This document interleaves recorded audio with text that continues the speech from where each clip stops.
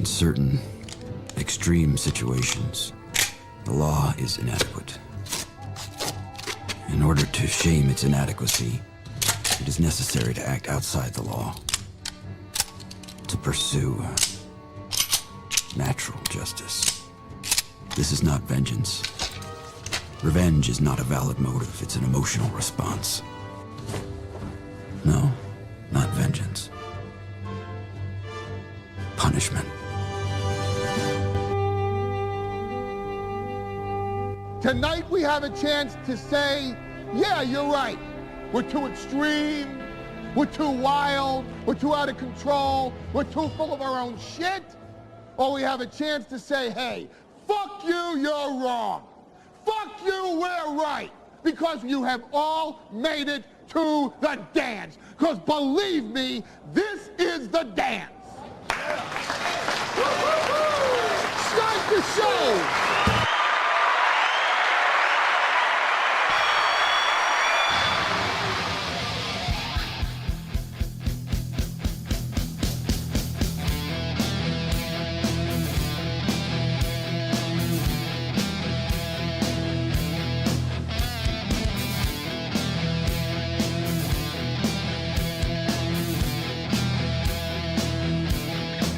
Well, good morning, everybody. I've got the sign all anchored in. I'm still fucking with the camera a little bit. I had to fuck with it last night after the show because I had to get it ready for Johnny. Today I'm going to create a whole new scene for Johnny and I. But then Johnny contacted me about, right when I woke up, about 40 minutes before the show this morning. He's not doing well. Johnny's not feeling well today, so Johnny will not be joining us. And so that means that I had to then go and fuck with the camera again this morning to send it back to where it's going to be for solo shows. And, I tell you, the stress is worth it. The fucking around and going, oh, shit, God damn it, fucking piss, that shit. I know in the long term is going to be great because we're going to end up with a finished product that is very good. But for those of you who haven't seen it, here we are. Oh, my God, welcome. Now, the comments that we got on the new set were unbelievably positive. People loved it. Now, there was the usual steel toe audience, I'm incapable of telling Aaron he did something well. I'm incapable of saying anything nice. I'm incapable, essentially, of being human. There was a lot of that. But it was all love. It was all good things. One person said it's the most professional the show's ever looked, which was very nice. And then, so after years of this microphone falling down and the mic arm crashing and everything else, now I've got it on there so fucking tight that I can't get the goddamn thing to come loose. It's basically become part of the table. So now I've got that issue. But we're here. We're queer. Get used to it. We've got our video screen ready to go. As you can see, there's Jeremy. Did you guys know that woke psychos are trying to destroy a local business for being conservative and it backfires? Hopefully. It's my favorite part of conservative world is anytime you peak and you've gone pretty much as far as you can go, all of a sudden now it's the libs are trying to eat my babies. Anytime it's all over, then that's when, the libs have been trying to kill me. The libs are going to come to my house, and the libs are going to repossess my car, and the libs are going to take everything I've got. The libs are destroying Jeremy's coffee company. And I'd expect a little more empathy out of you guys. But here we are. We've got the new set. One of the opinions of the new set, and we are going to bring everything down. The aim is to bring everything down a little bit. The only problem, so we can zoom out, the only problem I'm having with that is I don't want to show anything below here. I think it would fuck everything up. As you can see, we still have that lack of balance going across here. It's a little better. We've got that little gap fixed up here. I think, the sides are barely hanging on. The sides are not showing a gap, but it's close. I did move the lighting.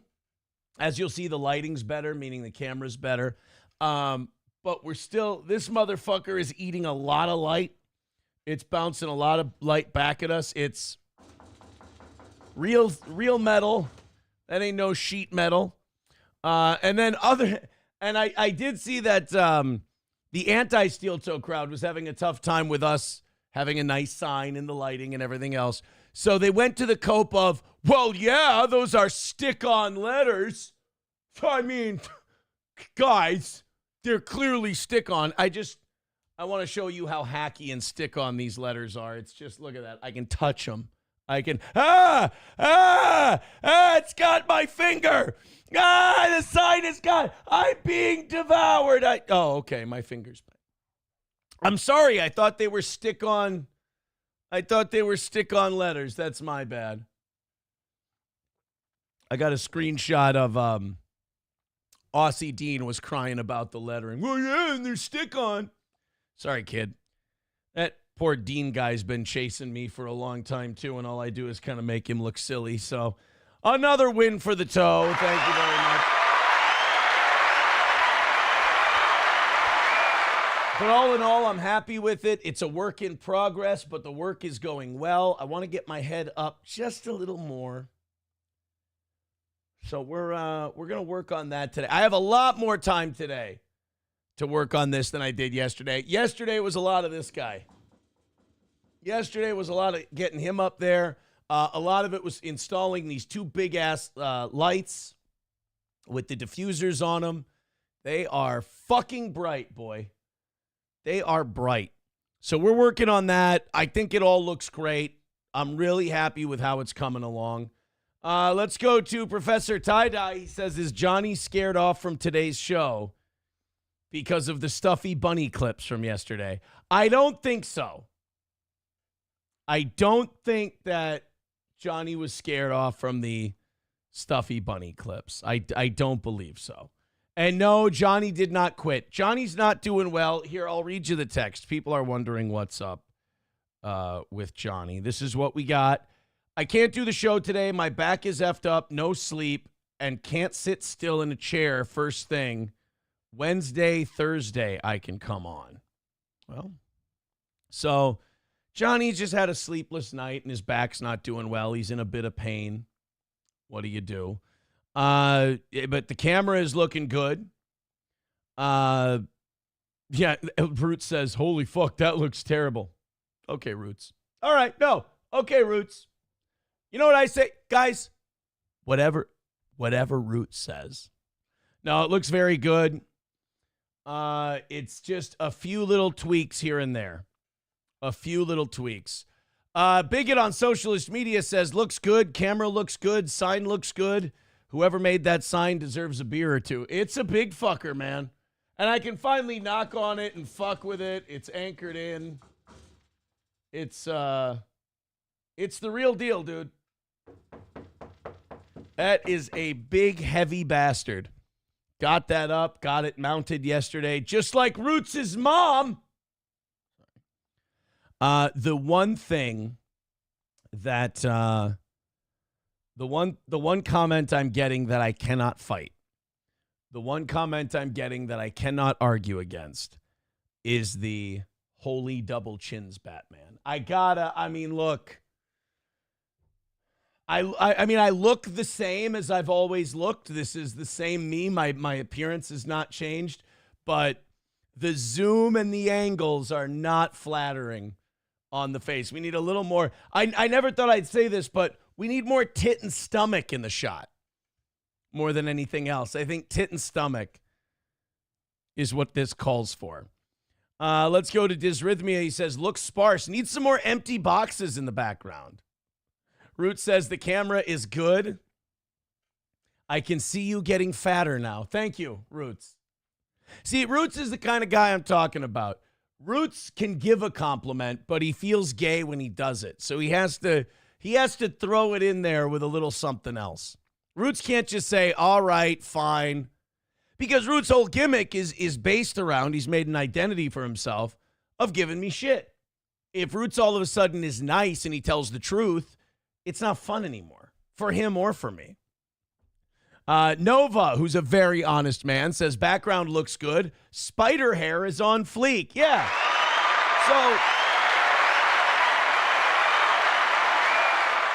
So we talked to a consultant, and the imaging consultant we talked to said, we really need this guy's face to pop more. We really need to focus on the positive features. So let's zoom in on this guy's, the money maker, if you will. They said, Steel Toe is box office.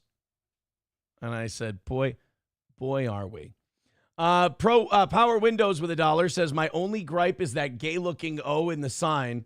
Will it kill a motherfucker to connect the thing? Well, here, let me take a Sharpie real quick. Let me just take,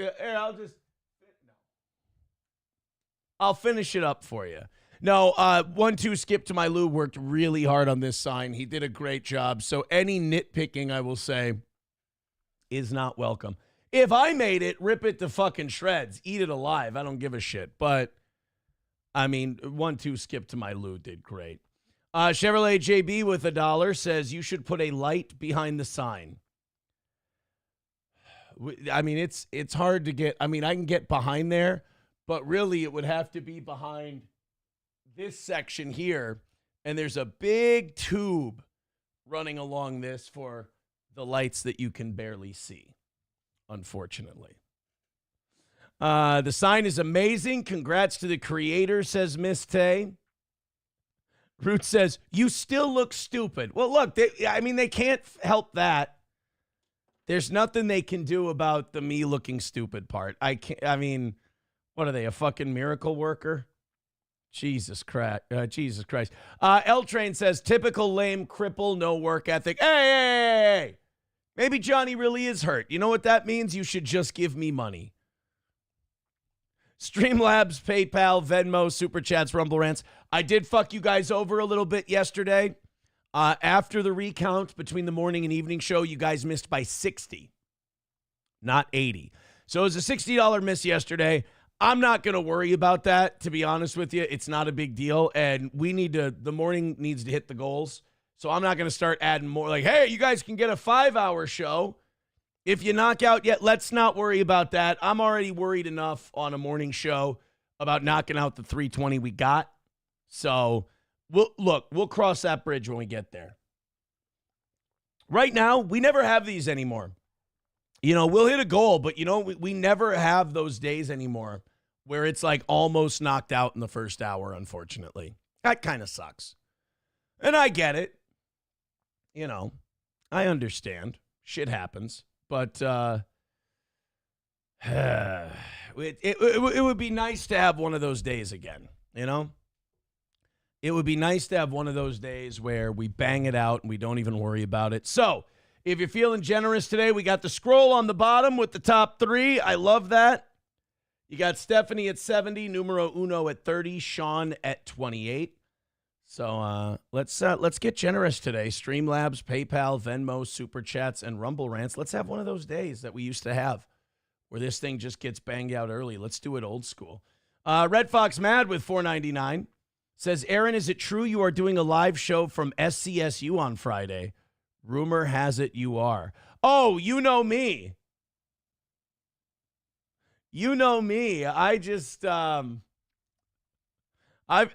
really welcome on the, what do you call it?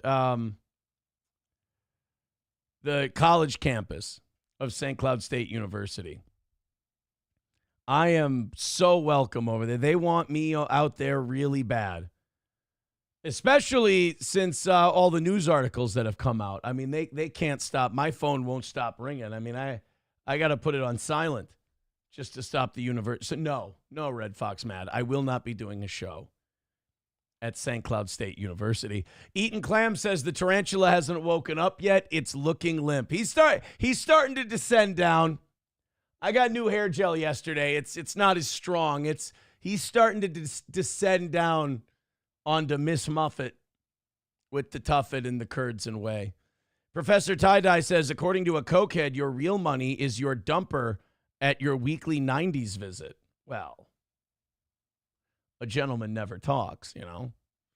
I wanted to keep that. I'm not ashamed of that part of my life, but I didn't want to intertwine it with the more professional aspect. Kloppo says, has anyone pointed out Aaron has the start of lesions Melton has on his face? Oh, no, where? Where are my Look at that beautiful skin. I mean, let's not fuck around. I mean, sure, the camera fucks with the turkey neck here. But look at that beautiful skin. I look a little Down syndrome. I got a mole right here. Not cancer. But I do have a mole right there. In the business, we call it a beauty mark, if you didn't know. 191 Redbird said, we've seen the slop you consider edible and fuckable. I see those standards have expanded into your interior decoration. First of all, what I consider fuckable has never been part of the problem, physically speaking. Bapa Shab says, lose weight, gene therapy, hair follicle replacement surgery. No, that's not. No. Roots wants Mike Lindell. All right, look. What people have been asking about Mike Lindell. I don't know how I would. I don't want to give out Mike Lindell. I want to keep Mike Lindell. And also, if I did give out Mike Lindell, how do you fucking package him? Like, what would you package him in? And I wouldn't consider giving anyone Mike Lindell for less than $200. Like that, it would be hard for me to part with Mike Lindell. Let's go to Miss Tay gifting a membership to Dr. Rondo. How about that? Thank you, Tay, for the gifted membership. Dr. Rondo, why don't you pass that along? Why don't we start a nice gifted membership chain on Rumble, and we'll be able to knock this thing out today. I am worried about the morning show goal. I'm worried about all of our misses are in the morning, and I only like one miss a week. And I like the no beg week we've been on. We haven't done a beg segment since last Monday. I'd like to keep it that way. Evening show knocked it out just fine yesterday. I hope you guys consider doing the same. You know? I hope you guys consider doing the same. 310 is our number. Let's go to Klopogram. We're going to catch up with you guys a little bit. Then we got a bunch of stuff for today's show, including the Charles Manson song that we made yesterday. It was really good. We got on an AI kick last night, and the AI kick did not go so well in totality, but there was one country song we had made about Charles Manson, and it was pretty goddamn good. But first, let's go to Klopogram. He says, Johnny needs an HR meeting. This digger girl is affecting his performance on the Steel Toe Morning Show. I can deal with him if you want, Aaron. Well, listen, Kloppo, I'm assigning you the head of my HR department. If you want to have a talk with the kid, then you have a talk with the kid. You know? You discuss things with Johnny and you figure out what's going on up here. Let's go to Approachable. He says the new camera really adds some depth to the kiss pockets. Thank you. Thank you. Roots says, okay, this is why I back Aaron up for the most part. Oh, yeah, Roots, you know, when I think of people who have my back, I think of my parents, I think of my girlfriend, and I think of Roots Calhoun. Those are the people.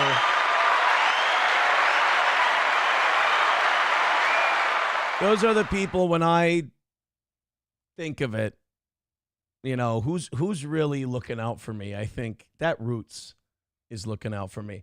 I also got a very nice DM from Jesse PS from Pod Awful offering some tips on the studio. And he's like, I've got some tips that'll fix what's going on, but if you're not going to listen to me, I'm not going to bother. Here's my thing. I am totally ready to listen to Jesse. I am ready to do anything within reason. But if I don't do everything he tells me to do, he's going to go, well, he didn't listen to me. Well, here's the thing. If it's fucking with the camera, if it's dicking with the camera, if it's changing the whatever, if it's removing the sign and fucking with layouts and shit. No, this is what I'm working with here. If it's, hey, you can move the lighting here, you can move the big studio lights somewhere else, I'm down for it. I'm cool with it. You can change the camera settings to this. You can move the camera this way, that way. I'm here for it, man. I'm ready for the learning curve. I'm ready to figure out what I don't know. But if it's like, well, look, you need to tear the sign down, and then you need to take your wall, paint it orange. You need to put some unicorn stickers up there. You need to just really fuck around with it. No, I did the wall surgery, ended up being minimal. We drilled a few holes in the wall. That was it. And we got that big bastard up there. And it's up there nice and sturdy. I feel comfortable banging on it like that. Although it would be funny if it fell the fuck down right now on my ass. That would be rather hilarious. Root says, this is why I back Aaron up. For the most part, he pissed off Mike Lindell and lost his sponsorship. That's fucking boss. Thank you. Thank you. It was also our most lucrative sponsorship we had. And it was single-handedly paying Corey's salary. But I got Roots' respect. I got Roots' respect. Skipping around. I'm really sorry, guys. I'm going to skip around here to a few. Novus, Jane says wanted me to go on MLC again. I love Kevin. I've said that before. I like Kevin a lot. Nova said MLC doesn't pull the numbers Steel Toe does, so Aaron shouldn't go on his show. He should crawl her ass over to his show. Well, here's the deal. Kevin does, like we did, I think 840 was our peak number yesterday. And like, Kevin does like 700. That's the same number. People have this, they're like, oh my God, his number said 8, his number said 7. That level is still nobody. That level is still, you're a hack, you're a nobody, you're a nothing. That's what the difference between 840 and 740 is nothing. If you looked out at a crowd that was 800 strong and you looked out at a crowd that was 700 strong, it would look pretty much the same. It would look the same.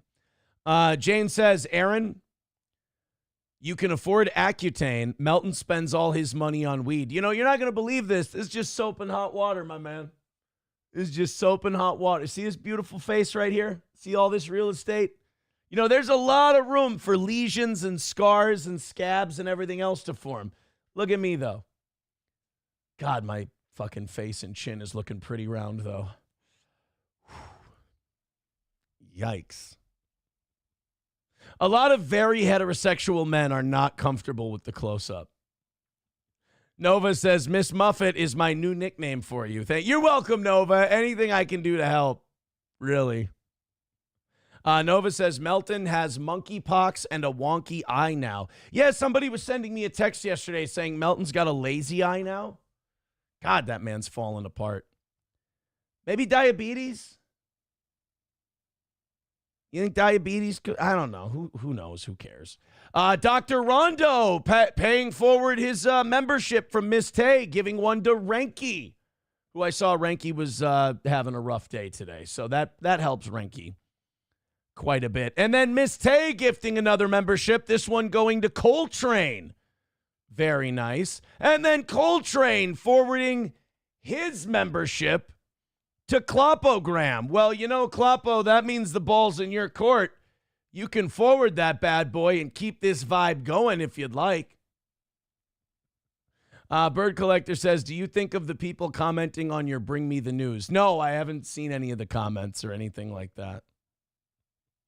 We can, I'll check it out at some. No, I probably won't check it out because really, it's going to be people saying what a piece of shit I am. And I get it. Like, if you don't know me and you go, oh, he texted his friend a picture. Like, that's a dickhead move. Like, yeah, it's a dickhead move.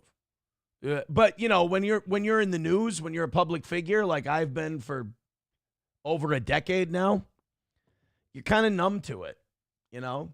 People's public perception is, oh, you're a piece of shit. Well, yeah, of course they're going to think you're a piece of shit. That's the only thing they know about you. That's fair. That's fair. I don't get bent out of shape with people I don't know talking about what a piece of shit I am when the only thing they're told about me is what a piece of shit I am. I mean, I believe it. I believe it. Jane says, Aaron knows how to handle Kevin. I love Kevin. I like Kevin. Jane says, Aaron, Kyle, Unique, wants to destroy Kevin Brennan. Join for... No, I don't want to destroy Kevin Brennan. I like Kevin Brennan. I like him a lot. Let's go to Dead Game, gifting a membership to Terry Kilroy. And then Los Federales. I love it when people fake their gifted memberships. Los Federales got a gifted membership from Chlamydia 416. Wow, that was really nice of Chlamydia to share a membership with you. And then Clopogram passing his membership along to Dysrhythmia.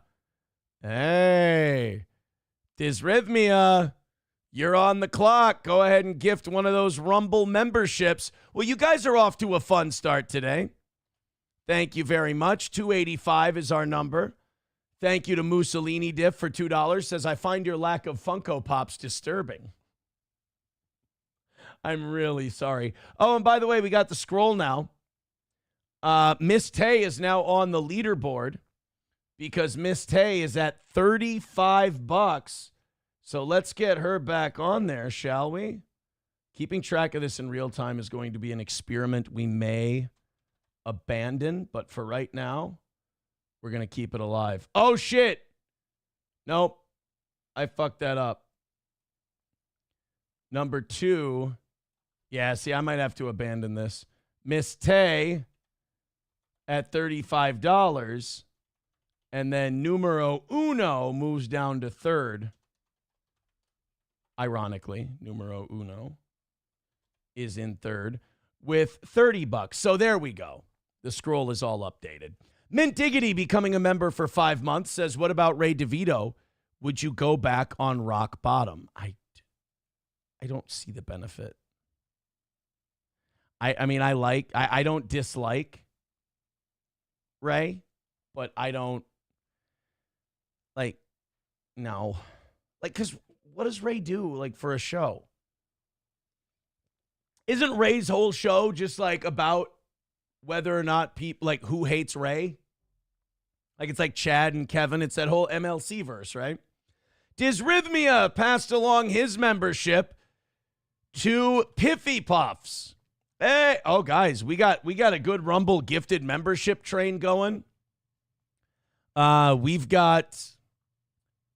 got some momentum here. We might have one of those days where we can knock out that goal early. If you guys want to, everybody on board, Streamlabs, PayPal, Venmo, let's fucking go. 280 away today. I don't want to do that thing where we get to 270 and we just freeze for an hour and a half. I want to keep this vibe rolling. The money comes in fast. I don't think about money. Show's much better. JB Gunner says, I've never known a dude that didn't share a pic or two with their friends. I'm going to be very honest with you, and we talked about this last week. I didn't know it was illegal when I did it. I really didn't. I didn't know that you couldn't text your buddy a picture of a girl you're with. I didn't know. Look, ignorance of the law is no excuse for breaking it, 100%. But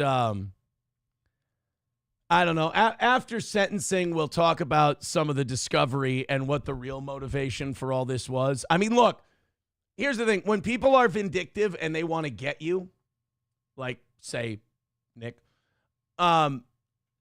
just because the motives aren't pure and just because you're doing it purely out of spite doesn't mean that the person you're targeting didn't hand you the gun to shoot them with. I handed them the gun. So what are you going to... I handed the state the gun they needed, essentially. You live and you learn. Helgi was gifted a membership by Hitler. Somehow I believe that he's faking that. Who's on the clock? Piffy Puffs is on the clock for the gifted memberships as he got one from Dysrhythmia. Thank you, buddy. Hey, guys, hit like, hit subscribe, hit follow. Helps the show, helps the algorithm, makes me feel better. So hit that thumbs up if you're not, especially if you're not doing anything else. If you don't feel like throwing a few bucks at the toe, that's fine. But if you're not going to do that, doesn't take much to just go down, hit that thumbs up, and, show the world that you love the show. Streamlabs, PayPal, Venmo, etc. Let's break in that PayPal today. Again, 280 is our number. And like I said, I want to have one of those old school days where we just plow right through it. Spunker says you can put spacers on the mounting screws to backlight the sign. Yeah, we have plenty. We have space to get behind here to backlight it. I was talking more about this sign here. We can't backlight behind the metal part, but we can backlight behind the main part there. We got plenty of, this thing, we're going to be adding to this. We got a good template. We got a good plate set at the buffet.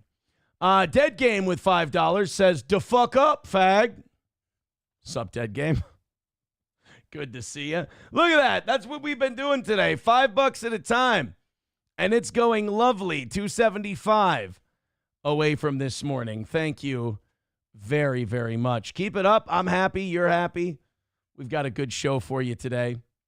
And I love our new video setup too. Boom. I got my guy right there. Right there. Chad Buzamok with a good question before we jump in. We're just about all caught up. We get some more gifted memberships. Some people throw in a little. We'll stick around here. But we do have a bunch of stories to get to today. I've got to show you the Charles Manson thing from last night. You asked Chad Buzamok. We had a bit of fun on the evening show. He says, did KB pay you for your appearance? He brought in, go back. I lost it. He brought in lots that day thanks to the toe. He should have kicked it up. Kevin didn't invite me on the show. I believe Keanu did. So no, he did not pay me, but I don't see it as like, I don't want this to be clipped and people be like, oh shit, Kevin didn't pay Aaron. He's a piece of shit. I wasn't a booked guest. I didn't expect to be paid. If I came on with the understanding that there was going to be a little something kicked my way, yeah, I'd be a little annoyed. But I didn't go on the show thinking, I'm going to get a few bucks here from old Kevy Brenny. It was never the expectation. But, Buzamok, I understand why you wanted the answer to that question, and I understand what you're going to do with the answer to that question, and it's fine. It's fine. 191 Redbird with $1 says you wouldn't invite your buddy over. Why the fuck would you send a picture? Everyone knows that's illegal if you get. Because I'm an idiot. I don't think anything that happened with that whole deal happened because I'm a super smart guy. Easy Money's wife with $4.99 says let's not have a begging day. That's all we hear. Love Steel Toe though. Hey, we're not having one. We're doing great. 275 so far. Let's keep it up. Happy days are here again. Meat Drapes becoming a member for his 29th month. Thank you very much. Bapa Shab says, can you taxidermize? Is it taxidermize? Did you look that up? Can you taxidermize Johnny and mount him on your wall once he dies? It's fucking brutal. It's really bad. That's really bad. It's a horrible, horrible thing to say. No. I mean, first of all, the idea of Johnny dying is very sad. It's very depressing.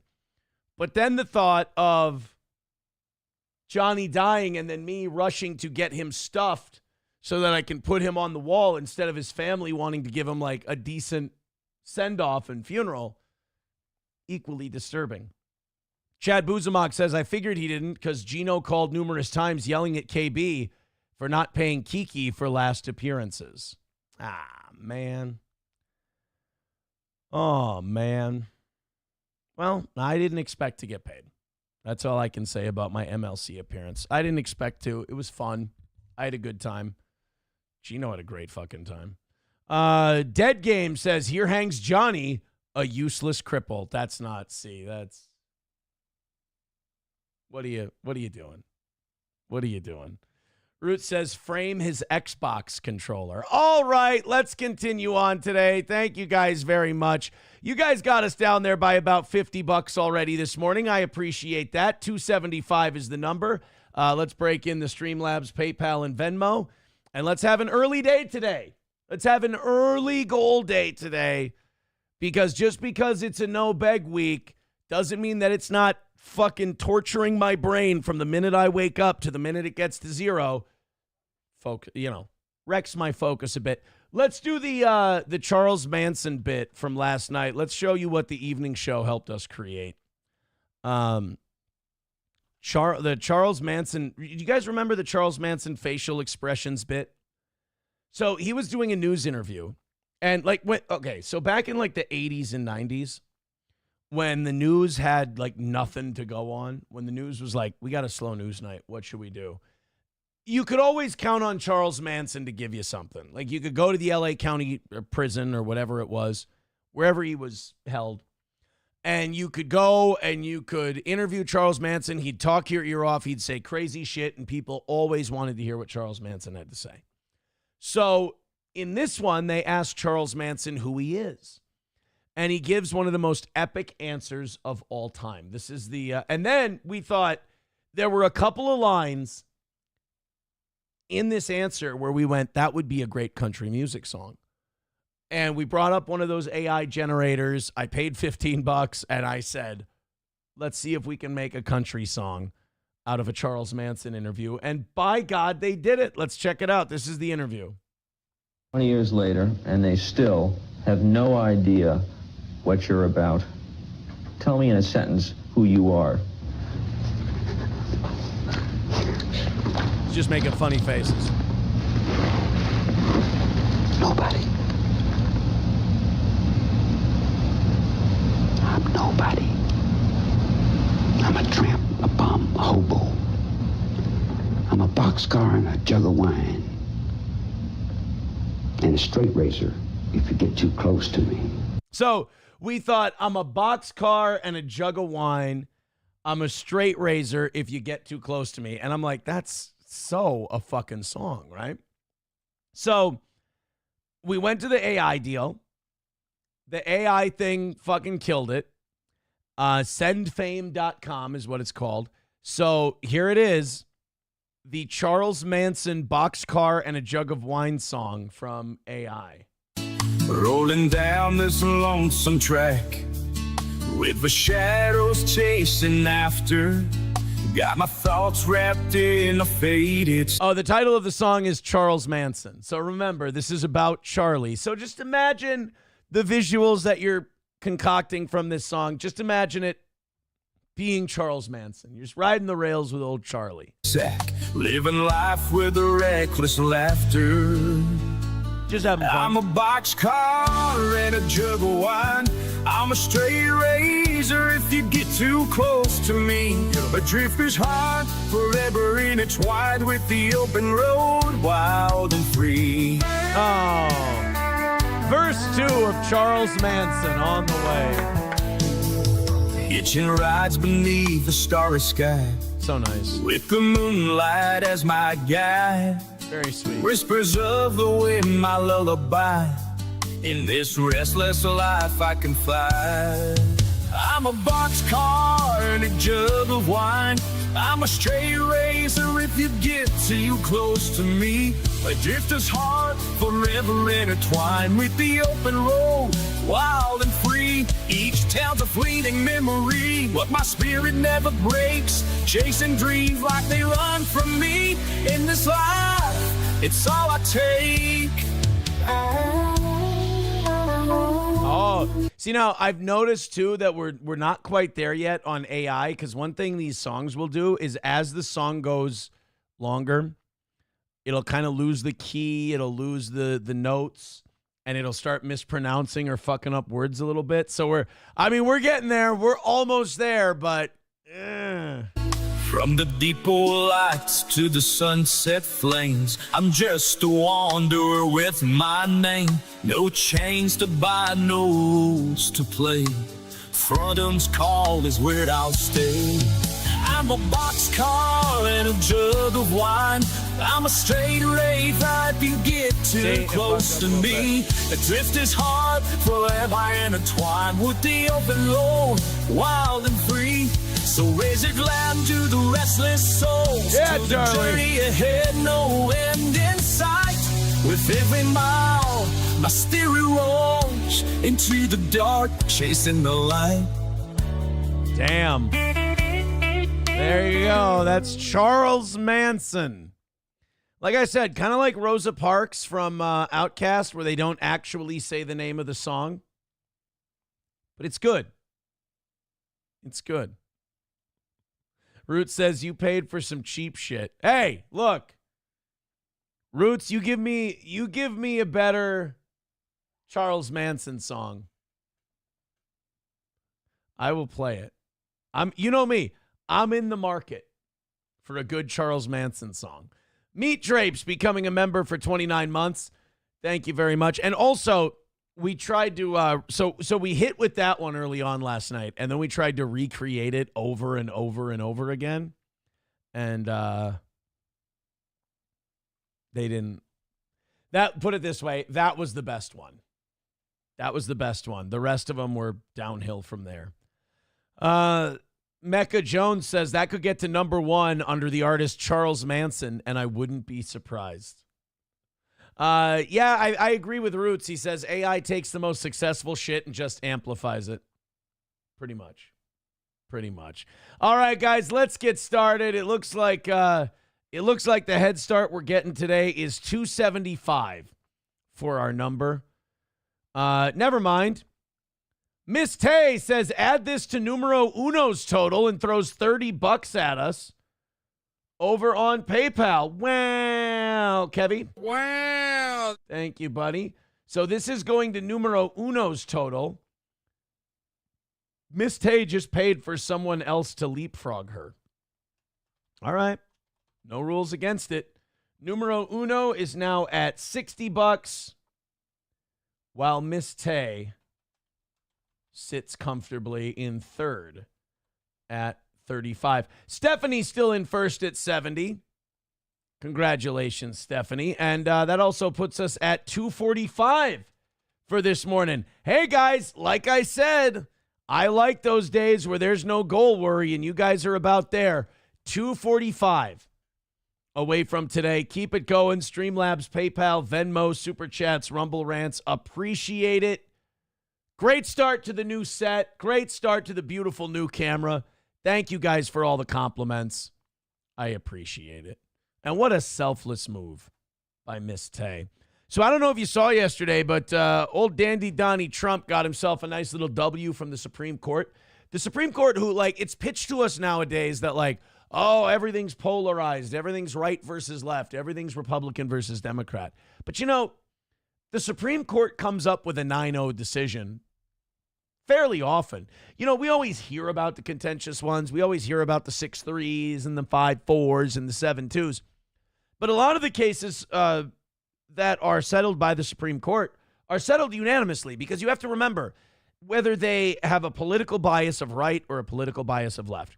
On most issues, they're just lawyers. They're just judges. And the case in front of them is just clear-cut, you know, it's just legalities. You know, it's not Roe v. Wade where there's a political bend to it and you can't, you know, judges are human. They still have their human biases, and it's still, you know, in the way they interpret the law. That's why that's why they don't say lawyers and judges are mastering law. They're practicing law, because there's, you know, little nuances and little, you know, there's room for interpretation. The law is not science. The law is art, and art is open to interpretation. Science is not. Science is more, here's what we know, here's what we have. Whereas art is more, when you look at this, what do you see? And so the Supreme Court will knock out a lot of shit 9-0 because it's all very nuts and bolts. Other cases, judges will disagree on what a law means. And for a lot of these laws, the people who originally wrote them are fucking dead. So you're not going to be able to ask them. So that's the best we can do. Well, yesterday, the Supreme Court handed down a 9-0 decision on Donald Trump and the ability other countries have to be demanded that they send illegals back to the United States, or that Trump had the authority to deport people here illegally under that 1790 Act or whatever. The Supreme Court ruled 9-0 that the president of El Salvador cannot be compelled by a United States court to send people back to the United States. That once you get deported from the United States for being here illegally, you know, the big misnomer we have in these first few months of the Trump administration, and can you believe that it hasn't even been 3 months yet? I mean, it feels like he's been in there for years to me, but it hasn't even been 3 months. But that, you know, we have this idea now that an illegal has to do something in order to be deported. No. Let's say the Trump administration deports a guy because they say, well, he's here illegally and he's MS-13. He cannot be MS-13, and it's still okay to deport that guy. He's here illegally. He broke the law when he entered the country. So there's this guy who an immigration court said he was MS-13. An immigration appeals court said he was MS-13. And so and he was here illegally. So we deported him. Well, now there's discussion that, well, he's not a gang member. It might have been just a tattoo of his mama or something like that. And so there was this lawsuit in district court. There was they appealed to one of the most liberal circuit courts in the country. And that court said, well, Trump, you can't do that. You can't do that. And that poor man can't be deported. He belongs here in the United States. So that got appealed to the Supreme Court, and the Supreme Court ruled 9-0. Go fuck yourself. You can't make the president of El Salvador send a guy back. And yes, you can deport illegal immigrants. So even the liberals on the Supreme Court agreed with this. So CNN was having a tough day yesterday, and the Trump administration kind of dunked on, well, everybody at CNN. Caitlin Collins decided to ask some questions at this White House meeting with the president of El Salvador, and it was a bukkake on the face of CNN, starring Donald Trump, Pam Bondi, Marco Rubio, J.D. Vance, the president of El Salvador, and Stephen Miller. This is one of the clips. CNN, President Bukele, the president of El Salvador, was there, and they just basically took turns. Stop dipping into your... Wrong thing. Sorry about that. They basically, Caitlin Collins was Bonnie Blue, and this was a backdoor gangbang. Let's take a look. Do you have any questions, please? President Trump. No, let's not start with CNN because they're just so Mr. President. wrong. So that's how it started for CNN. Trump wanted to call on somebody, and he said, let's not go to CNN. They're so wrong. And it didn't get better from there. There's more clips. This is President Bukele talking to Trump. We're very happy, and we're very eager to help.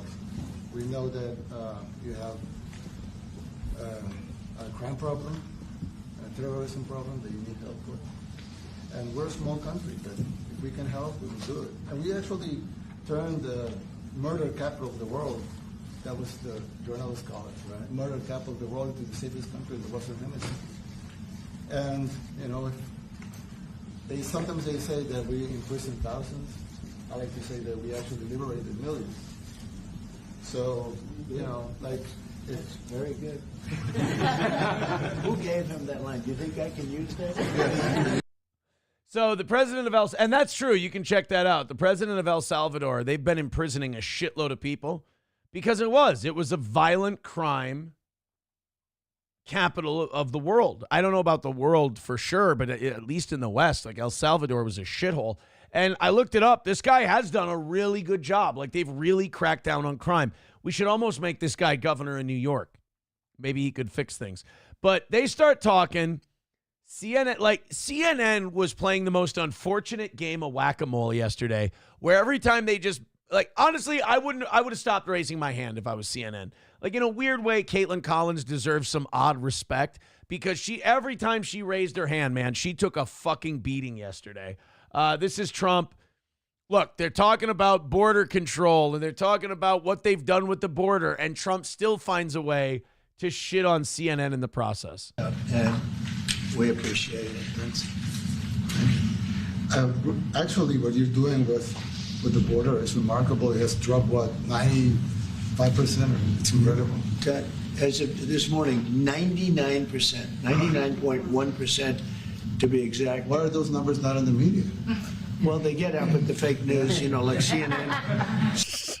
So the president of El Salvador is like, hey, thanks for inviting me here, Mr. Trump. Your border is doing great. I'm so proud of what you're doing with the border. And by the way, yes, I know that accent is very racist. I apologize. I'm a hack. But he's like, hey, senor, your border looks so good. You are 95.some%. It looks so good. There are so many less brown people coming into your country. You have to be so excited. And that's my impression of Gordy. But Gordy is the president of El Salvador. And Trump goes, actually, it's 99%. And I think it was Stephen Miller who went, why don't we hear about that in the media? Miller's a shit stirrer, by the way. And Trump goes, well, it's because CNN's terrible. So you're CNN. You're back there minding your own business. You're just watching the press conference. You're like, you already dunked on me once. I ain't going to get fucking caught in that snare again. And then Trump just out of nowhere goes, well, that's because CNN's a pile of shit. Fuck. Well, I might as well ask a question. CNN over here doesn't want to put them out because they don't like putting out good numbers. They only like putting out because I think they hate our country, actually. Yeah, but it's a shame. You're right. Isn't that a great question? Why doesn't the media? Why don't they put out numbers? Yeah, 99%. I mean, it's crazy, right? We're doing it's a crazy turnaround. Look at this. So now he's even talking the leader of El Salvador into it. He's like, aren't these CNN guys pieces of shit? And then the president of El Salvador is like, yeah, really, man? That's terrible. You got 99%. You should be very proud of that. You should be talking about that all the time. And then CNN's like, but we do. We report the number. We just cry like bitches after we report it, and we need a therapy session afterwards. We talk about the numbers. We just hate it. Hey, Bukali, isn't this? Hey, Bukali, you want to know something? Those guys over there wear women's underpants. Isn't that something? What a queer. You guys wear women's underpants? That is embarrassing for you. You're CNN, you're going in for a day of work, you're going to ask the president questions. By the end of the day, another world leader fucking hates you and thinks you're embarrassing. What an asshole.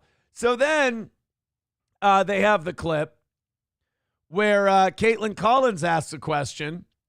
And I think, yeah, this is the 4-minute gangbang where Pam Bondi, J.D. Vance, Marco Rubio, Stephen Miller, Donald Trump, President Bukali, all of them just take turns wearing Caitlin Collins out like a Bonnie Blue video. This is, I dare you to not feel sorry for Caitlin Collins by the end of this clip because it is fucking nasty.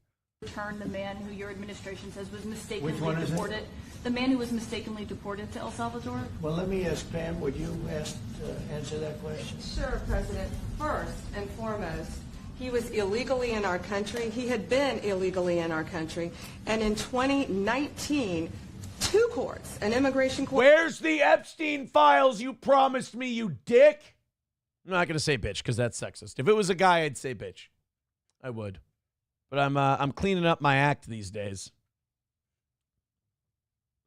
But Pam Bondi, every time you talk, all I can think of is tickety tick tick tick tock. You told us a month ago that you had the files on our desk and you were going to release them. Where are they? Where's my Epstein files? Oh, no, any minute now, Court and an appellate immigration court ruled that he was a member of MS-13 and he was illegally in our country. Right now, it was additional paperwork had needed to be done. That's up to El Salvador if they want to return him. That's not up to us. The Supreme Court ruled, President, that if, as El Salvador wants to return him, this is international matters, foreign affairs, if they wanted to return him, we would facilitate it, meaning provide a plane. So will you return him? And you are doing a great job. Thank you. The only thing I'd like you to do is release the files on that Jewish fellow with the teenagers. And I called Netanyahu. He said he would drone bomb the White House, but I think he's bluffing.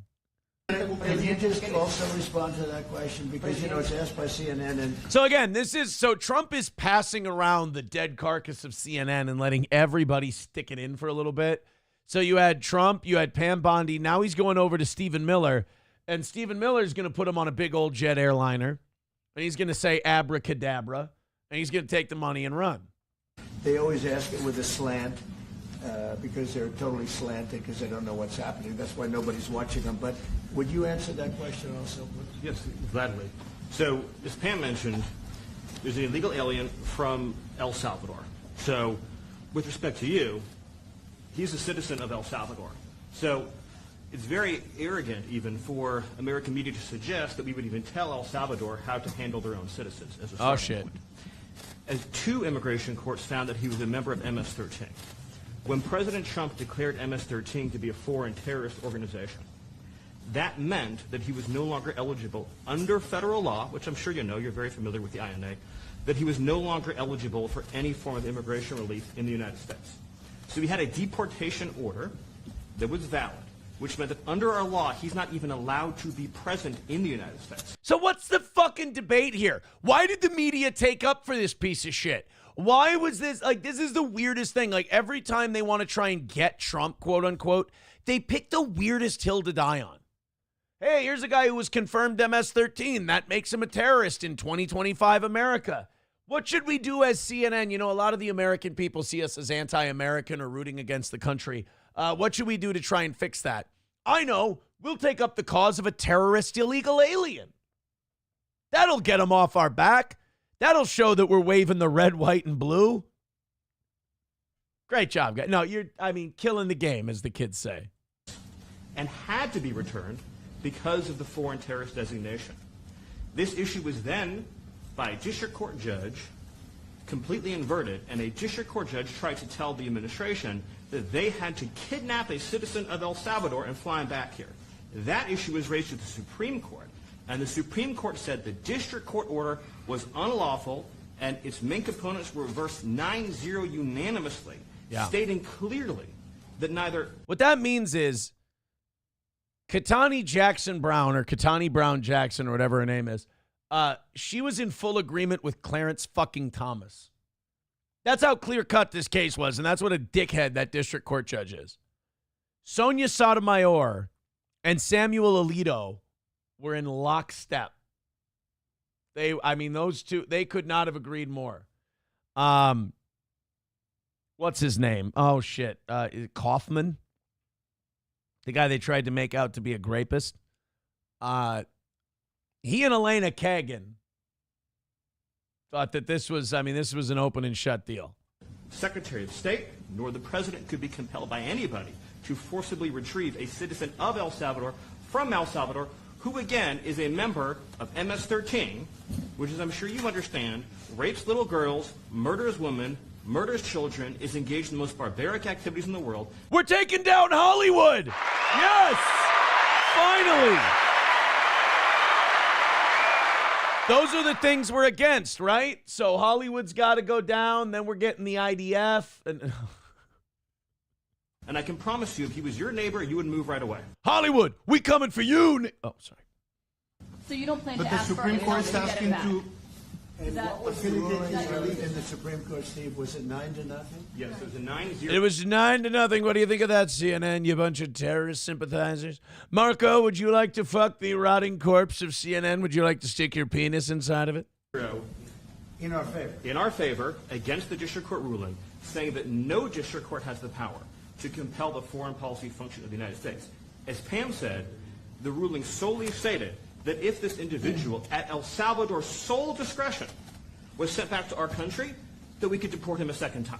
Well, no version of this legally... Just to punish CNN and, like, the Democrats, they just keep, like, we keep deporting him to El Salvador. Like, it becomes a multi-million-dollar gag at some point. Like, we just keep flying a plane to El Salvador. El Salvador's like, all right, you're good to go. There you go.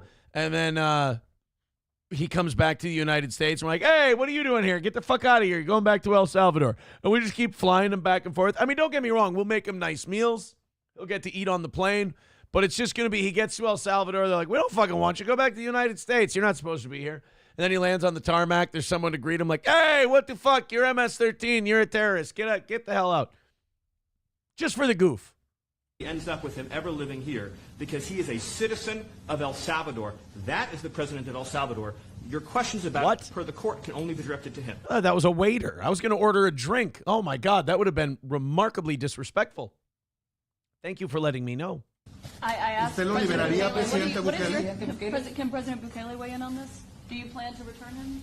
So that was Caitlin Collins from CNN. She's like, yeah, fuck Trump, right? President Bukele? Like, fuck this guy. Bail us out here. Yeah, I'm also not suggesting that I smuggle terrorists into the United States. So right away, CNN's like, hey, President Bukele, I'm getting fucking hammered here. You want to help me out? He's like, what do you want me to do? Smuggle a terrorist into the United States? No, I'm cool.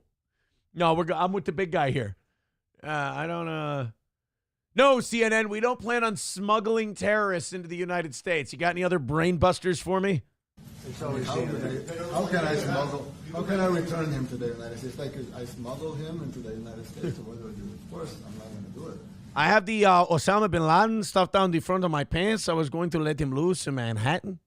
It's like, I mean, the question is preposterous. How can I smuggle a terrorist into the United States? I don't have the power to return him to the United States. But you can release him inside El Salvador. Yeah, but I'm not releasing. I mean, we're not very fond of releasing terrorists into our country. I mean, So some asshole in the back goes, yeah, but you could release him in El Salvador. Like, at some point, can somebody ask these people, why are you sticking up for this complete piece of shit?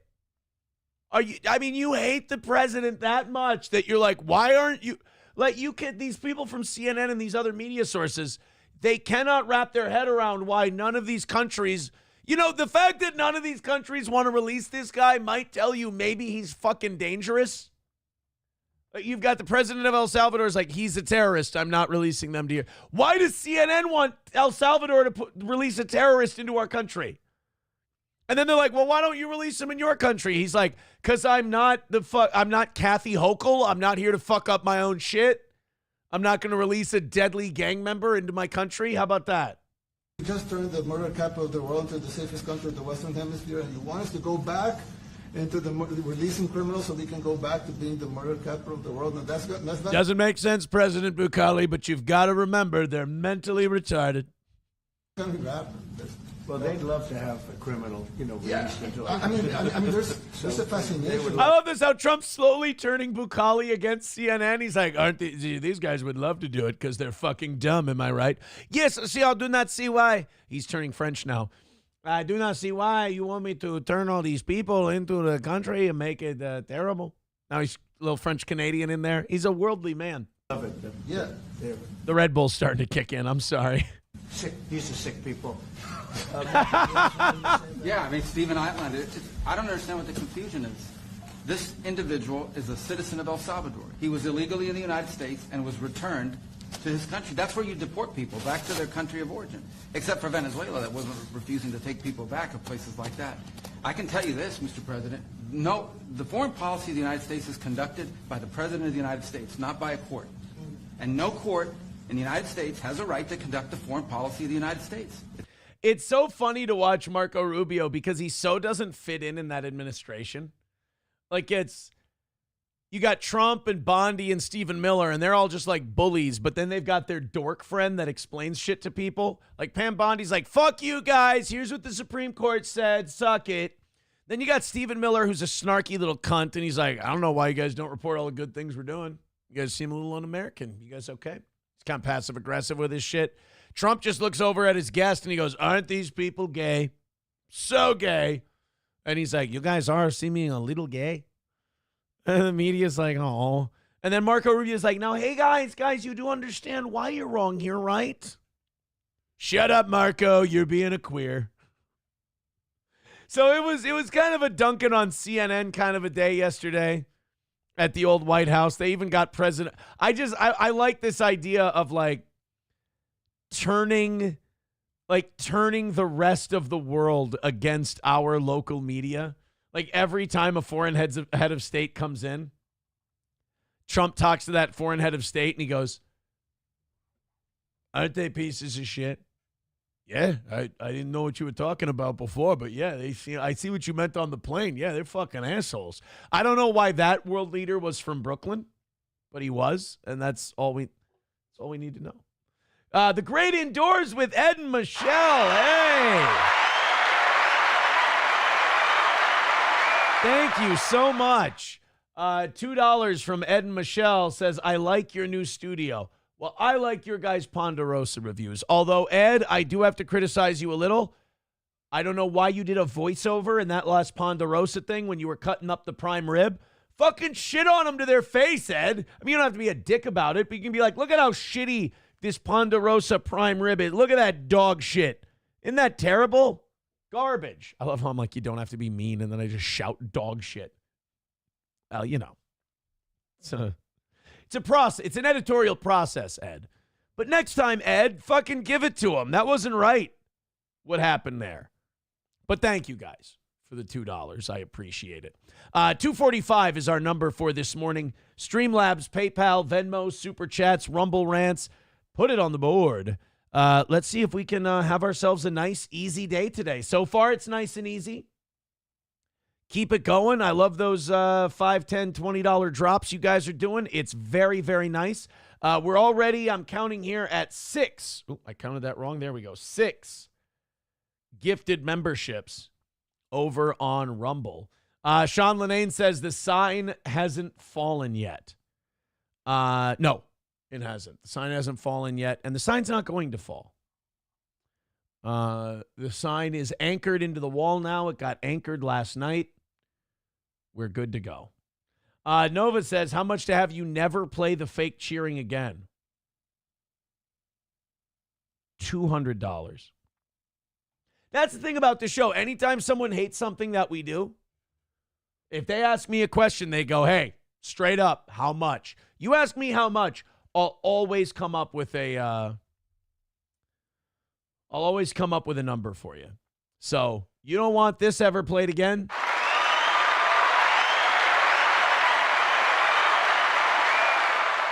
That, my friends, $200 is the number I'll put on it. And then I'll even replace it on the soundboard. I'll just get rid of it. Helgi was gifted a membership by the Great Indoors with Ed and Michelle. I do like the fake membership bit. I'm partial to it, if you will. All right, I didn't want to do this story right away today because I figured it would piss some of you off. And I didn't want you waking up first thing in the morning and getting all mad and shit. You remember Karmelo Anthony? Not the basketball player Karmelo Anthony, but the guy. He's the black guy who stabbed the white kid. A lot of people, obviously, when it's a black guy and a white person, no matter who did the stabbing or who did the dying, the race inevitably becomes part of the controversy. People did a give, send, go for his legal fees, and they raised like $350,000, something crazy like that. They dropped Karmelo Anthony's bail this week, and he's out. Karmelo Anthony, the guy who allegedly, I suppose, stabbed, is it Austin McKnight? Austin Metcalf, I'm sorry. Austin Metcalf is he's free on $250,000 bond, house arrest in the stabbing death of Austin Metcalf. People are not happy about this. I think it's his bail started at $1 million, I think. And they dropped it down, and people are none too pleased about it. Posting a reduced $250,000 bond and will remain on house arrest until his trial. The initial $1 million bond was slashed by the judge in the case, and he may await trial at home with an ankle monitor and 24-hour supervision from his parents or an adult designee. Yeah, because the adults in his life had done such a great job up to this point. I mean, look, you're responsible if you stab someone to death, obviously. But if you're 17 years old and you stab someone to death, like, part of it is because the people in charge of raising you fucked up. I mean, it's built into the cake. How much of it is their fault? I don't know. It's probably negligence. Anthony has been locked in Collin County Jail for allegedly stabbing Austin Metcalf in the heart during a fight over a seat at a track meet on April 2nd. He's charged with first-degree murder. Well, I mean, it's more than that. He went into their team's tent. It was a track meet. Austin Metcalf was an athlete at the school. This dickhead, it started raining, and this dickhead was from another school, and he went into that school's tent, and they're like, get the fuck out of here. He reached into his bag, going for the knife, and he goes, do something. Do something, see what happens. And Austin Metcalf and a couple other people went to remove him from the tent. Boom. Shot to the heart. Who's to blame?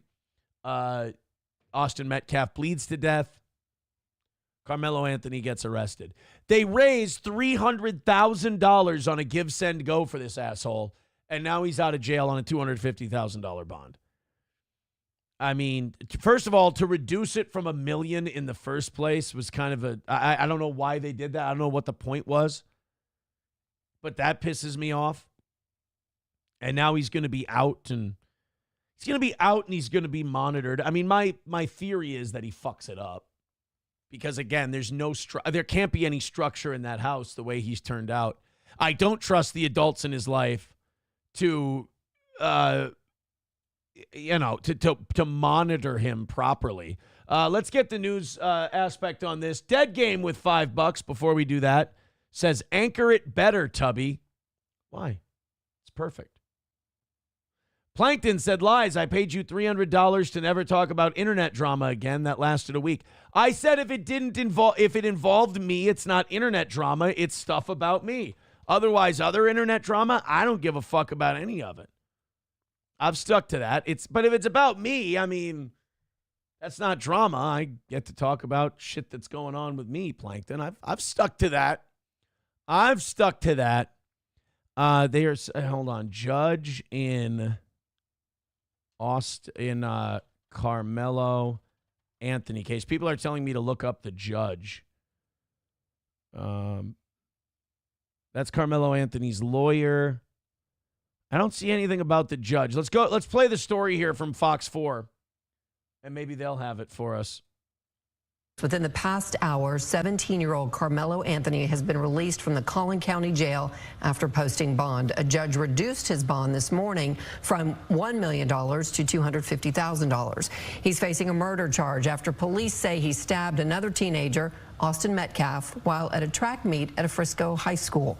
Stephen Dial is in McKinney. Frisco, yeah. Stephen.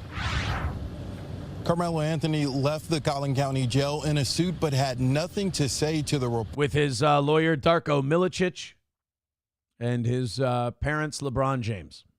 Reporters before he got into that vehicle. The district court judge says that she looked at all the factors in this case, him not having a criminal history, and that led to her making her decision to reduce his bond. Yeah, I mean, he doesn't have a criminal history, except for, impulsively probably stabbing a guy to death.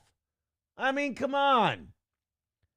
I don't think Hitler had any speeding tickets before before the beer hall putsch, I should say. Before the beer hall putsch, he never so much as jaywalked, the poor guy.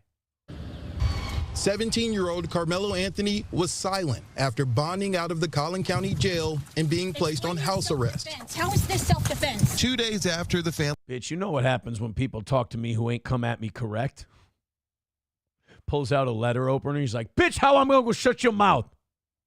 Like, that Karmelo, that's not going to help us. Family of Austin Metcalf buried their son. They were at the Collin County Courthouse for a bond reduction hearing Monday. Karmelo Anthony is accused of stabbing and killing Metcalf at a Frisco track meet earlier this month. The case has quickly become national news, drawing a lot of attention, resulting in threats and increased security at the courthouse. Threats and, talk of race war and all kinds of insanity isn't good for obvious. Hear that, guys? I told you were insane when you keep talking about a race war. You never listen to me.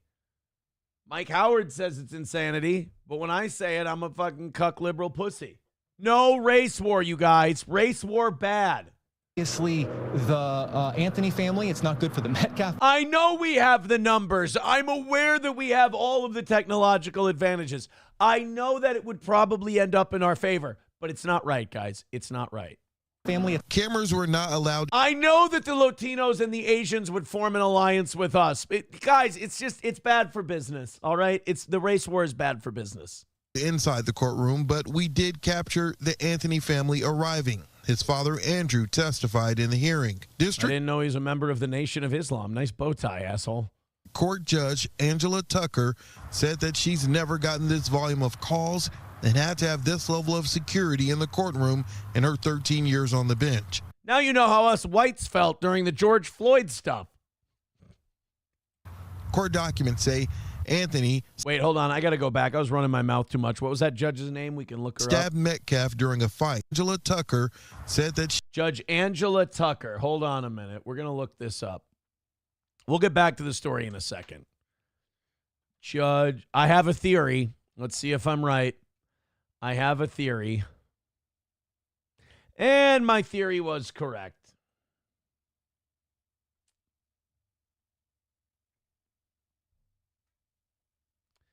Judge Angela Tucker, who wrote a book titled Diversity in the Judiciary. All right.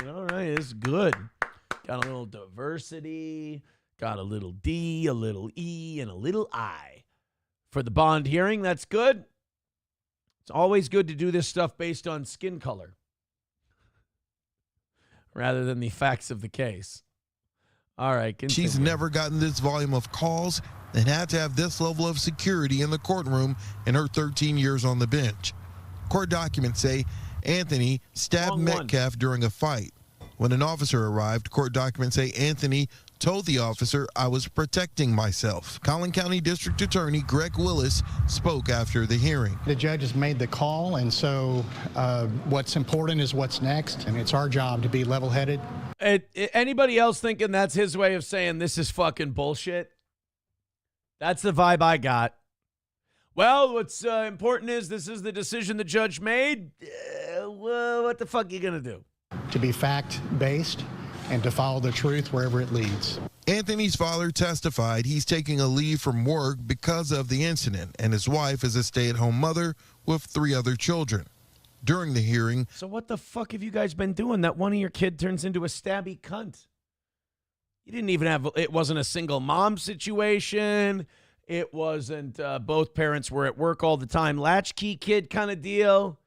You just got... You just got yourself straight up a rotten egg. The prosecution brought up the fact that more than $400,000 have been raised for the Anthony family, saying a reduction is not needed because they have the funds. A big question in this case will be, why did Anthony bring a weapon to a high school stadium? It's a question that was asked of his attorney. See, to me, that's where you get him on the first degree. You come in with a lethal weapon into it. There's no other reason to bring a big-ass knife to a track meet. Like, what are you gonna, like, is somebody going to get tangled up in the high jump bar and you're going to need to cut it? Like, you brought that for one reason, to fuck around. And you found out. That's an understandable question, but it's not something that, frankly, we're prepared to even go into. Right. I'm looking for a sweetheart plea deal, so this doesn't have to go to trial. So we don't really want to talk about the whole knife thing. Now, in the opening statement to the media from that interview that you just heard, he led with talking about self-defense. Again, the court documents mention self-defense. We'll have to wait and see how that defense will be made in court when things pan out. Now, according to the judge, the terms of the bond are house arrest and ankle monitor. She told him to stay off social media, and he has to personally call her bailiff every Friday morning, not his parents, but him. And there's a list of other things that is set, and if he violates that, he'll return to the Collin County Jail. And you don't get your money back. That's the other thing. Like, you don't get your money back if you fuck that up. Come back. Now, if you pay it in full, you come back to court, you get your money back. It's a little loan as it were. But yeah, you pay the bond. Like, if you pay the 10%, you go to a bail bondsman, you pay the 10%, you ain't getting your 10% back. You pay the whole thing on your own, you get your money. But Jesus Christ, yeah, they raised $400,000 on a give, send, go.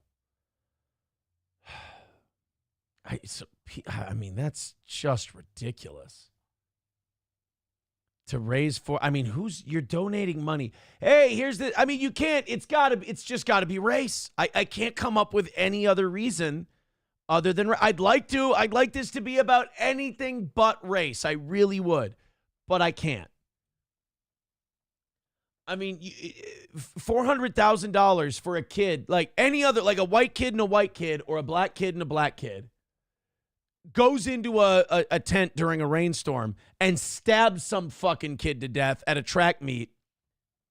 People aren't throwing this kind of money around. People aren't supporting him. They'll be like, no, fuck that. Sounds like an asshole. Whether he did it or not, he sounds like a dick. But because it's black guy, white guy, and then the black guy goes to white guy, you know, I was just defending myself from him. He was being aggressive.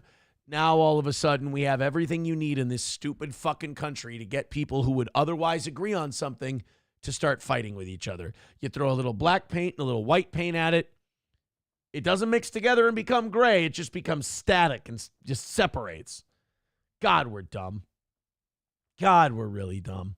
Wild Card becoming a member for 34 months. Wow, thank you very much. I keep doing that. Wow. $240 away from today's goal. Guys, let's move. We're starting to get to that spot now that we always get to where I'm really encouraged, and it's going to freeze up between here and 9 o'clock. This is what always happens. Do me a favor, be generous, throw a couple bucks our way. I want to have one of those days where we don't worry. So 240 is the number. Let's fucking knock it down, man. Let's go for it. There's the top 3 spots are wide open.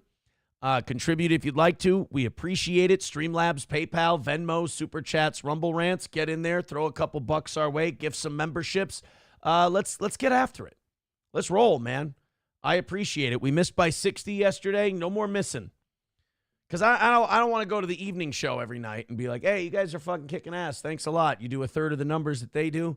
You guys are really, really crushing it. But hey, I'll give you an extra hour if you make a... Nah, let's not do that. Let's just hammer it out today. No bag week. We'll ask. No bag week. Streamlabs, PayPal, Venmo, Super Chats, and Rumble Rants. Instead of, bitching at me about that, let's just fucking crush it. Let's just knock it out. Call it a win for the toe. Thank you very much. That means everybody. Don't wait for somebody else. 5s at a time will knock it out if we're all being generous. I don't really care about this NVIDIA thing anymore. I kind of hate this. I kind of, I'll be honest. When I got this NVIDIA story, I was kind of thinking Johnny would carry this one. And then 40 minutes before today's show, Johnny said he wasn't coming in. Like, people are kind of hailing this as a victory for the tariffs. NVIDIA just announced that for the first time, it will manufacture its AI supercomputers in the U.S. The investment will produce up to $500 billion of AI infrastructure. That ain't no small number, man. $500 billion of investment in the United States. NVIDIA Blackwell chip production starts in Arizona. NVIDIA opens first U.S. factories. The CEO said, adding American manufacturing helps us better meet the incredible and growing demand for AI chips and supercomputers, strengthens our supply chain, and boosts our resiliency. So there you go. I mean, whether or not that's about the tariffs or whether or not they were going to do that anyway just to meet the demand in the United States for AI, it's a win, man. Anytime you can get these big investments into the United States, that's a W. And it kind of flies in the face of everybody who says, oh, manufacturing's dead. It's never coming back. You can't rely on manufacturing. It ain't going to happen. Well, I mean, here's more coming in. And that's kind of what you hope with these tariffs is you hope that it causes people to go, look, I can either pay out the ass to ship to the United States or I can make this shit in the United States, bite the bullet on labor costs, and do it that way. And it's nice to see that, I think Ford just said they're going to up production in the United States. Was it Nissan? Was the other one? I can't remember. And now you got NVIDIA, one of the largest companies in the world, saying that they're going to spend $500 billion investing in manufacturing here in the United States. Great. All of this is good stuff. Hopefully we hear more of it in the future, and the threat of tariffs is what causes it. Hopefully this NVIDIA investment is a sign of good things to come. See, Jimmy Kimmel's trending. Did he say something retarded yesterday? Doesn't look like it. Jimmy Kimmel's just trending for no reason. All right. I thought Jimmy Kimmel said some old dumb shit yesterday. And look, I'm always down to watch Jimmy Kimmel say some dumb shit. Dead Game with $5 says, I'll lead, but I can't keep doing this. I got to eat one day. Hey, man, I agree with Dead Game 100%. Everybody throw in a little bit. If you love this show, you're here all fucking day. I'm your main source of entertainment. Consider throwing a couple of bucks. Thank you, Wildcard, for renewing your membership. So 235 is the number today. And, let's hammer this out. I don't like predictability. And 235 is about where we freeze up every day. So I don't want to do the predictability thing where we're freezing up at the same spot every day, because then it's just going to be great show, great show, great show. And then I get to this point and I go, oh, fuck. Here, ain't no suspense here.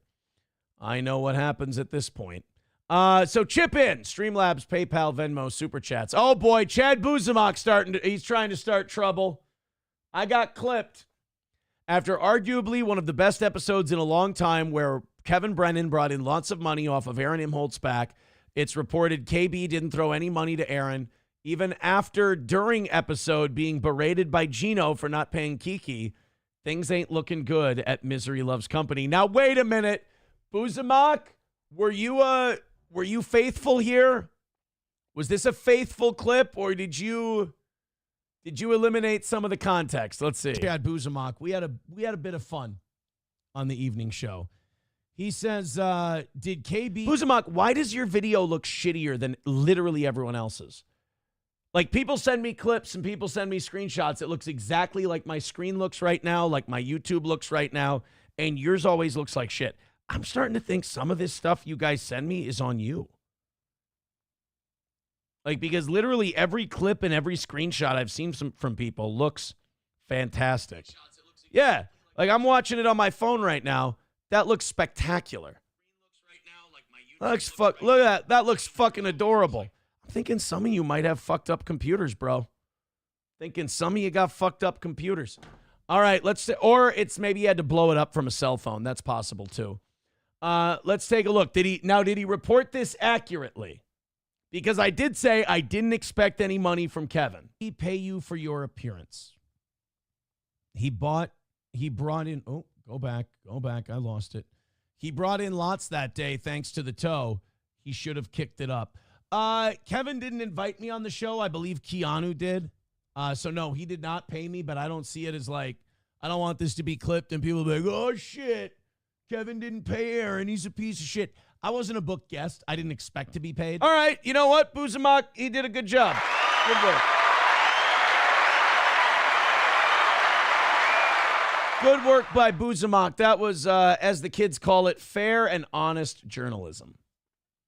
Fair and honest journalism. Yeah, sorry, Dildo. I know you want this to be shitty, but it looks good here, looks good on the big screens, looks good on all of it. Worse quality to make the clip videos smaller file size. Oh, okay. My bad. So you got to make it a smaller file size, so you got to dummy down the... Okay, my fault. Sorry about that. Good. 5-0 in the 3-2-0, becoming a steel toe bro for his 35th month. Hot shit. Thank you, buddy. Thank you. 235 is your number for today. Jump on it. Let's do this thing. Let's fucking have a different kind of day than we always fucking do in the morning. All right, let's go to Jeremy. If you don't like this next one, I'm into this shit.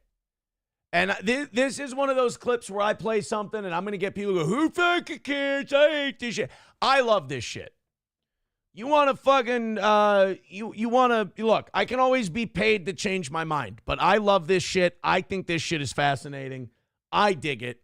The quartering, and by the way, the next time anyone wants to bitch about steel toe, this guy goes blurry and straight all fucking day. So I ain't hearing it. Jeremy from the Quartering has been having trouble with his coffee company lately. His coffee company, which is called, you guys are going to love this. This is a really good name. Coffee Brand Coffee. Coffee Brand Coffee. That's clever. It's tricky. I don't like that these alt dorks became cool in any way, shape, or form. Like all these people who probably loved Mike Birbiglia as a stand-up. Like all of these fans, all these people who were big Dimitri Martin fans, like got to dictate what's cool. I hate that because these alternative comedy dorks are so fucking obnoxious. And I kind of see Jeremy as one of them. Maybe it's just the Magic the Gathering crowd in general is just so fucking lame. And for some reason, we got this fascination with these people. We should have left these people in the fucking dungeon where they belong. I mean, the fact that we ever brought them up for air to observe them, it's kind of like, I don't know, releasing a new treatment-resistant strain of smallpox just to see what happens. Like, all of these people should have been left in the dungeon. They should have been left at their, mom's dinner table, fucking playing their little card games. Instead, we went, hey, dorks, what's your opinion on shit? We didn't need their opinion on shit. So now we get people who go, hey, Coffee Brand Coffee, right? Got coffee because it's, it's like I'm trying to get a name, but I don't want to look like I'm trying to. Shut up. So anyway, Jeremy from the Quartering made this coffee. And back in 2015, 2016, when it was, let's go after the woke libs every day, back then, Jeremy got really hot. The Quartering became a big thing because anytime you had a video that was titled, hey, owning the libtards as they're triggered from the Trump, you would get 1 million views. The problem is Jeremy hasn't changed up his shtick for 10 years. And the fact that Jeremy hasn't changed up that shtick for 10 years means people are starting to get bored with him, and the Quartering is starting to fall off a bit. Now, don't get me wrong, still does hundreds of thousands of views when he puts certain stuff up there. So he has nothing to bitch about. He should be fine. The problem is when these guys start doing well, they start overextending. They start going, well, I'm hot shit and I'm always going to be hot shit. Let's go ahead and start a coffee business. Like, yeah, but aren't you in the commentary? What wasn't what he was classified as, like the commentary community? You're a commentator. Why should a commentator, like Bill O'Reilly didn't start brewing his own coffee or his own Irish whiskey. That's for rappers to make liquor and shit like that. And even then, what you're supposed to do is just put your name on it. You're supposed to sell your naming rights and let some other company handle it.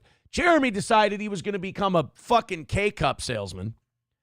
And now the guy who likes to taunt liberals, the guy who likes to taunt progressives, and he likes to call them wokies and shitheads and all this stuff. Well, wouldn't you know, they decided to fuck with his coffee company. Amazing. It's almost like if you leave yourself vulnerable in that way, the people you're shitting on all the time will attack you. And that's what happened with Jeremy and the Quartering. So now he's not getting as many viewers as he used to because the whole wokey lefty thing is dead. So the viewing numbers are going down. The coffee numbers are going down, but he's trying to blame it on the lefties. In fact, this video is titled, Woke Psychos Try. Oh, wait, no. There's lowercase and there's uppercase. So let me do this right here. Woke psychos try destroying local business for being conservative and it backfires. Hopefully. So he recently came out and said that his coffee company is like $300,000 in the red, right? He's $350,000 in the red and he needs help. And these lefties are trying to sabotage his company. So basically, buying Coffee Brand Coffee and supporting Jeremy from the Quartering is like, that's you're saving Trump. Like you're rescuing conservatism. You're fighting back against the lefties. I mean, you could just have your ideas and watch the shows you like and chip in and donate to whoever you want to. But the way you really fight the woke mob, you buy coffee. And it just so happens that the coffee you need to buy, for some reason, liberals' skin burns and their tears come out more when you buy Coffee Brand Coffee. So Jeremy tries this plea. It doesn't work. And now he's back on the libs are coming after me train. Libs are trying to destroy my coffee company in what is, People can say whatever they want about steel toe. At least we just come out and ask. We go, here's what we need. Boom. You know, I see people talking about how, like, Kevin and Patrick and all those Dabbleverse guys, like, their money is down. People keep going, money's down, money's down, money's down. Well, that's because these guys just sucked it all up, took it all in. Everybody's money just took it. You know, and everyone was like, oh, steel toe has this goal every day. Well, why do you think we have a goal every day? Because when the times are really fat, like this last year has been, the number stays the same. When it gets lean, the number stays the same. When we get more ad revenue, the number goes down. When we get more subscription revenue, the number goes down. Why? Because if you have a set number, you don't get too greedy and fat during the fat times, and then you don't have to panic and start doing 5 streams a day during the lean times. You have your number, it plays out. This Jeremy, he got big in that commentary community. Then we needed coffee. Then he needed a factory for his coffee. Then he needed a warehouse for his K-Cups. And now that's not working. And it's not because the wokies are trying to destroy him. It's because it's just not the quartering day anymore. And the saddest part is the quartering streams like 5 times a day. And he has like 10 clips that go out a day. And he probably does 250 to 500,000 views a day conservatively. He can make it on that. He's doing fine, but he overextended. Let's, the term I love is Stavros in the TV show Tires.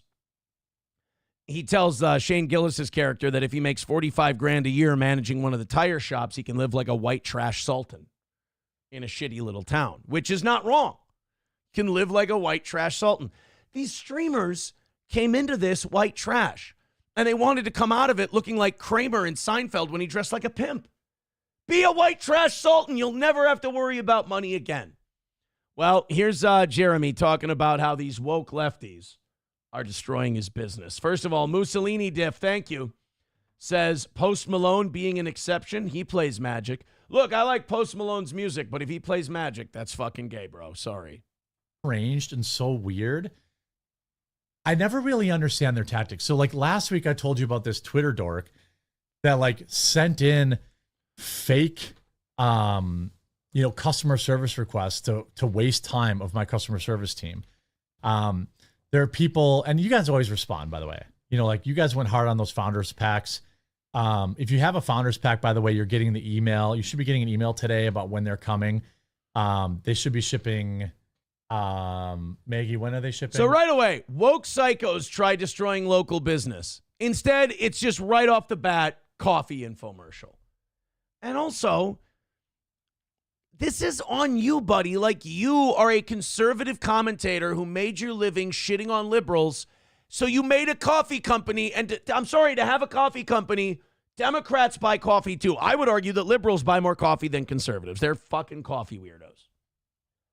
So you opened a business where you need everybody, and then in your other business that you're clearly connected to and you clearly promote, you shit all over half the country. Is this not what this guy fucking talks about all the time? Isn't this what he rails about Disney for? Isn't this what he rails about the mainstream media for? You guys alienate half the country with your messaging. You guys need to be more mindful of your customers. This jackass goes and makes a coffee company, shits on half the country, and then goes, it's these woke lefties. It's the stick and spokes meme. And Jeremy's it. Start a coffee company, shit on half the country. Then you fall down, hold your knee, and go, damn wokies, damn libtards. Fucking spare me. Still waiting for all of right. Yeah, we have a few items we're waiting on, but pretty soon. But, you know, I get it. I know people get annoyed with the content. Oh, Meta PCs, promo code Rumble. But what I've always wanted to do is build at least one thing that could maybe sustain my family outside. You built a streaming thing. You got to be a personality. You know, Rush Limbaugh didn't start a real estate business. Rush Limbaugh, he did one thing really well. He was a great entertainer and an awesome talk show host. So he did a fucking talk show and he made a shitload of money. He's not like, well, I've got a very successful talk show. What should we do next? Mr. Snerdley, let's open an Italian restaurant. Let's open a chain of Italian restaurants. We'll call it EIB, Excellence in Bolognese. Do your fucking show. You're Australian. Be Australian. Out of YouTube, which is why I started, Coffee Brand Coffee, which is why I called it Coffee Brand Coffee, instead of calling it like Liberal Tears Blend and then just cashing out. It doesn't matter if you make the coffee and you suck its dick on your stream all day and you literally have the logo in the corner and you say it's your coffee. It doesn't matter if you call it Jeremy's Stinky Cum Coffee. Well, then I'd drink it, of course.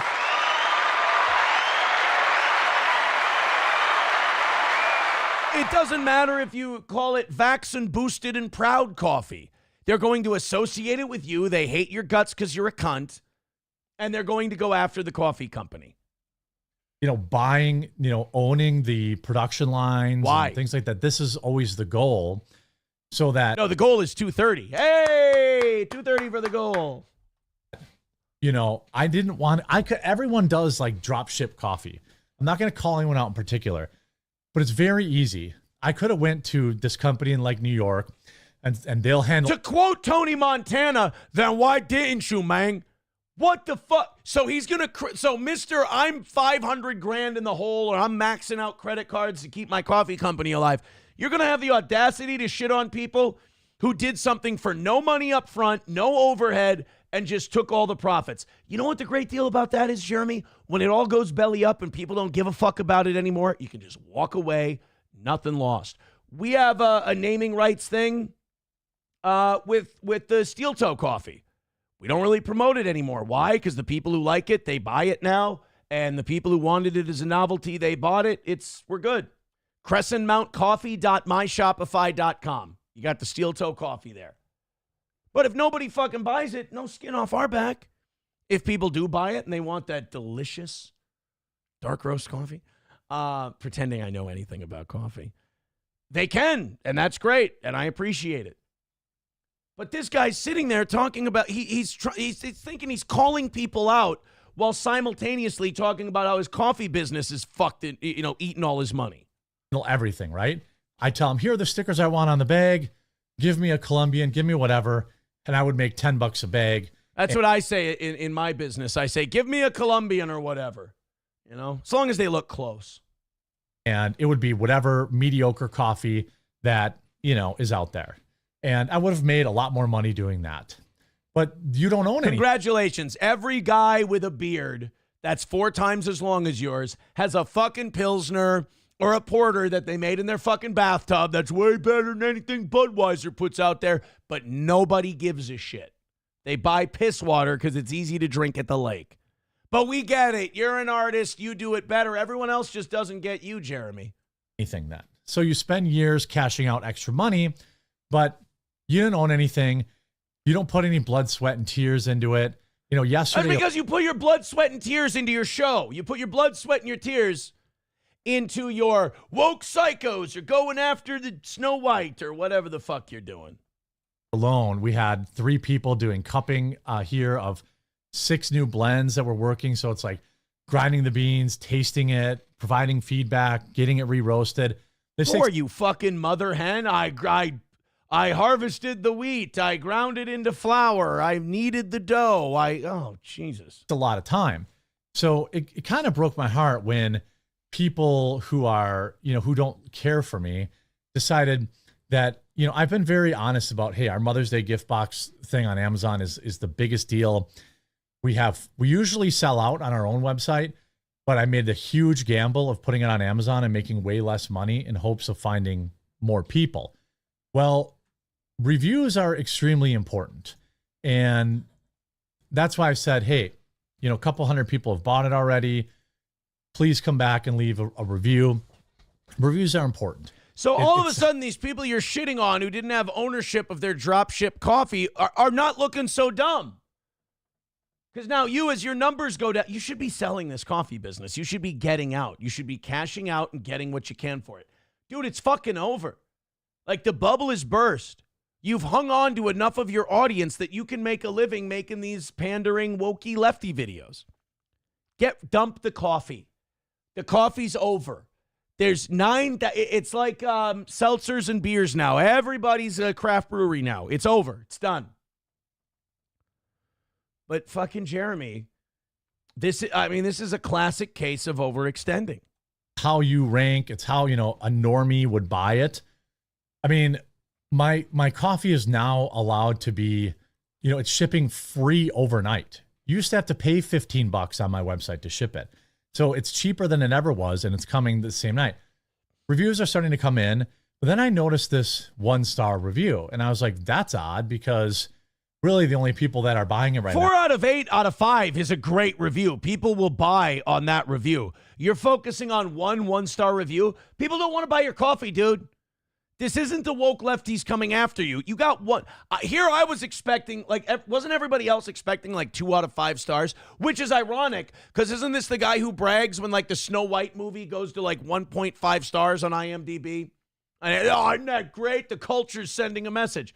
Well, the fucking culture's sending you a message. They don't want your coffee. Now, are people who have bought it before or who will hopefully buy it after this video, to get their Mother's Day gift out of the way, but to support the channel. I know that the gift box, I know it's on the pricier side. My hope is that with Amazon by next year, I'll be able to sell this same box for 15% less money and make the same amount. It's still I don't know a lot of people who are paying $100 for a bunch of coffee. Amount. But I noticed this odd 1-star review where everything, look at all these verified purchases. 5. Wow, great. 5 star. 5. I focus on the with one. Pictures, so they actually bought it. So I'm like, what the heck? A 1-star review? Let me look at this. And then look at this thing they wrote. All this long, and then they give it a 1-star. And guess what? What a coincidence. This person is not a verified purchaser. This guy's losing his mind. Dude, your coffee company's struggling. It happens. There's lean years, there's fat years. He's trying to rally okay, now I'm with you guys. I'm tired of Jeremy. We got it. We get the idea. He goes on for another 9 minutes. Your coffee's not selling because people they don't want Jeremy the coffee man. They want Jeremy the commentator. They want Jeremy the guy who's going to tell them that Snow White fucking sucks and that Disney's gay. That's the guy they want. They don't want to buy your coffee. And then the people, again, you shit on Disney and these other companies for this. You shit on half the country, and then you started a business that needs to serve the entire public. Democrats buy coffee too, and now you're surprised that these people shit all over it. And by the way, they're not. One guy left 1-star review shitting on it. It's not that people hate you. It's that people are indifferent, which I agree is way worse. People don't care about your coffee, dude. This isn't a liberal attack. This isn't some crusade against Jeremy. It's Mussolini Diff says it perfect. $2 from him. He says, culture shifted. Guess who isn't as important? That's it. The culture shifted. People aren't coming after you. It's just this kind of content. They've seen it. They've seen the Jeremy quartering trick. And now they're looking for something else. I mean, the message here, the lesson that everyone else can learn, if you're really good at streaming, it doesn't make you qualified to be fucking Don Folgers. You're not Mr. Colombian roast because you can give a hot take on a Disney movie. Stay in your lane. Hey, isn't this this is another Jeremy thing? All these actors and all these athletes ought to shut their mouth, right? They're not politicians. All right, well, you're not a coffee man. You're a YouTube guy. Be a YouTube guy. Ghost Crusaders TV with $4.99 says, why don't you watch a tutorial vid on YouTube on how to fix your camera's built-in settings? This camera looks worse than the old. Ooh, that's your settings, bud. Everything I've seen from everyone else, looking great, looking good, looking better. You might have to take your own advice on that one. We're going to keep tinkering with this, but looks great here. All the things I've been getting sent look good. People are very happy with it. Wonderful. Wonderful. Bapa Shab says, I was actively calling him out. His chat has 10,000 and his chat moves slower than this one. He's a fucking dumbass. Yeah, it's he's a good cautionary tale. Don't start a fucking coffee company when you're just a streaming guy. You're a streaming guy. Be a streaming guy. What made you think that you were going to start this coffee company that went fucking, balls out? There's no correlation there. Rebecca with $5 says, I give to your show every day. I got to live within my means, so I can't drop 20 a pop. Wish I could, though. Great morning show. Thank you, Rebecca. That's very sweet of you. And don't worry, every drop that anybody gives to this program is more than welcome. More than welcome. Hey, we're about to fall behind, though. Guess what? We're in the same spot that we're always in at this time of day. Come on, morning crew. Look a little more like the evening crew, and let's knock this thing out today. We appreciate it. Hey, guess where we're at? 2:30. Our goal right now is 2:30. So you know what time it is for this show. No, it's not time to do reads. It's time for us to go to the dentist because it's 2:30. Look, if I'm going to fail, if the morning show is going to just rot and not make a dime, I'm going to have some fun with it. Thank you very much. Streamlabs, PayPal, Venmo, Super Chats, Rumble Rants. We'll fake it till we make it. Hopefully we knock it out today, but if not, I'm kind of used to it. No bag week. We're not doing the last 5-minute segment. We'll die proudly. But hey, we deserve it. We've been kicking ass, taking names. We've been doing very well. The remodel went well. People didn't want it to go well. It went well. Hammer out that 2:30, or, I'm kind of getting used to this vibe at this point, unfortunately. You all should be dropping in a good 5 and we'll be good. Takes the pressure off all these people who drop in 20, 40, 50, $60. Let's do the right thing. We are getting some more news on the Gene Hackman, Betsy Arakawa deaths. This is so sad. Nobody was checking on these two. They were old as shit. They were broken down. They couldn't take care of themselves. And you would think Gene Hackman, made millions. I don't know what his relationship is between he and his kids, but nobody was checking on these two. The investigation has found that their property was riddled with rodents. They said it was a perfect breeding ground for hantavirus, which is what Betsy got. So Gene Hackman had Alzheimer's really bad. Didn't know who the fuck he was. He needed someone to take care of him. That somebody was Betsy Arakawa, his wife. Betsy got hantavirus, and she died. Betsy got hantavirus, and she died. And I think they said for about 1 or 2 weeks. And the dog had been crated because he had been treated. And the dog, he dies in the kennel. Betsy Arakawa dies in the kitchen or the bathroom. And Gene Hackman just kind of wanders around and then had a heart episode. And he died much, much later. But he was so riddled with Alzheimer's that he couldn't even process that his wife was lying there dead. He lived in the house for over a week with a dead person.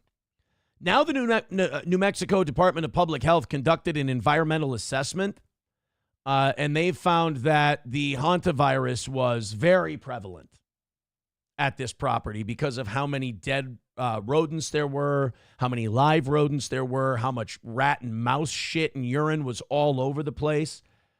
In Hackman and Betsy's case, rodent feces were found in 3 garages, 2 casitas, and 3 sheds on their property. A live rodent, a dead rodent, and a rodent nest were found in the 3 detached garages. 2 vehicles on the property were also found with signs of rodents, nests, droppings, and sightings of pests. Investigators even discovered live traps set up in the outbuildings, suggesting the infestation had been ongoing. So, no, they were too old and they were too frail to do any kind of rodent control. Betsy ends up getting hantavirus. She dies. Nobody's checking on these people.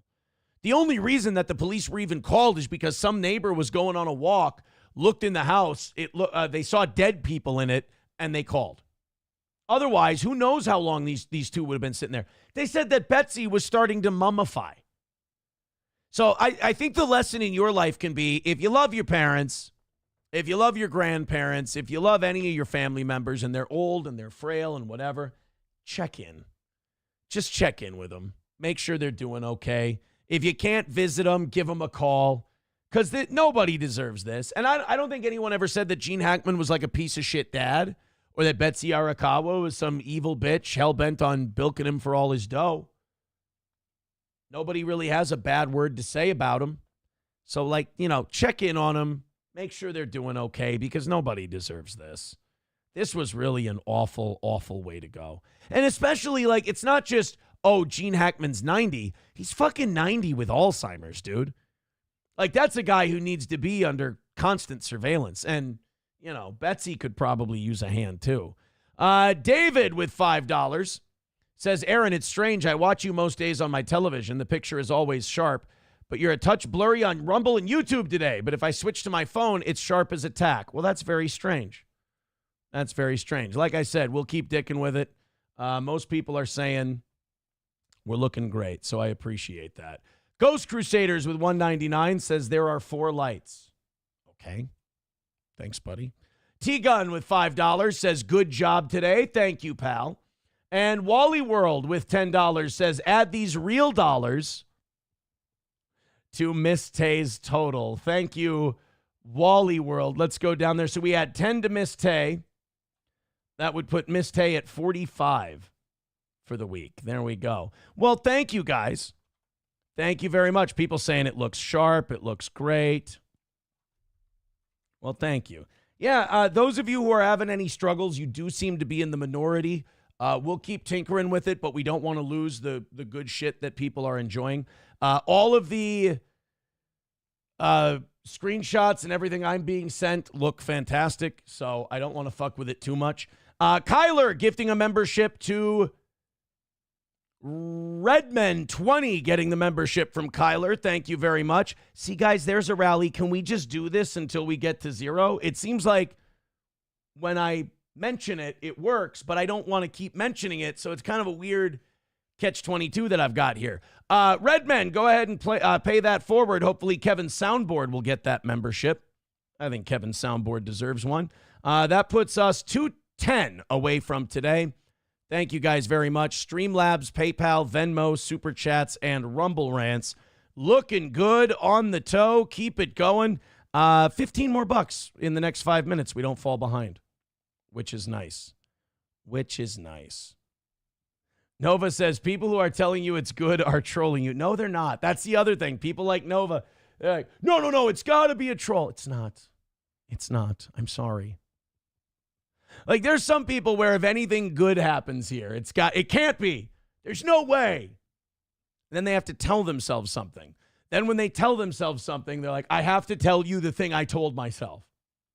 Don't make me take part in your weirdness. Bigot on Socialist Media says, good one, but I never troll Aaron. Yeah. There we go. I don't think Bigot on Socialist Media says not blurry. Dead Game says it's sharp. I'm sorry. I gotta go with the majority. I do agree with Dead Game. Eliminate the shine. I backed up the lighting a little bit. Probably should change the angles just a little. But like I said, I don't want to spend too much time diagnosing it today. It's going great. It's looking good. We're just about there. We're on our way. About 800 checking out the toe right now. Thank you.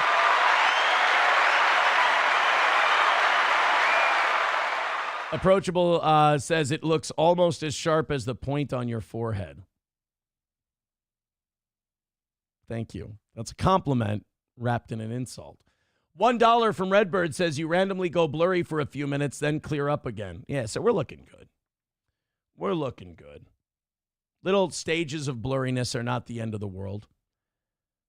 So I think ultimately we've done a damn fine job. And we're not done tinkering.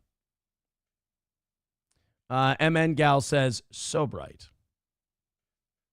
It is. We're going to get that worked out. But for the most part, the new camera, you can obviously tell the difference. If you can't, you should probably fuck with your settings a little bit. Or just not be so like, because it's looking great and we've got a great basis here. And we're just moving on from that. Yeah, Nova, I think that's when we get the lighting distance figured out, we'll get that part figured out. I think there's a lot of light hitting the sign and a lot of light hitting me. So sometimes that causes a bit of a fight. But For the vast majority of the audience, it's looking great. We're very happy with it. I'm very excited. And guys, we're 210 away from today's goal, and I would really love to not miss today, and I would also love not to struggle because I don't have the begging option. You know, I can't do the 5-minute begathon thing. So we got to hit. Let's do it. We're kind of doing the same thing we always do every single day, so let's try to avoid that. And let's also try to condition everyone to do it without me doing this part. I'd appreciate it. Streamlabs, PayPal, Venmo, Super Chats, Rumble Rants. Los Federales says, Aaron, please play this. No, I'm good. I'm good. We start getting ahead. We start things moving. We'll see. We'll see. Let's go give our thank yous out to Ronald with $20. Thank you very much. I appreciate that, buddy. A nice little 20. Give that man a Booker T. Oh. Sucker, Hulk Hogan, we coming for you, nigga. I got the important part. There you go, guys. You're ahead of the game a little bit. We're never ahead of the game at 8 o'clock. It's always a fucking struggle. So keep it going. 190 away. 100 by 9. We're good. Bigot on socialist media, gifting a membership to Cottonwoods. There we go, 185 away. See, we have a dream that this ends up happening without me asking a bunch. So thank you very much. Keep those memberships going. Keep that Streamlabs, PayPal, and Venmo run going. And we will have ourselves a hit goal in no time. Thank you, everybody who contributes to this fine program. Uh-oh, guys, Backstreet's back. And it's for a rape charge. Yeah, Nick Carter this time. Now, he's been having a rough go of it because his brother, Aaron, he's dead, right? Aaron Carter died. If I got that wrong, I feel terrible, but I don't want to live in a world where I somehow made up that Aaron Carter's dead and he's not, because then that means I thought about Aaron Carter, and then that's obviously going to cause everyone else to assume I'm a homosexual, which I got enough of that, to be honest with you. But Nick Carter has been sued for SA. The woman is claiming that Nick Carter gave her STDs. Gave her steel-toe derangement syndrome? Nick, you son of a bitch. Now, he's denying it, and I'll say this. The fact that it's civil and not criminal makes me a little suspicious, I'll be honest. Anytime it's civil and not criminal, it feels like a money grab. That's kind of my immediate impulse, is to go, oh, well, they're looking for a buck. I mean, that might not be the case. It might be that she went to the law. The law told her, like, look, this happened. Oh, my God, this was 21 years ago. So 21 years ago, she was 19 years old. She claims, her name is Laura Penley, and I will give her this credit. She put her name on the lawsuit. She says he SA'd her multiple times. Penley claims she met Nick in 2004 when she was 19 years old, and they started banging for a couple of weeks. I hope she didn't use the phrase banging in the lawsuit. Meeting up at a Los Angeles apartment to hang out and have sex. She says she asked him to wear a condom, but he refused and told her he was clean from STDs. So now, you know, for these kind of cases, we kind of got to get in a time machine a little bit. We got to go back to 2004 because we have a nasty habit of applying 2025 standards to 2024 stories, or 2004 stories. So in 2004, would you wear a condom? And the guy goes, no. Like I was in high school in 2004. And there was a move that guys would pull in high school back in the early 2000s.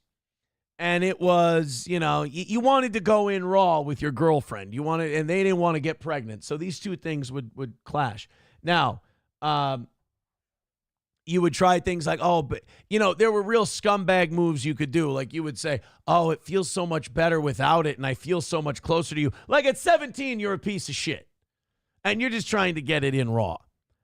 And, but I don't know. Like if you're a Backstreet Boy and it's 2004 and you're in your 20s and you're banging groupies and you're not using a rubber, I think that's fucking retarded. I really do. I think it's really dumb to be fucking road whores raw. I mean, you want to catch something, that's a good way to do it. She claims she never had unprotected sex before meeting Nick Carter. She's 19, that's possible. She says she came over once in early 2005 and told Nick she didn't want to have sex. But she says he responded by telling her the only reason she was there was to have sex with him. Okay, see, now we get into the Aziz Ansari Me Too territory. Aziz Ansari, who I'm not a big fan of, got Me Too'd at one point, and it looked like he was going to lose everything and he was going to be the latest victim. But it turns out what happened was Aziz Ansari called a chick over to fuck. It was a Netflix and chill kind of thing.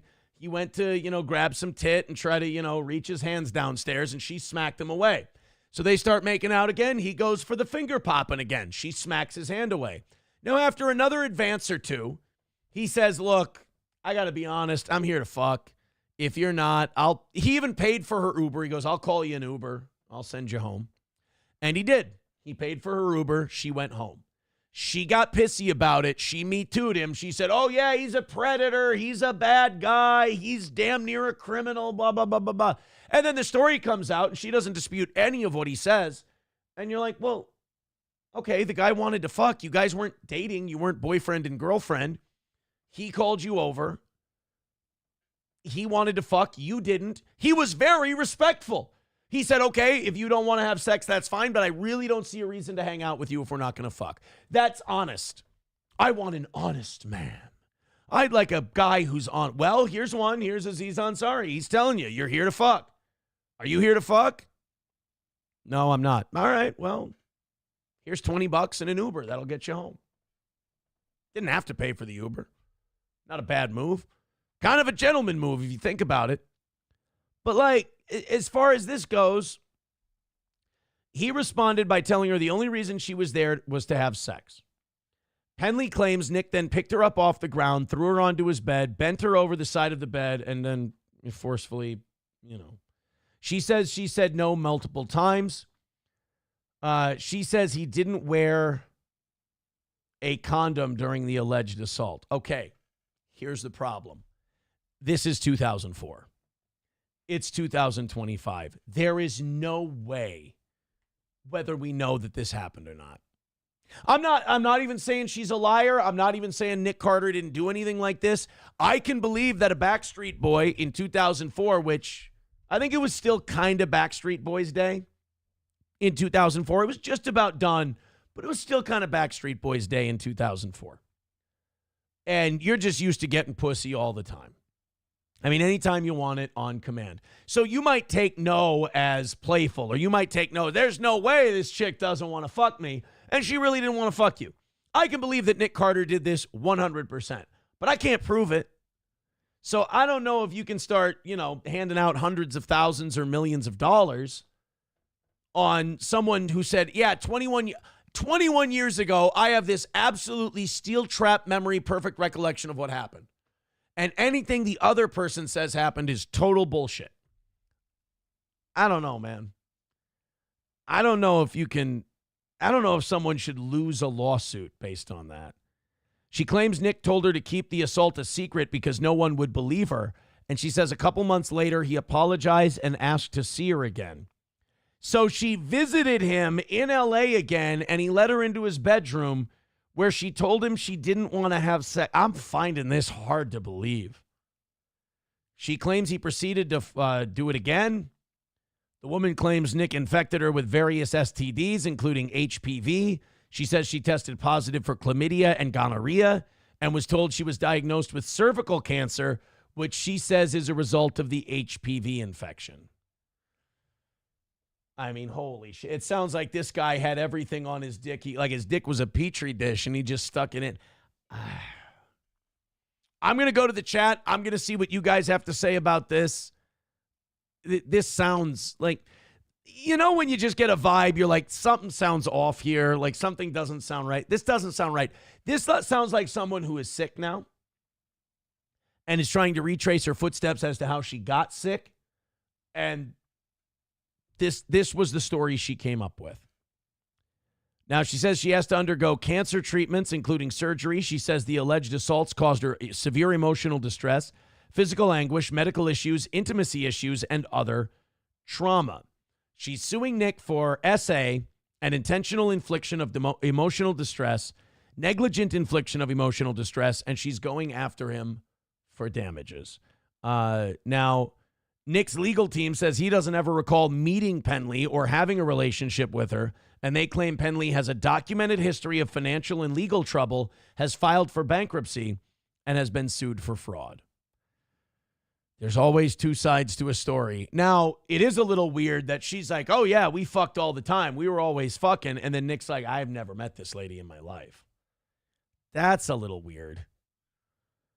I don't know what the truth of it is, but I have a hard time believing that 21 years later, everyone just knows exactly what happened and we can sue and we can award damages based on that.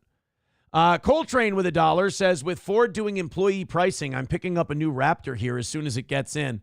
I can't pass up that deal along with low interest. Thank you for the $1. I appreciate it. Nova says, how is she paying for a lawyer? There's a lot of...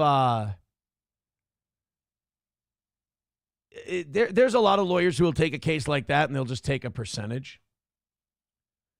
They'll take a piece of the case. I'm seeing something in the chat here. I hope it's not true.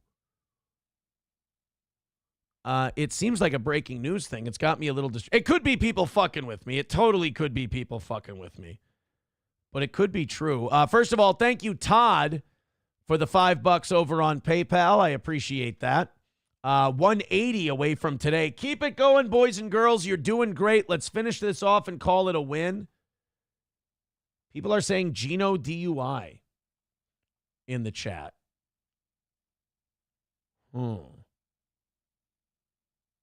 Gino DUI. I'm going to have to see a link. Otherwise, I'm thinking you guys are fucking with me. Yeah, Dub says 30. Yeah, usually they take 33%. Usually if you sue and you get a lawyer who will take it on a percentage, because here's what the attorney's thinking. Nick Carter's worth a few million bucks. Here. Nick Carter net worth. $45 million. $35 million. So this lawyer will take the case for free. And he'll think that Nick Carter wants to just make this go away. They'll settle out of court. They'll sign paperwork. Nobody will ever mention it again. He'll give her a couple $1 million and everyone will walk away and this guy will take home $600,000. That's the thought process between doing it on a percentage. So the difference between doing it on a percentage and doing, when you're saying like, oh, how's she going to pay for it? How's she going to pay for it? That's how. Now, the risk there is if you get nothing, the lawyer gets nothing. But the lawyer who takes the case on a percentage will usually feel pretty confident that he can make some money off of it. I don't know. It's just, I don't like this idea that 20 years later you can come back and go, oh, yeah, you totally did this. And there's like no evidence for or against it. Rachel with $2 says, tax day, paying my toe tax. Oh, a $2 toe tax. Thank you.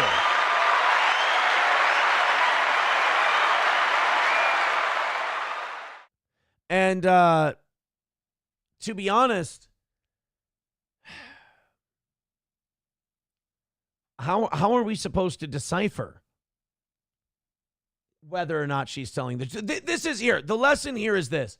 I know that going through something like this can be traumatic. It can be awful. It can be terrible.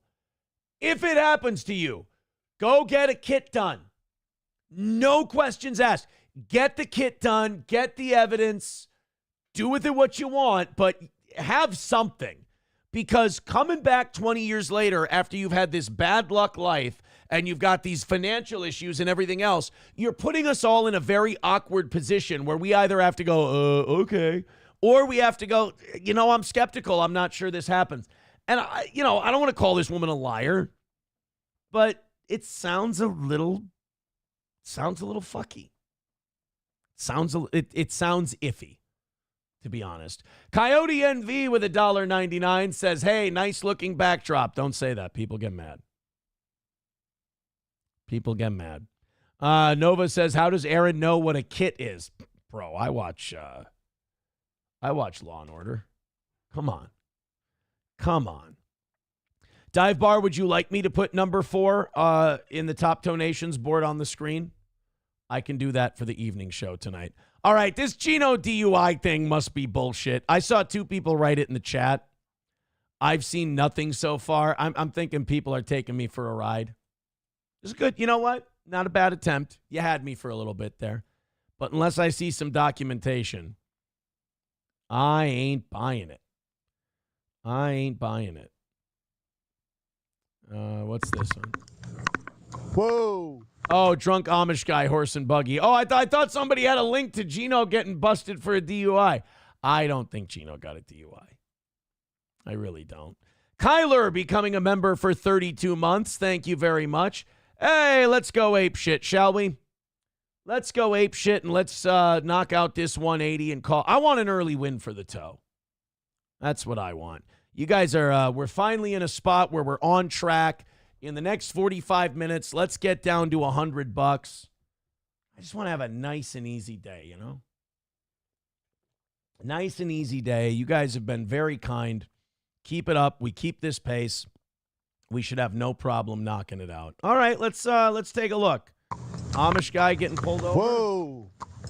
We want the gold. Hey. Wake up. I'm getting used to the new layout. There's a Bud Light can sitting in there, and he passed clean out. That's what he did to me. The Amish guy passed out in the buggy. Wait a minute. Are you allowed to drink Bud Light if you're Amish? My call. I found him outside Philly. 418. He's eastbound on Bogue. B-O-G-U-E. We got a drunk Amish guy passed out in a buggy. Staley and yeah, Bogue. how the fuck do you stop a horse? If the guy's passed out and the horse is, the horse knows the way to carry the sleigh, it's not like he respond. The only way he'd respond to police strobe lights is probably freaking the fuck out and taking off. I'm gonna avoid. I got 3 jokes in my head right now. None of them are not going to get me in trouble. Bogue Road. He just turned eastbound on Bogue, and I yelled at the guy when he rode by. There's a Bud Light can sitting in the damn buggy. And I hit the side of the buggy and hollered at the guy. He's passed clean out. He's slumped over. Oh, shit. It's kind of fun. Like, technically, a horse and buggy is like AI-assisted driving. It's remote control of your vehicle. You can pass out, and you can still travel safely. It's auto drive. No, I mean, I'm yelling, whoa, whoa, whoa, and no. I'm going to see if I can get in front of him and slow down. It would be, honestly, it would be awesome if the horse is trained. Like, his master is such a drunk that when he passes out, the horse is trained to go right back to the community and not pull over or respond to any kind of commands. Down. 421. 521. And you're getting check out?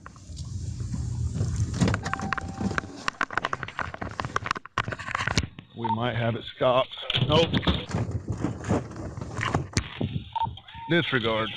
He just rammed it into my car. You know, look, there are worse days you can have as a cop. There are much more dangerous days you can have as a cop. But there aren't much better stories that you can get than some fucking Amish guy passed out on... First of all, passing out on Bud Light's embarrassing. I'm a lightweight, and I would have a hard time passing out on Bud Light. I'd get full before I'd pass out on Bud Light. So passing out on Bud Light's embarrassing, number 1. You probably committed a whole host of sins that you're going to have to atone for back at the farm. And number 3, now you got destruction of property on your list of charges because your horse just rammed into a cop car. Hey, stop your horse. I'm sorry, but if I stop this horse, then you got me on destruction of property too. Stop your horse. You know, no, officer, what you say is hold your horses. Hold your... Because, no, you don't get it. You see, because he's Amish. See, I told that joke and the goal immediately didn't go down to 0, so I'm worried you guys didn't get it. You see, it's an Amish guy, and there's a saying called hold your horses, and in this case, with the buggy and the, I don't think you guys get it. Stop your horse. Get your horse. What? My wife and girlfriend are at home. Horse, asshole. Horse.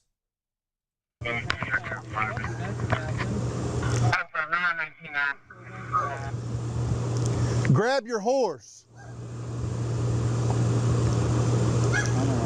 He is not. Dude, this guy, he ain't helping you, bro. You're going to have to grab the horse. This guy is barely, he's nodding off as you're giving him instructions.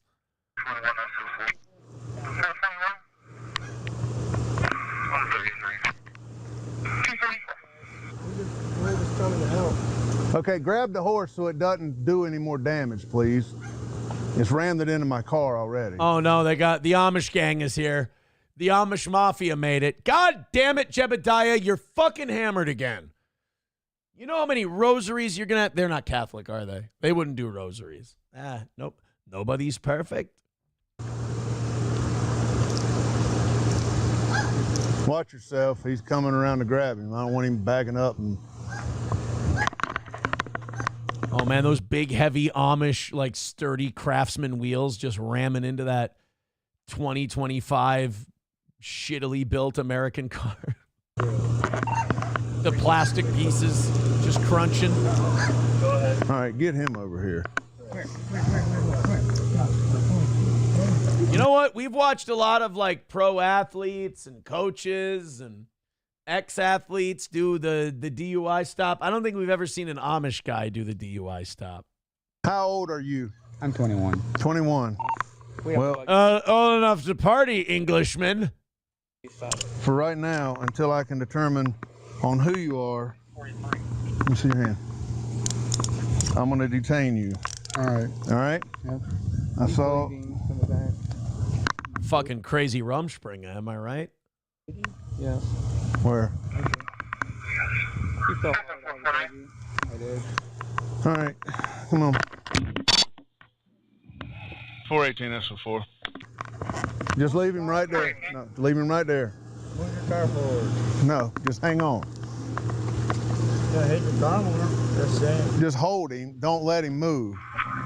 It's a relatively snazzy dressed Amish people. You know, really all I know about the Amish is from the movie Kingpin and from the Lifetime movies that SP and I have watched. You know, we watched another Amish movie. We've watched 3 Amish Lifetime movies, and it's always just, you know, guys trying to get their dick wet with different Amish chicks. This was a guy who poisoned his sick wife. His wife had Lou Gehrig's disease, and he poisoned her with rat poison so that he could marry the caretaker of the wife, who was this hotter, younger chick, and he thought she would give him sons. So the Amish guy starts fucking her. Well, then she stops fucking him. She's like, this ain't right. This is against God. I'm going to go date this other guy in the community. And your wife is alive. I can't do this. So that guy takes this as, I got to kill my fucking wife. So he kills his wife. His wife's dad is the bishop. He's like the elder, the main dude in the community. And he wants to be the main dude in the community. So they try to frame, first they try to frame the caretaker. Then they try to frame the accountant at the buggy whip business that the guy fucking the caretaker runs. And eventually they figure out that he did it with the rat poison in the barn and that he had also poisoned poisoned himself. So he poisoned himself with rat poison, but not a lethal dose. Tried to frame the other 2 broads for it. They end up catching him. She lives happily ever after with the Amish guy who has a bicycle with a basket on it. And I think it was called Amish Stud, I believe, was the name of that movie. That's how I know the Amish. You start at 29 for a head injury for the driver. What you got in your pocket? You got anything that's going to stick me or poke me? Shouldn't be. No, I got my my dick off is my big Amish hog. change wallet. I'm just a regular Amish guy, officer. I got a battery vape, crack pipe, and flask, some moonshine in it, Nintendo Switch, the usual stuff. Okay. Well, how do you guys normally keep them from moving? No, move the damn car. Move the car.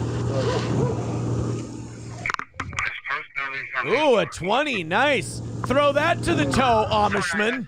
We were on 19 when they called. They had to stop. Well, I got to get him in here first, then I can move it. Yeah, how the fuck do you impound a buggy? Like, how do you take a guy's vehicle when it's horse-drawn? Eh, God, the Amish create so many pains in the ass for us, they don't even understand it. Passing out on Bud Light. I don't know. Lifetime never tackled the rules on Amish people and drinking domestic light beer, but I can't believe that it's not frowned upon. Coyote NV with $1.99 says, witness Harrison Ford. Not sure what that means, but thank you for the $1.99. All right, 180 away from today's goal. Please jump in now and let's get this taken care of. I want to have one of those easy days. I really miss easy days. More Lifetime movie gayness. Can we deport the Amish? No. The Amish are fine. I mean, once in a while, you get an Amish guy who gets hammered and he's driving a horse around. That's kind of fun. No harm, no foul, right? Yeah, the guy in the Amish movie that she ended up with did have a bicycle and a basket. A basket on his bicycle. That's how he carried his mom's jam. He would always give this woman mom's jam, fresh heirloom tomatoes out of her garden. You know, real Amish shit. Real Amish shit. Kyler gifting another membership. Thank you very much. Potato Head Case getting the membership. Let's go, baby. Let's go. That brings us down to 175. Let's get this today. Let's pass those memberships along. Potato Head Case, you jump in and do one. Go ahead and throw a couple bucks in the Venmo, Streamlabs, PayPal, Rumble Rants. Let's get that 175 down to 100. We got 35 minutes to get it down there. I want to win today, and I want a relatively easy one. New camera looks great. New set looks great. We're fucking with the lighting a little bit. Once we got that down, we got a few camera things I want to fuck with. We're looking good, kids. Just got to hit those goals. We've got this was a weird story. I don't know how I feel about this. This kind of speaks to the whole, like, how much should teachers have to tell parents about, like, trans stuff and gender identity in the classroom? Like, my thing is, if a kid's going through a very serious life event, like gender identity and shit like that, you tell the parents. That's the parents' right to know. But a lot of these teachers, especially the LGBTQ-friendly ones, there's some weird grooming level shit going on, and it's unnerving. You have these teachers who honestly live vicariously through the parents, and it's usually young LGBTQ teachers who don't have children of their own, and they almost, like, in a weird way, psychologically kidnap these children. And when the children say something like, well, I think I'm non-binary, I think I might be this or I might be that, and instead of the teacher doing what a teacher's supposed to do and going, look, I'm just here to teach history. I'm going to call your parents and you guys can all deal with that, you know, together. It sounds like you need to talk as a family about something this big. Instead, a lot of these teachers will be like, shh, no, it's okay. I think your parents won't know how to handle this. I'll know how to handle this. I'll be an ally. I'll be your advocate. We won't tell them. Look, a lot of LGBTQ people, they want to bitch about these new laws that states are passing that says, you know, that teachers have to tell parents if their kid comes out as non-binary. I think that's really troubling that you would be against something that is so simple and self-evident. It makes me wonder what your intentions are. It makes me wonder what you're trying to do. And then you get mad when people say, there's grooming or there's recruiting going on. Well, when a kid comes up to you and tells you something very serious, like I might have a potential mental illness, and your immediate impulse is, I'm going to hide this from your parents. You don't know the parents personally. You don't know the family very well. You've maybe met them, once or twice at conferences? So you don't know what the dynamic is there. This kid may need some serious help. And your first impulse is to go, we'll keep it our little secret and we won't tell your parents. That's fucking predatory behavior. You're not going to convince me otherwise. So there's this Florida teacher who's been fired under this DeSantis law for using the student's preferred name without parental consent. I don't think teachers, for both the benefit of the parents, the student, and the teacher, should be interjecting themselves into this shit. It's not your job. That's not what you're there for. So this Melissa Calhoun, a teacher at Brevard Schools in Florida, was fired from her teaching position after attempting to socially transition a child behind their parents' backs by using preferred names, violating Florida law. This is the teacher right there. And yeah, she's kind of cute. But like, that's weird. When a child comes to you and says, I'm trans and I identify as this name, immediately that's hands off. Oh my God, you know what? You shouldn't be coming to me about this. You should be going to your parents. They're the people who can best handle that. If you have a teacher who goes, I know better than your parents, I'll take care of you, that's creepy, grooming, recruiting type behavior. You can't convince me it's not. I'm not even saying that the teacher is being, that the teacher thinks they're being bad when they're doing it.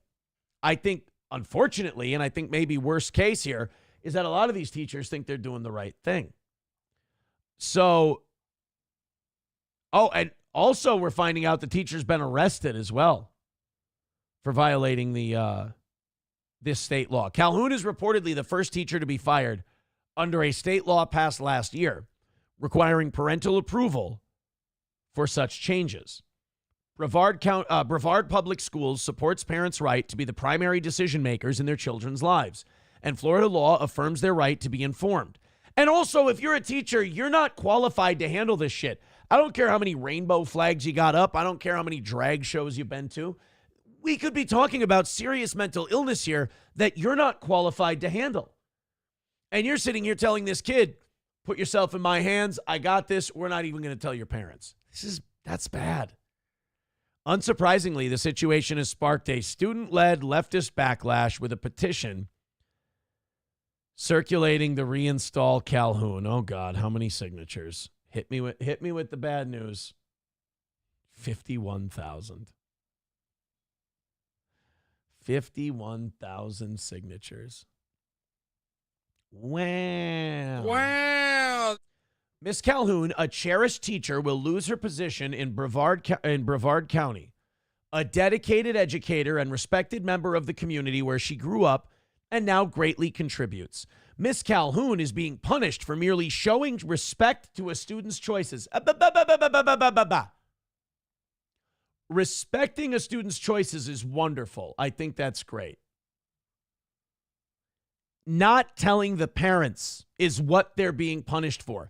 Hiding very important information about their child's health and mental health is what they're being punished for.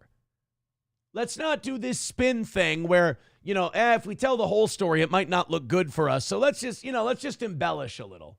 Let's just leave certain things out. Nice.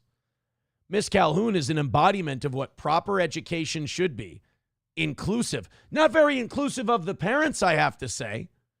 Understanding and respectful of individuality. Losing her would be a significant loss to Brevard County's education community. You understand that you not being qualified to handle something this psychologically heavy could end up leading to hurting the child more. I mean, how many times have we seen the studies where a vast majority of these kids who claim that they're a boy or claim that they're a girl just simply grow out of it if you leave them alone? But if you push them in one direction or the other, now all of a sudden they're getting this positive reinforcement that feels good, so they keep going down that road. I mean, I think it's a cultural loss for those of us sane people that we even have to have laws that say that parents should be involved in this. I think we're kind of losing the war because the law needs to be made to begin with. Embodiment of proper education, they said. That's what this woman is. Jeez. So it sounds like she's been charged too. Brevard Calhoun. Let's get an update on this. District says law forced Brevard teacher's job loss. Cherished teacher fired. That's from LGBTQ Nation. Teacher loses job. Won't. Now wait a minute. Florida district won't renew teacher's contract. Well, that's a little different. Let's see. Do we have video of this one? Are the students speaking out? Of course they are. Of course they are. Hey, Coyote NV with 199 says witness 1985 movie about Amish Harrison Ford. Oh, I did not know about that. Redbird with $1 says it's a fetish. They groom children they see that are emotionally unstable and open to being manipulated. There are dozens of videos of teachers saying they target conservative children to hurt their parents. That's insane. I mean, that's, I mentioned mental illness. Holy shit.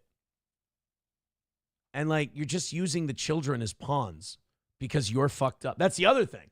How many of these teachers are fucked up? Just because they're teachers doesn't mean they're saints and they have their shit together. I mean, we've seen way too many teachers who don't have their shit together to know that's true. That's unfortunate. Bigot on Socialist Media says she'll be at another school soon.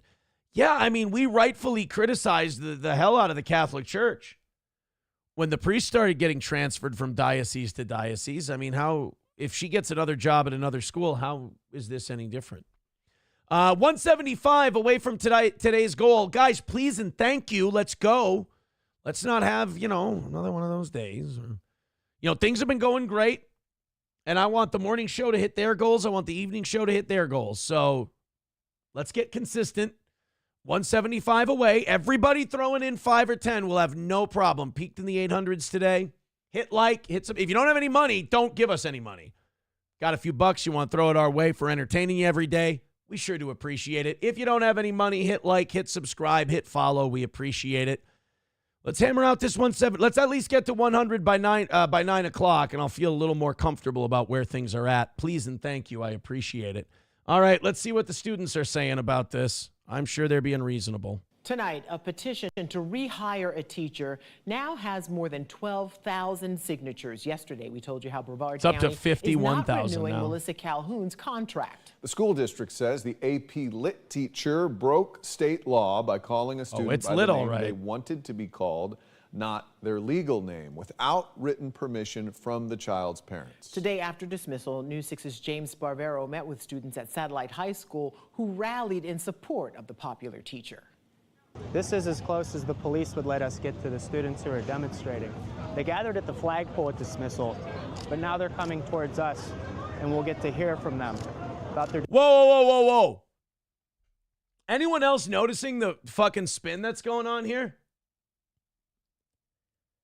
Do you see how many students were at the flagpole? Back that up.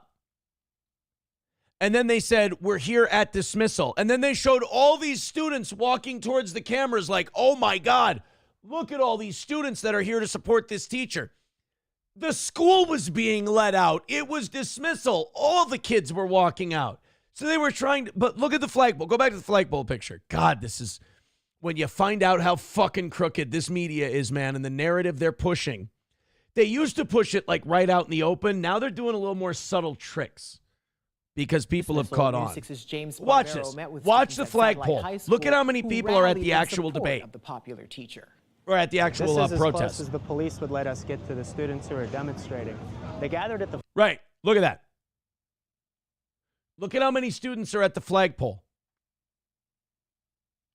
And then they go, oh, we're here at dismissal. And then they show just armies of kids walking towards them. Look at all the support that this teacher has. There's 30 kids there. 30 to 50 kids are at the flagpole for that teacher who wouldn't tell a kid's parents that they were thinking they were non-binary, which is something a parent has the right to know. The flagpole at dismissal, but now they're coming towards us. See? And we'll get to hear from them. Now they're coming towards us. Look at all these students. He's implying that these are all the flagpole kids. They're not. About their disappointment of losing a very popular teacher. I understand it's policy, but I don't think it's right. And just to see that she was just not renewed was truly very upsetting. Okay, address what she did. address what she did. She hid things from we don't know. I mean, we have to assume they're loving parents, that they love their children. Vast majority of parents love their kids. So what about the fact that very loving parents were denied very important information about their child, and that the teacher was actively facilitating covering it from the parents? Oh, well, they need someone who won't challenge them at all. They need someone who will just indulge this, who aren't qualified to diagnose this, who aren't qualified to go through the steps to help this person with mental health issues they might have. You know, people want to blame that high S-word rate that community has on bullying, but I guarantee it's not the bullying. You know what it is? It's people that don't have a mental health degree. It's people that aren't doctors who need to see these children to see what's going on and find perhaps some kind of underlying cause. It's these fucking teachers and these fucking students who are reinforcing this and pushing them down this path, and then they get confused, and then they try. You know, everyone acts like it's those of us who are skeptical of all this shit who are causing the problems. No, it's you in that community. It's you in that community because it's such a brainwashing sociopathic deal where you guys separate them from their families, you separate them from their current group of friends, and you say, all you need is us. All you need is the trans community. All you need is the non-binary community, and we won't steer you wrong. We're not going to tell your parents. We're not going to tell certain friends because, you know, they're just going to be against you. I mean, it's psychotic, and then they get mad when we use the word grooming, but what kind of behavior is that? How is she reacting to what happened? She has not reacted at all. She is teaching the exact same. You know, it is clear that she is upset about it, which she has every right to be. But so she's not fired, you lying sacks of shit. They just didn't renew her contract, so they're going to let her go at the end of the year. She has just kept pushing us to do our best. She has not changed her teaching at all. It feels like she's keeping private, despite as much attention as this is getting. This cocksucker, by the way, has a fucking agenda. This guy definitely leans toward one side or the other. This is like, I'm sorry, I watch this and I get really conspiratorial. This is the purposeful manipulation and interfering with of our culture, of our children, of our families. There's something going on here. I hate to be conspiratorial. I hate to be like I'm just asking questions or, nebulous, there's something going on, but this is an attack. This is about more than a teacher and a student. This is about an attack on the sanctity of the family. This is an attack on the normal traditions and culture that have been used to build this country. This is like getting older and getting more mature means that all those Christian conservatives we used to laugh at middle school and high school, getting older is realizing that maybe they were onto something. I mean, I certainly don't want to go all the way to where they wanted to go, but maybe we should have paid a little bit of attention because everything about this story is, it just seems so nice. I mean, the teacher's side seems so wonderful. The teacher's side, everybody's just bullying them and being mean to them. I mean, it's like a Saul Alinsky Rules for Radicals reading. I mean, but we're going to ignore the facts of the case that this child is going through something. Obviously, the parents need to be told that the child is going through something so they can get them help because the parents aren't qualified to help them. You can get a psychiatrist involved. You can go see somebody, find out what's going on. Instead, you have unqualified students and unqualified teachers saying, we'll keep this from your parents. You can confide in us. We'll be your family now. And then the news media going out there and showing nothing but sympathy for this movement, which completely undermines the traditional family. And I don't think that's by accident. Yes, I know she didn't respond about giving a statement or anything. No, she's kind of just keeping it to herself. I feel it's completely unjust, honestly. She was a kind, well-liked teacher, very well respected. Also, after dismissal, I talked to parents in support of Miss Calhoun. Did you talk to anybody? Did you talk to any parents who were fucking pissed? Did you talk to any parents that were righteously annoyed and pissed off about this? That said, if my child was going through something and a teacher didn't tell me, I'd be fucking livid. No, you didn't. You just talked to, wow. Brevard Public Schools told me she taught in the district for 11 years. And before satellite, she taught right next door at the Laura Middle. With as much as our teachers have to deal with, it seems minute to have to deal with this as well. It seems more petty politics. Petty politics? The parents want to know what's going on with their fucking kid. The parents want to know what their child is going through. This fucking guy, he's a problem. This guy's a problem. Unfog your fucking glasses. I'm mad at you. He hasn't talked to one parent that has righteous anger about this. He hasn't talked to one parent that says, I want to be notified if some shit's going down with my kid. Brevard County's Teachers Union is standing with Miss Calhoun, too.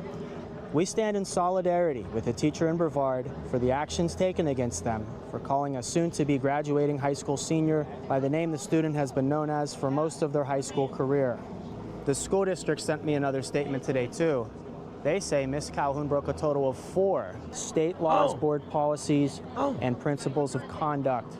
Really? So we're only hearing about the one, but she broke 4. Why aren't you reporting what all of those are? And I'll give you a chance to, but you've pissed me off so far because you haven't gotten both sides of this story. This seems highly manipulative and bullshit and propagandist.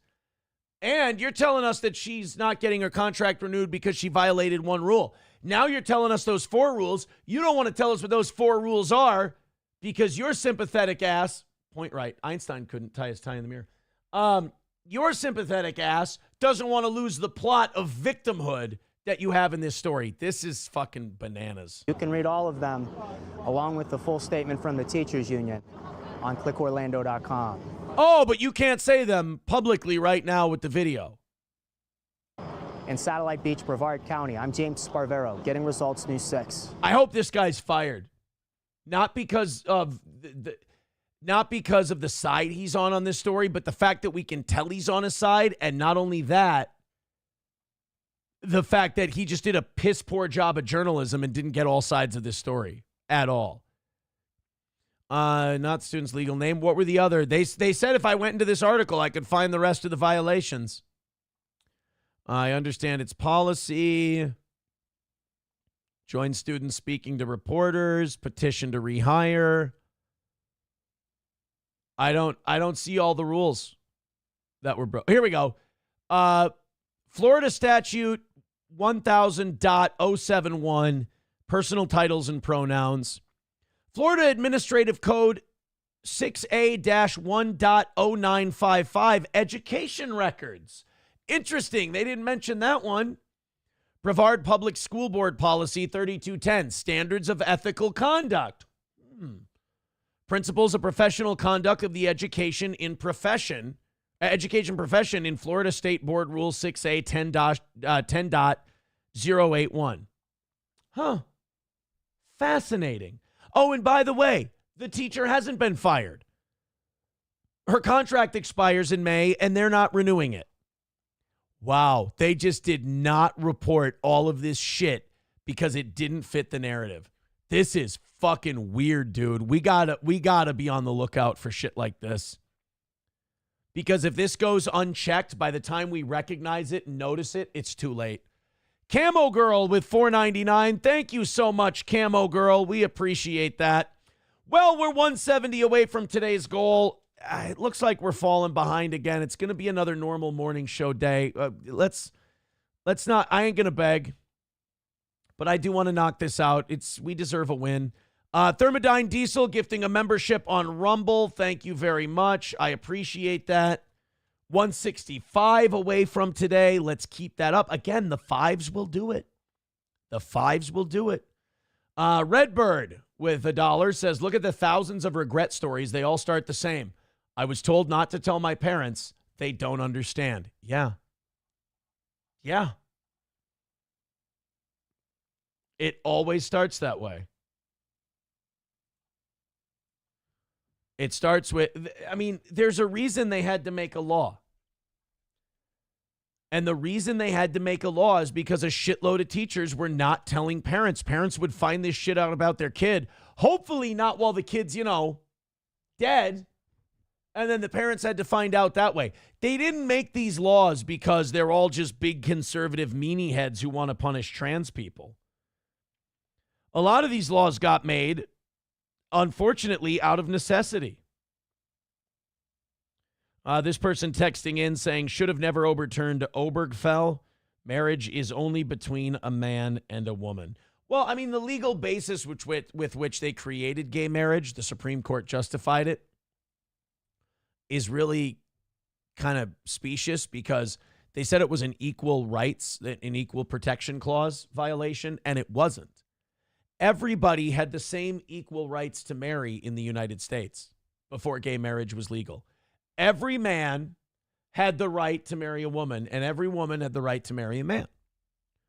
There was no equal protection violation. Gay people were like, well, I can't marry a man. Okay, that's very true, but neither could I. There was equal protection. Neither of us, it's not like I was, like straight dudes were allowed to marry men, but gay men weren't. Every man was able to marry a woman. There was equal protection. If you're gay, you can still marry a chick. If marriage meant, hey, you gay guy, you can't marry a lady, that would be an equal protection violation. If I, as a straight man, were allowed to marry a dude for insurance purposes, whatever, and this gay man was not allowed to, that would be an equal protection violation. I think we kind of got guilted into that whole deal. I think we did. Oh, by the way, guys, it is April 15th. It is tax day. So I do understand. Things are a little tight. I understand that. I get it. But let's still, if we can knock it out on tax day, we can knock it out any day. Nicholas, my golfing buddy, with $10 over on PayPal. Thank you, buddy. Okay, guys, 155 away. Let's do it. 155 away from today's goal. Let's make a move. Let's get those memberships gifted. Let's go to Streamlabs, PayPal, Venmo, Super Chats, Rumble Rants, and let's knock it out for today.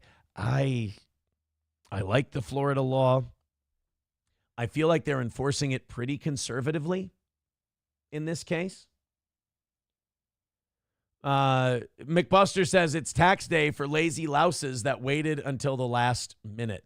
Well, I understand waiting until today if you know you're going to pay in. You know, hang on to your money as long as you can. But for the people who get money back, like February 1st, you know, if you have one of those companies that doesn't give you your W-2 until January 31st when they're legally, you know, made to, February 1st, you want to get that money right in your hand.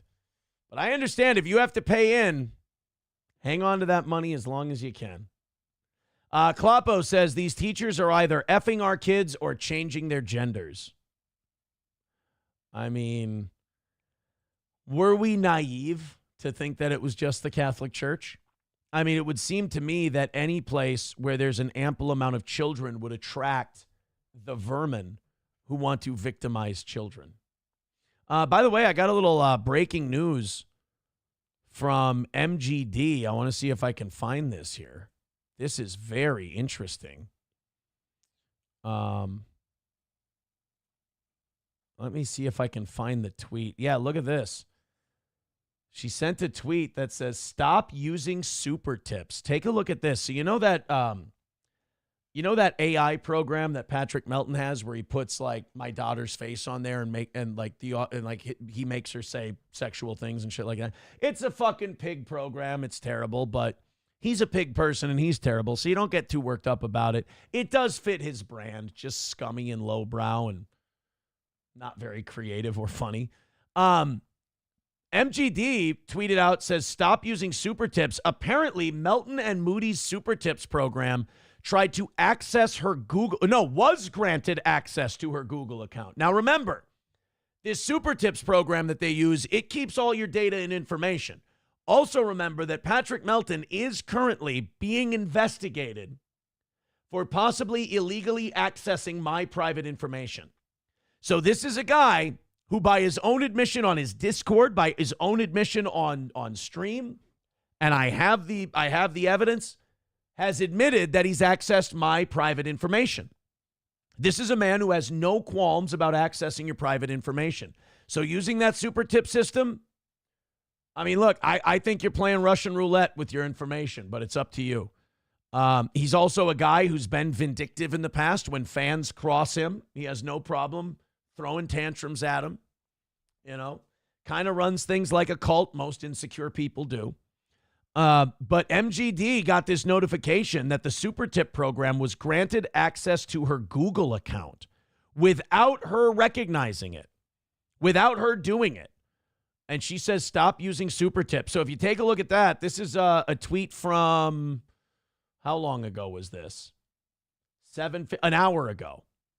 Breaking an hour ago, the Super Tips program, unprovoked, didn't try to access, got access to MGD's Google account. Now, as someone who has had his Google account information accessed by Patrick Melton before without my authorization, I'll say this. I would warn people just like MGD is to stay the fuck away from that whole deal.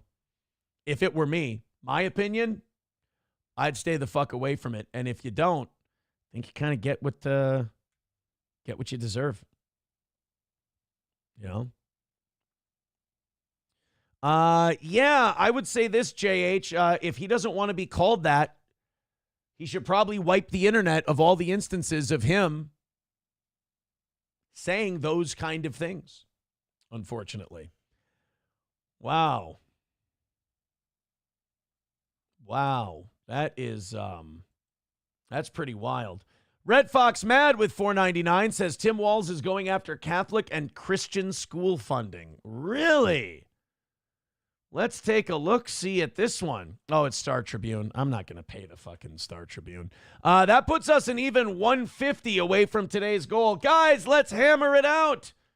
Let's call it a win for the toe on new set day. 150 away from today's goal, and we've got an hour and a half left in the show. Let's do it. Let's go. Let's go. Streamlabs, PayPal, Venmo, Super Chats, and Rumble Rants. For decades, Minnesota has subsidized private schools. Governor Walz wants to cut $109 million. Well, I take that as, you know, maybe they want to go after conservative schools or religious schools. I think what this is them trying to protect the public schools. Democrats always want to cut any kind of grants or fundings for private schools because the DFL in Minnesota especially is bought and paid for by the teachers unions. And so they're going to do whatever they can to shore up public schools and weaken private schools. One thing that Minnesota fought like hell, the Democrats fought like hell in Minnesota, was the idea of charter schools. Because they thought that the charter schools would take funding and students away from the public schools, to which all of our answers were good. Maybe that'll make the public schools, you know, better. Maybe the public schools will do a better job then if they have competition. Democrats typically want to eliminate that competition, and not even like in a nefarious way of like we hate the private schools. It's more like they want to shore up the public school system. L Train says, is the show now just 4.5 hours, no more OT? I'm trying to do it without begging the audience. I don't want to beg the audience. I just want to give it to them out of good faith. And I want them to feel like, hey, contribute to the show, knock out the goal. That's what No Beg Week is. Now, if it doesn't work, I'm not going to do it at a loss. I'll go back to, you know, shouting and hollering and screaming in the last 5 minutes. It just feels like it feels more like a show when I don't do that. And I'm happier and I like it better. So look, the results have been mixed. The evening show has responded great. The morning shows had 2 or 3 misses in the last week. So which is crazy because they've got 3 times the audience. Chip in, Streamlabs, PayPal, Venmo, Super Chats, Rumble Rants. So yeah, for now, I'm just giving away the overtime, hoping that, you know, the audience responds in kind. But we'll see. So far, we're kind of just doing the same thing every day, and it's pins and needles. But contribute, and we don't have to talk about it. This was wild. So they got old man Bernie Sanders to go up at Coachella, which, fucking why? I mean, first of all, Coachella, I'm old. So to me, Coachella is where douchebags go to hang out. It's where, to me, Coachella is like something people without a personality do so they can have a personality. It's like, oh, if I go to this big, expensive music festival that's seen as hip, then that's my personality. I'm that person. That's kind of how I view Coachella, is Poser Fest or Rich Kid Fest. Rich Kid Fest or Poser Fest. Well, here's kind of a weird juxtaposition. So Bernie Sanders, who claims to be for the common man, for the worker, Workers Unite, Mr. Socialism, Democratic Socialism, he's speaking at Coachella, which is a shitload of rich people. And he's gonna bring his champagne socialism message to Coachella.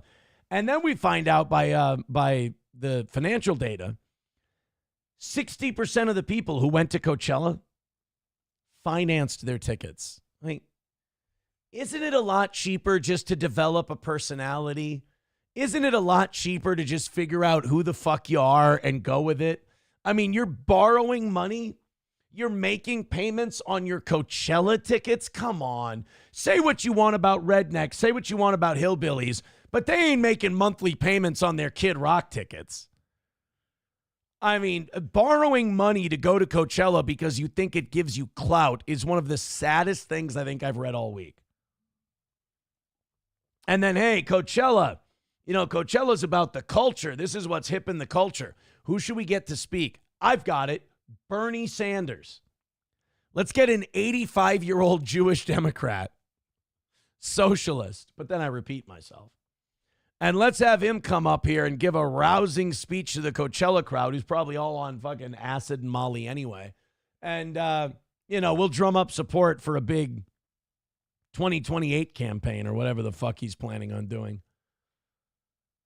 So he went to Coachella. We found out 60% of the tickets for Coachella were financed, for God's sake. I mean, imagine being so desperate for clout, for belonging, for a personality that you're, hey, I'm paying $20 a month interest, but now I get to tell all my friends I went to Coachella, and then you get home and you remember, shit, that's right, I don't have any friends. Fuck, this whole thing really seemed to backfire. This is Bernie Sanders speaking at Coachella. We need you to stand up to fight for justice. To fight for economic justice, social justice. To fight for your right to party, but not too much. And racial justice. Now we kill Whitey. Oh, no. Should just all come out and make the Mike Donnelly speech. What was, there was, you gotta fight for your right to vote. Yeah. Power to the people. Kill Whitey. You know what's funny about that? Like, in that moment in the movie Black Sheep, even the reggae guys go, oh my God, no. Oh, geez, like, what did he do? Like, now if you went out at Coachella or you went out to a rally and it was Democrats and you yelled kill Whitey, you'd get the loudest applause from the white people. The white people go, yeah, my culture doesn't matter. Yeah. I've been brainwashed by movies and media long enough that I'm scum. You have any more K? Any more ketamine? You got me more Molly? Fucking retards. I financed my Coachella payment. I'm making payments on my Coachella trip. You guys want to kill Whitey, right? Racial justice. These are the zonked out retards you have to bring your message to. We got a president of the United States who... You guys can boo all you want, but he's way fucking cooler than any of you guys. I agree. He thinks that climate change is a hoax. Imagine you're at Coachella. There's all these musical acts. Beyonce is going to be headlining. You got to hear a fucking 90-year-old man lecture you about the environment. Yay! I'd like to see the grounds of Coachella after everybody leaves. Speaking of like littering and the environment and everything else, I want to see how well they take care of it. He is dangerously wrong. And you and I You and I are going to have to stand up to the fossil fuel industry and tell them to stop destroying this planet. Boy, does this guy know how to party or what? Yeah. Bernie, right? Let me tell you about the Green New Deal and carbon emissions. And then for my last trick, I'm going to paint a swastika with a key onto this Tesla. All over this country, not in California, not in Vermont, where I'm from, but in Florida, where Maxwell is from, many other states, politicians are trying to take away a woman's right to control her own body. That's right. We don't want to frame it as killing a baby inside of the womb. That would sound horrific. So you're taking a woman's right to choose away. Woman's right to choose to do what? I'm confused. I don't know what issue you're talking about. What does the woman not have the right to? Oh, well, you know, some people think that's murdering a baby. So that it's not really so. It's not so cut and dry as, you know, woman's right to choose, and that's it. There's a third party in there that, if it could speak, might have something to say on the issue. And again, if I had to lean one way or the other, I would probably say I'm more pro-choice than pro-life. But still, I think it's a bullshit fucking argument that the pro-choice argument puts out, the side puts out there.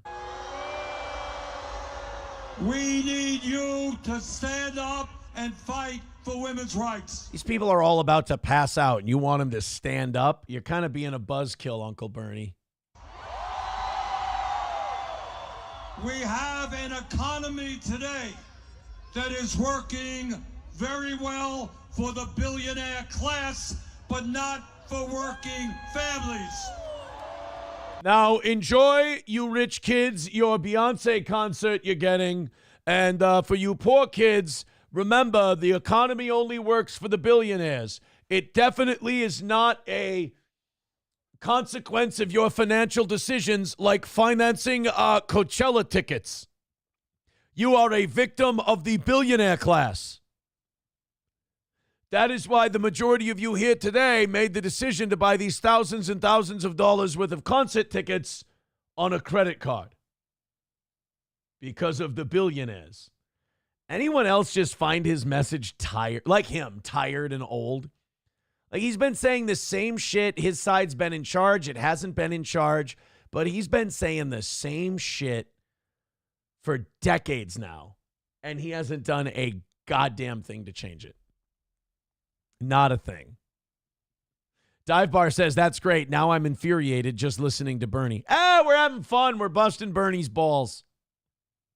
Klopogram says, I wonder how many people remember that speech the next day, right? You'd be like, hey, man, what? You remember what Bernie said yesterday? And they're like, oh, Bernie was actually here? I thought I dreamt that. That wasn't a hallucination? I thought some crazy Jewish janitor just got on stage and started talking about money and women and shit. I thought it was a talk down before YG came out and did my... You mean that was a real political... You mean that crotchety old man was actually trying to tell us something? Jesus Christ. You know what, though? I would say the Coachella audience is about the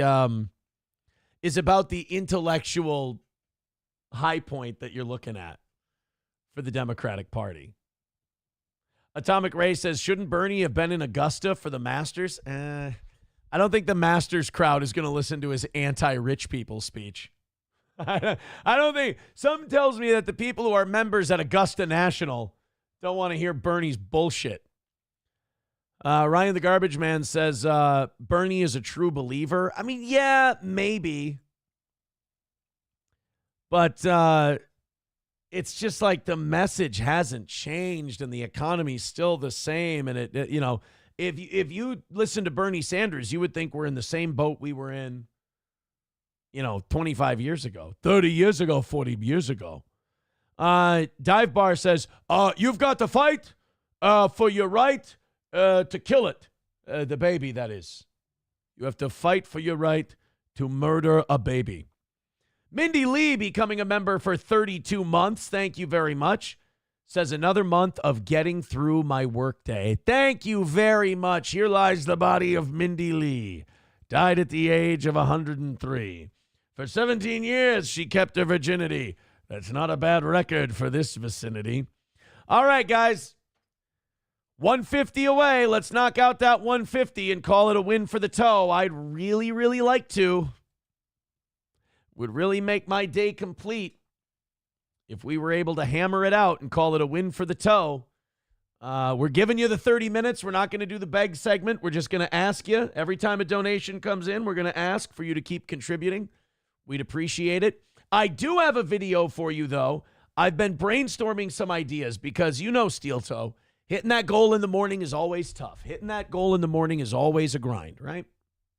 No matter how many people we got watching, I mean, in the last year, we've been up in the 1300s. We've been down in the 700s. It's always difficult, right? Because we're just a talk show. We're not based on super chats or reading this or reading that. We just do a show, and we hope that people, out of the goodness of their hearts, just see the number, knock out the number. Well, if these shows are any indication, you got to have a gimmick. And I thought, well, I don't like having a gimmick. I'm a talk show host. I want to just host a talk show and hope that people want to support it. But I understand these days you have to have a gimmick. You want to make $150 in an hour and a half. You got to give people something. So this guy, I believe on Twitch, came up with an idea of letting his audience do Chinese water torture on him for money. Now, a bit, I don't remember what a bit is on Twitch. Is it a penny? Right? A penny is a bit. So 100 bits is $1, 500 bits is $5, etc., so on and so forth. So this guy has laid down on a table, and he's putting himself through Chinese water torture. And depending on how many bits you give, that's how many drops he takes to the forehead. Now, we need to make $150 today. We're already $60 behind from yesterday. So if we fuck up and fail today, I mean, it's just compounding fucking failure for the toe. So how long until I got to strap myself to the board and go for the Chinese water torture? So you see here, 440 drops remaining. 3 bits is 1 drop. 50 bits is 20 fast drops. So it's pretty cheap, actually. So for $1, you can give this guy 20 slow drops. For $2, you can give him 1 long drop of water. You know what? For as far as human torture goes, these are pretty reasonable prices, if you ask me. This is usually you got to pay a lot more to torture another human being from afar, or join the CIA. So let's see how he does. A little bit.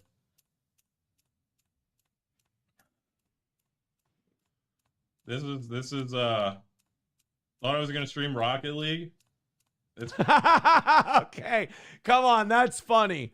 I was gonna stream Rocket League, but I took a wrong turn at shithead idea, and it looks like I've ended up here at Chinese water torture. I don't under. It is Twitch. You might get in trouble for this. Not doing this, but I mean just calling it Chinese water torture. They're very sensitive over there. It's kind of like it. You're not gonna kill me. I just breathed it in a little. It's fine. Just a little. He's gonna be so mad when he finds out it's piss. So people have just been handing this guy money, and he gets Chinese water torture performed on him. You know what? This guy isn't the sick one. You guys can sit there and go, what a weirdo. The people paying money. I get mad when I see shit like this because I provide a service. I do the best show out there. We do a great morning talk show that gets people through their day, right? And we struggle to hit our goals. This guy will sit there and go, hey, drop water on me and torture me. And people go, all right, I'll throw in money. Like, we're fucked. You understand, I'm not the problem here. The people are the problem. This is fucked up that people are paying to Chinese water torture a guy. Like, a reasonable society with normal people in it would go, no, what are you doing? No, come on, get up. No, get up. Come on, no. We will pay you to stream Rocket League. Come on, you got to get off the table. We're not going to Chinese water torture you. There's something weird about us. that we're like, oh, this is great. Let's do Chinese water torture on this guy. Instead of our immediate human impulse, which should be help him up, get him off the table. Let's not literally torture this man for money. But here we are, Chinese water torture. And believe you me, we might see Steel Toe get on that table here at some point. Somebody says white queso. Waterboarding. Yeah, see, there's all kinds of ideas are being thrown out there already. Hey, thank you very much to Trigida answering the call. We want the gold, sucker. Hulk Hogan, we coming for you, nigga. 5 gifted memberships on Rumble. Thank you very much. Spunker, Mecca Jones. Who else got one? Phil Herslet. And there's 2 more left to be donated. Hey, if all you guys who got one from Trigida want to gift one, we'll have this thing knocked out in no time. 125 away from today's goal. Let's go, baby. Let's go. Streamlabs, PayPal, Rumble Rants, Venmo. Now's the time to get a rally going. Someone texting in, surprised you didn't end up at Coachella during your last marriage.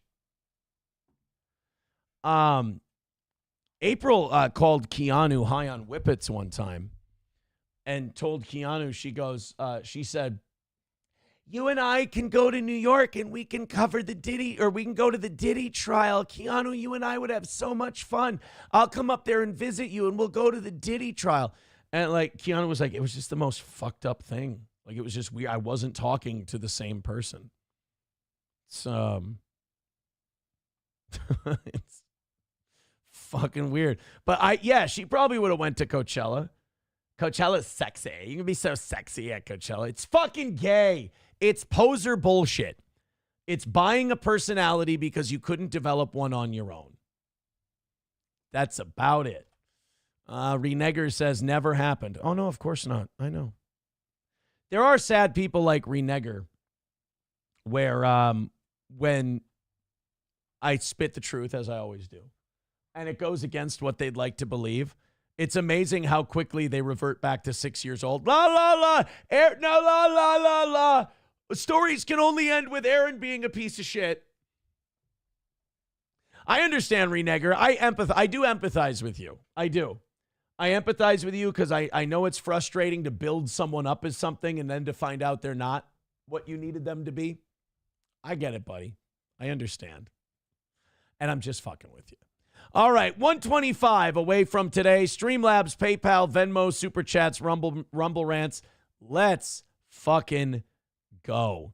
Waukesha. Oh, yeah, this is... have you guys seen this guy yet? He's a character. Holy shit. So, I don't know. Is this the second guy from Wisconsin who's wanted to kill Trump? But this kid, Nikita Kasap, who terribly needs Proactive. He's got almost as many face sores as Patrick Melton does. He wanted to kill Donald Trump. He wanted to assassinate the president of the United States. The problem with this young man is that he took a wrong turn at 1600 Pennsylvania Avenue, took 4 lefts, did a circle, went back to his house, and killed his parents. I mean, you talk about missing the mark.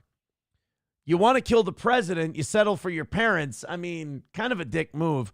Let's find out what happened. And of course, he's got a manifesto, which makes me believe that the FBI was involved. Those records, Derek, give us a better understanding of the trail investigators followed in this case and how the murders were part of a much larger, disturbing plot. They detail Nikita Kasap's internet activity and conversations about white supremacy and overthrowing the government.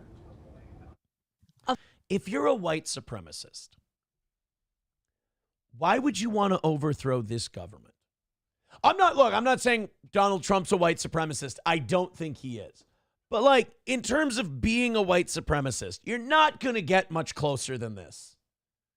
I mean, in realistic, thinking in your realistic brain, how much closer are you going to get to a white supremacist government than a guy who's kicking out all the illegals and like doesn't give a fuck what the courts say about it? He's getting rid of all the DEI horse shit and all that stuff. Like, if you're a white supremacist, I'm sorry, guys, this is as good as it gets. Like, if your whole thing is about, like, white nationalism and blah, my skin color makes me you fucking loser. But this, I mean, you've got it. This is it. You're not going to get, nobody is going to get voted in that's going to be more aggressive towards your end of things than this. A federal search warrant, unsealed Friday, details a murder plot as part of a plan targeting President Donald Trump. The documents attribute that plot to 17-year-old Waukesha student Nikita Kasap. Charged in the shooting deaths of his mother, Tatiana, and stepfather, Donald Mayer, inside. They always just look like these little spindly fucking creeps. That's why I'm telling you, stop watching jocks. Stop watching cool kids in high school. They're not going to do anything to anybody. You gotta watch the dorks and the nerds. We stopped bullying them. We stopped reminding them that their hobbies are fucking gay and that they should do them in a basement and leave the rest of us alone. We invited them into the club, and then we found out how fucking crazy they are, and then they started killing people. There's a reason they were in the basement this whole time. They belonged there. Leave them there. They're happier there. Look at these fucking weirdos with their buggy whip arms and their fucking goofy face. You think they want to be around people? They hate people. And then they get around people and they find out how fucking awkward they are. So then they lose their mind and they're like, these are the people tormenting me. If you would have just left them in a basement with other Cheeto huffing retards, they would have been fine. But no, we had to include everybody. We had to let everybody in the tent. And it's like, some people didn't want to be in the tent. Don't make them. Because then they turn into this fucking psycho. Their home February 11th. According to prosecutors, the teenager stayed inside the home with their bodies for 12 days. Were they fucking Gene Hackman over here? Jesus Christ. B body was appeared to have been deceased for some time, was unable to definitively identify who it was. Police arrested Kasap in Kansas weeks later, finding him with his stepfather's car, gun, and $14,000. Damn. The motive for the murders, according to the federal warrant, was to use that money to fund a plan calling for the president's assassination. To quote, well, why did you need to kill your parents? They seem like innocent bystanders in the whole thing.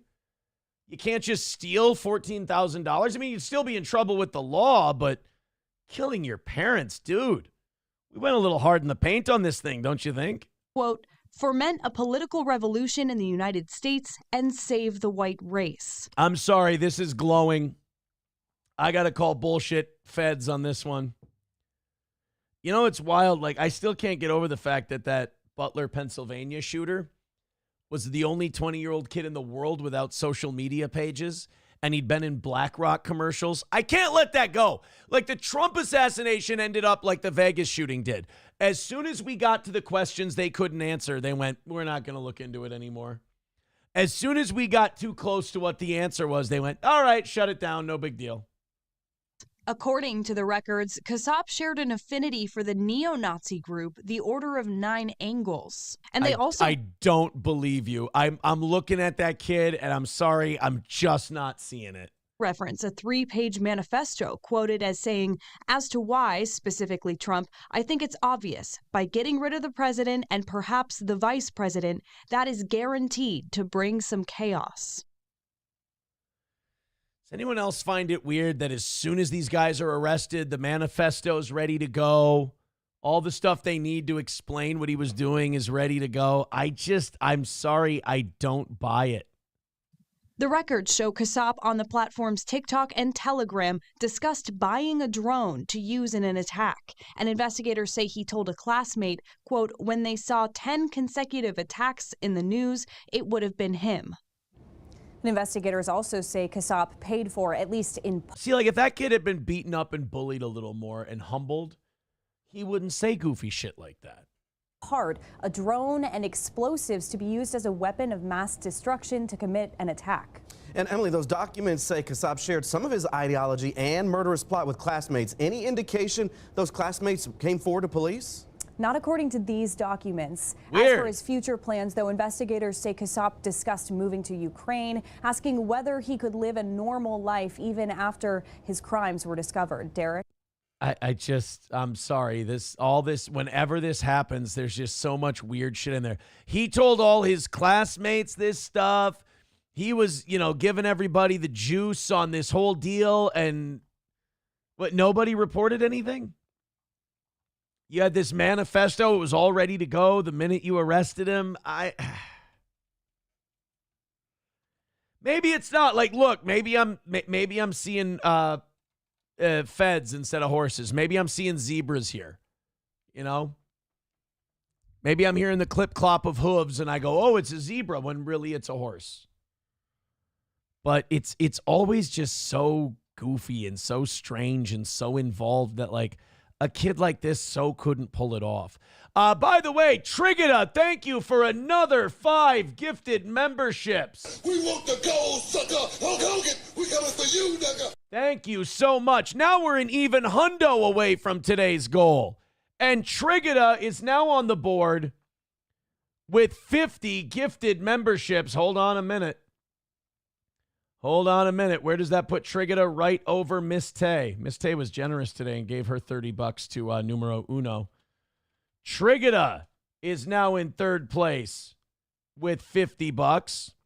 Flinty Gecko dropping in 50 for the toe. Look what they do for the toe. And I just want to say thank you for making it happen. Thank you. There we go. Flinty getting us down to $50. There it is, kids. There it is.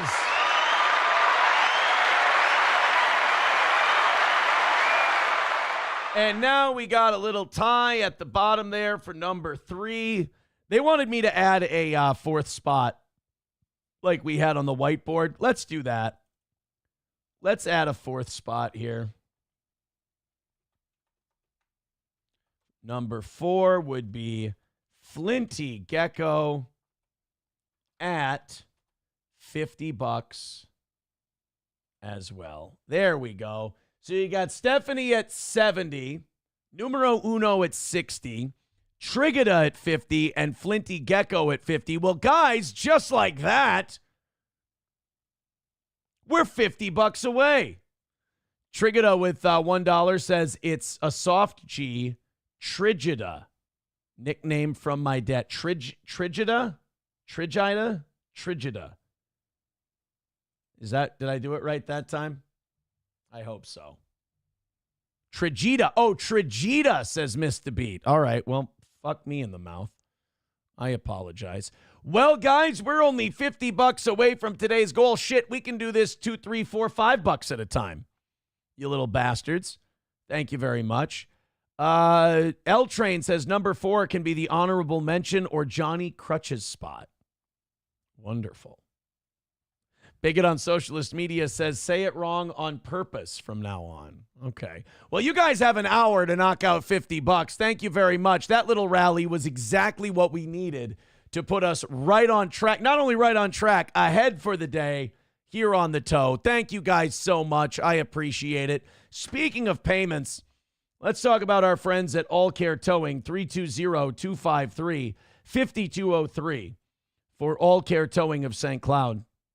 When you need to be picked up. I mean, the weather's getting warmer, so slipping on ice and all of that wintry shit ain't as prevalent anymore. But look, man, you can still get in an accident. The car can still lock up. It can still stall.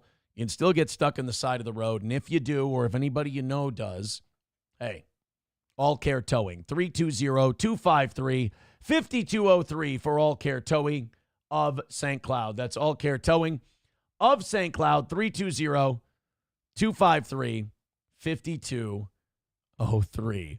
A couple of funny chats I'm going to get to in a second here. Midland Armory in downtown Foley. You guys get to all these donations and all these funny comments when I'm doing reads. Midland Armory in downtown Foley, midlandarmory.com. I'm going to see Midland Armory this week. The way some of you are fucking seething over the toe, I might have to load up. I might have to start defending myself. The more desperate you guys get, who knows what's going to happen. They really wanted to make fun of the background, and it turns out they were all in their Discords going, all right, fine. It looks great, but the close-up on him is unnerving. Like, you know what? I understand. You got to say something bad. I hear you, but thank you for the compliment. Midland Armory in downtown Foley, Minnesota. That's midlandarmory.com. Knives, optics, parts and gear, hunting, personal protection, carry, whatever. Talk to Derek and Tracy. They'll answer all of your questions at Midland Armory, midlandarmory.com. And then, of course, Stoney's in downtown Rockville, Minnesota. The host of the Steel Toe 11th anniversary weekend. We're going to be July 25th. We've got the golf tournament. We'll put the prices and all that stuff up. Hopefully by the end of the weekend, we'll have that ready to go. It's a little tough with the golf courses right now because some days they're open, some days they're closed based on the weather. We're getting going a little early in the season, which is what you have to do. And then August 26th, we'll have the whole anniversary party, the whole shebang at Stoney's in downtown Rockville. That's Stoney's Bar. Live music every weekend. The patio's about to open up with all this nice weather, and you got bike night coming back next Thursday. So check them out. Check them out. Stoney's Bar, downtown Rockville, right there on Broadway. I love Rachel with $1.99, says Red Bar's watching. I love Mike David. I love Red Bar. I hope he is watching. Trigida says Toe had it right. It's Trigida, no Trigida. Trigida. All right. Well, there you go, buddy. Thank you very much. Well, we gotta give him credit for those other $2, don't we? So now he's at 52. Is Trigida. There we go. We got a little bit of a log jam between the 1, 2, 3, and 4. Right? Phantom X, I don't know what that reference you're making is, so I'm not going to read it and endorse it. Seeing as it could be something and probably is something remarkably insulting toward me. But thank you very much. I appreciate it. Hey, speaking of things that glow, did you hear about that firebombing of the governor of Pennsylvania's mansion over the weekend? Jesus Christ. They tried to make this some kind of anti-Semitic thing because it was during Passover. But they found out this was some like lefty commie who did it. They wanted it to be like a right-wing anti-Semitic attack, and instead it's this crazy socialist dude. It's just like lefties attacking lefties and righties attacking righties. I don't understand the motivation for it. Like, if you're a right-winger and you're mad at lefties, I get that, you know, and I don't get attacking them. I don't get the violence and all of that shit. But if you're a desperate guy and you're crazy enough, you'd obviously go after the people you perceive to be your enemies. But if you're on the left and a guy's not lefty enough and you're going to go after him, I just feel like you've got bigger fish to fry. But Governor Josh Shapiro tweeted this over the weekend.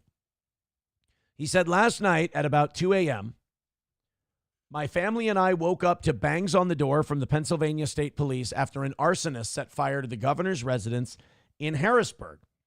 The Harrisburg Bureau of Fire was on the scene while they worked to put out the fire. We were evacuated from the residence safely by the Pennsylvania State Police and arrested by Capitol.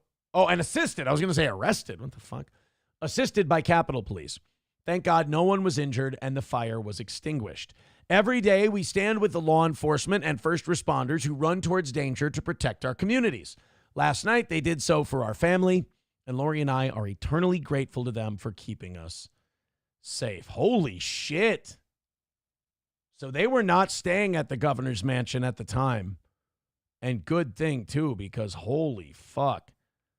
Since Governor Shapiro is Jewish, a Democrat, and the suspect didn't like Joe Biden, Democrats online speculated that the attacker was a right-wing MAGA supporter because they literally think Trump voters are Nazis. Yeah, I mean, it fits the narrative, right? Hates Jews, it's Passover, attacks the Jewish governor. Perfect. Cody Bulmer, 38, hated Joe Biden, supported Donald Trump, and spouted misogynistic rhetoric when he climbed over a fence and attempted arson during Passover against Governor Josh Shapiro. Governor Shapiro's wife, children, and other family members were taken to safety from the governor's mansion. Here's governor's residence on North Front Street in Harrisburg. We did have a photographer on scene. Multiple fire crews responded to the governor's residence at 2035 North Front Street just after 2 a.m. Several state police along with Capitol Police were also on scene. Harrisburg on Steen. Kevin Steen? He goes by Kevin Owens now. Thank you very much. Fire Chief Brian Ennerline tells ABC 27 arriving crews found fire coming from the first floor area. The fire was quickly contained. Several people were inside at the time. Chief Ennerline says that's including members of the governor's family. He says they were all evacuated safely. Chief Ennerline says he cannot comment on if Governor Josh Shapiro was inside at the time. So it doesn't tell us much about the guy who did it. But the working theory is MAGA, MAGA, MAGA, MAGA, MAGA. Well, those reports didn't last long. Authorities arrested a suspect, and people on the internet did some digging. Corey Bolmer is his name. That pro-Trump narrative exploding pretty quickly. He wears a mask, so he's a cool right-wing Republican guy. Fuck Trump. Be the light you want to see in the world, and a Molotov cocktail. Well, he just seems like a nice boy, doesn't he? Just a real winner. Balmer refers to himself as a registered socialist who likes to commit voter fraud. He says, I'm a registered socialist, so I had gotten about 27 mail-in ballots. I got to vote for everyone twice and vote none of the above in person, plus casting a vote for my favorite cartoonist. Uh-oh, that doesn't help the narrative. He hates both Democrats and Republicans. Wow, this guy's fucking crazy. He doesn't subscribe to either one. He's different. Actually, I shouldn't really say that so sarcastically. It turns out he is crazy. He's quite nuts. Stop being Democratic or Republican. Holy shit. I've never heard this message before. He's also a Black Lives Matter supporter. Now, all of these posts, this is really weird. Again, all of these assassins and all of these guys, we look at their social media and they either don't have social media or everything they show us is from like 4 or 5 years ago. Why is that? And I do too many of these stories. Like I'm at my peak for these kind of stories today after these last two. I can't do this anymore because I start to feel paranoid. He also has a criminal record. Well, come on. Let's not judge the guy for the mistakes of his past. You know, everybody makes them. You know, I'm sure he owned up to it and all that. So now, like Not the Bee and all these other publications are going, now that it seems clear this was a psycho left-wing anarchist who firebombed a Jewish Democrat, do you think we'll see coverage in the media? Well, that's not fair. Let's look it up. Let's see. Josh Shapiro. Let's take a look at the news.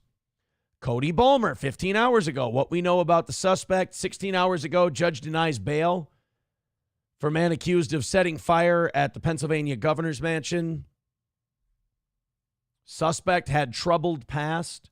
You know, that's interesting. I will say that. Like when it's a MAGA guy and they know it's a MAGA guy, it was his Trump indoctrination that caused him to be violent. It was his Trump indoctrination that caused him to do this. You can always tell when it's not a Trump guy or it's not a Republican because they'll report that he had a troubled past, or they'll report that it's really complicated, and they'll report that, well, he had a lot of mental problems. And honestly, if you look at this picture of this Balmer fella, yeah, he looks like a guy who has some problems. Do we have, yeah, there we go. He kind of looks like Yags a little bit. He kind of looks like Yags from Jaeger, Curb and Concrete, or a little Tomasino, what's his name? Tomasino Ciampa, the pro wrestler. He's got a little bit of that vibe going on. Or every UFC fighter from Dagestan. He's got the beard, the bald head. He's kind of got the whole vibe going on. No matter what he looks like, he definitely looks like an insane person. That's for sure. Let's go up to you guys. You guys have some things to tell me. You guys have some stuff you're doing here. Let's scroll down. I missed him now. Clopogram with $1 says, Aaron, come on. You're a history buff. Tell us about the Order of the Nine Angels. I'm interested in this stuff.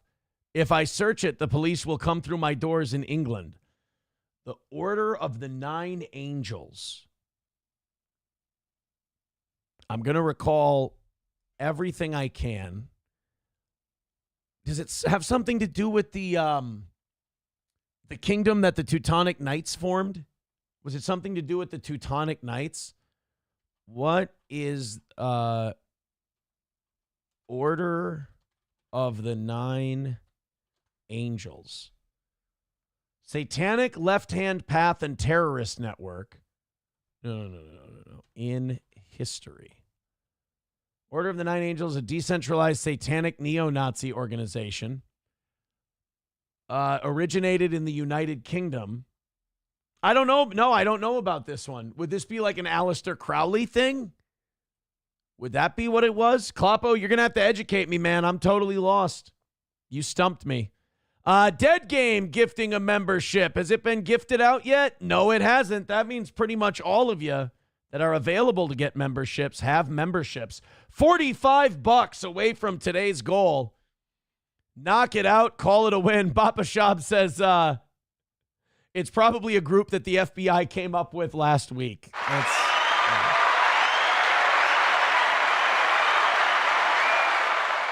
I don't know. Kloppo, if you want to educate me, I'm willing to be educated. I give up. I don't know anything about the historic connotations of the Order of the Nine Angels. I do know that we're only $45 away from today's goal, and you guys can contribute on Streamlabs, Venmo, PayPal, Super Chats, Rumble Rants. Thank you very, very much for your contributions. We're getting very, very close to knocking it out today on a no-beg week. I love no-beg weeks. English cop tells Englishman. Oh, speaking of England. Hey, Kloppo, it's like we're working together. You guys are fucked over there. Like, you guys got Englishmen turning on Englishmen now. It's really fucking goofy. An English cop told an Englishman that asking people to speak English in England could be a hate crime. You guys are getting... Not even getting. You guys have been fucked up for a while now. Like, you're storming people's houses for their Facebook posts. You're going through people's Google searches and, you know, battering ram down their doors and shit. I mean, you guys are getting some very, you know, fucked up problems here. You guys are like, it's not even that free speech is dead in the UK. Like, it's been dead for a long time, but it's going even further past that. Let me play this clip of this guy. Some guy told some other guy, you know, speak English, you wee fuck. And the guy didn't like that. A police officer comes in, tells the guy telling people to speak English could be considered a hate crime. Now, nothing is going to make you feel more proud of being an American than seeing what's going on in the UK. Anytime you think that free speech is dead in America, read up on what they're doing over there, and you're going to feel star-spangled awesome. You're going to put your hand over your heart. You're going to look at the flag. You're going to say the pledge. You're going to do it all. Because in England right now, and I feel so bad for these people because they're literally losing their culture. You know, it is really amazing if you're European. You have to respect other people's culture to the point and past the point where you give up your own. And what's amazing about that is you're in your country. So if anybody should have to give up their culture, it's the people who have left a shitty situation in their country and come to yours. Maybe embracing your culture would help their people fix whatever problems they had in their other country. You know, that's why America endorsing the melting pot concept has kept us, you know, it's kept us away from a lot of the situations that England is facing right now. But, like, I find it really troubling that you can be accused, that the cops can tell you you're committing a hate crime because you're watching people come from other cultures, implant their culture parasitically into your country, and you have to cheer it and applaud it. But then the minute you say, well, I'd like to preserve English culture because English culture is the culture that we've been living for years and years, I don't want to see English culture become third world culture. Well, now all of a sudden that's a hate crime.